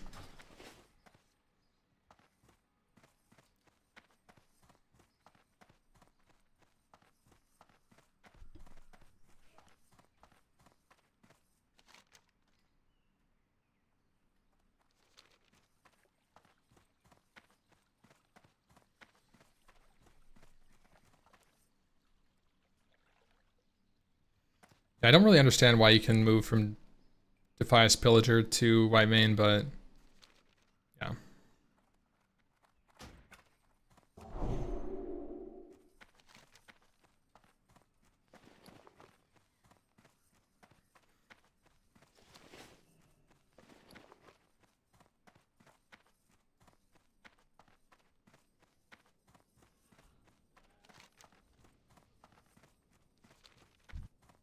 What can I do for you? Well met.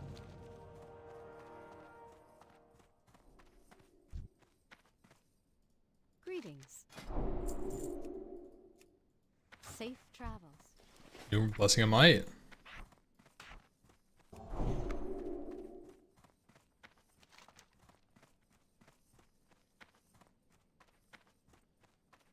does it have his fly to Westfall?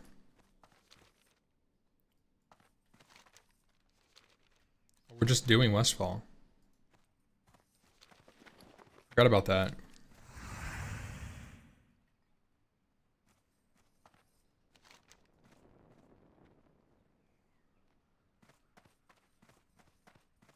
Oh, I did not pick that quest up. I'll have to come back.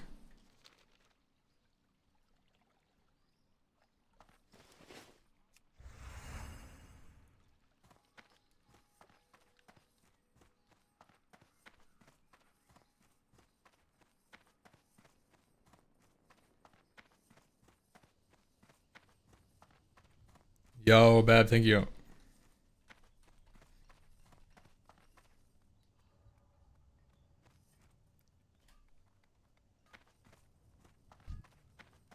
Talk to me. What the hell? Did it like double proc?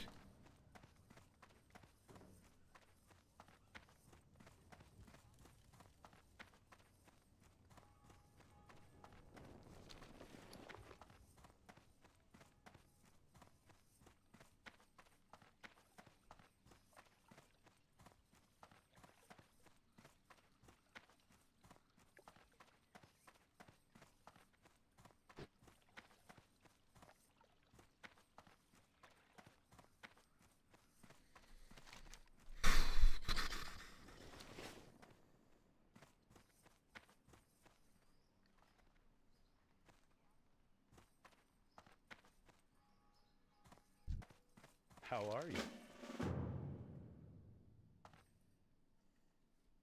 True, Bev. I'm scammed. No, I really appreciate that, dude. Why do you even have two?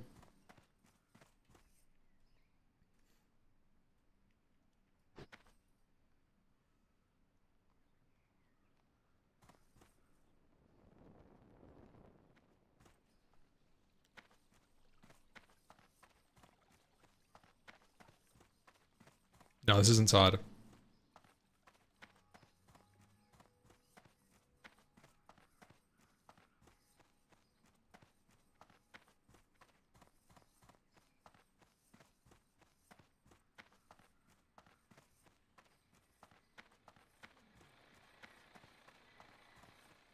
Hello.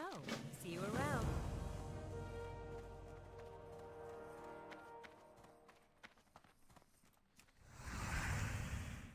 I should go Goldshire.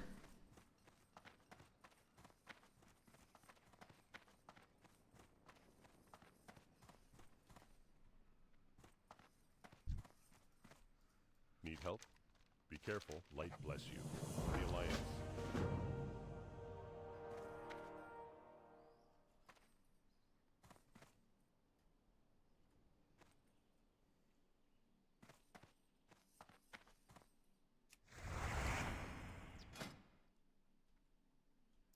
You know, since it has me go like level 15 now here, I could buy the heavy spiked mace or whatever at like 14 or 15. Instead of doing the jump from Ironforge, I could do the jump from Thelsamar, and you don't lose that much time.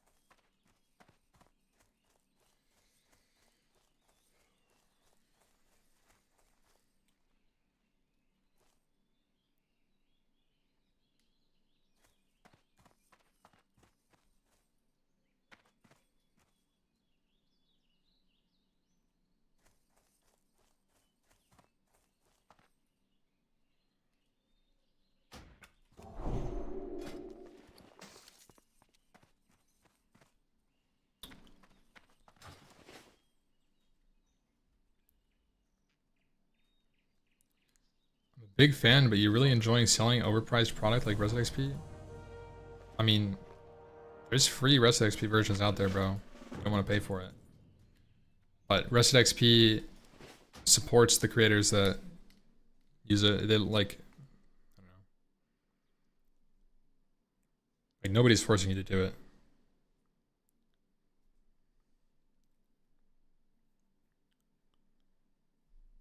Guys, I'm done for the day. I need to get back to my schedule. Waking up early, dude. I've been waking up late as fuck.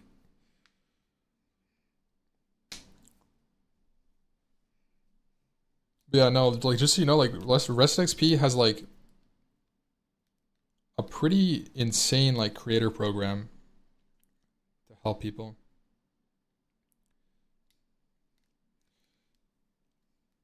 They have like over like 50% back to the creators if you use their code. It's insane. Oh, 7 boys. I will be back. Let's find a raider.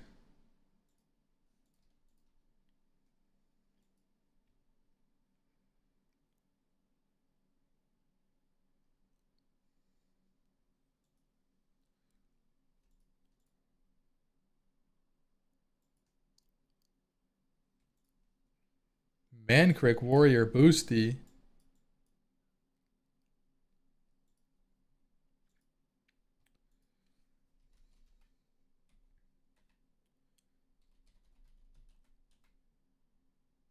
What the fuck? I can't slash raid in my app. I have to go to my actual Twitch channel. What the fuck? Alright.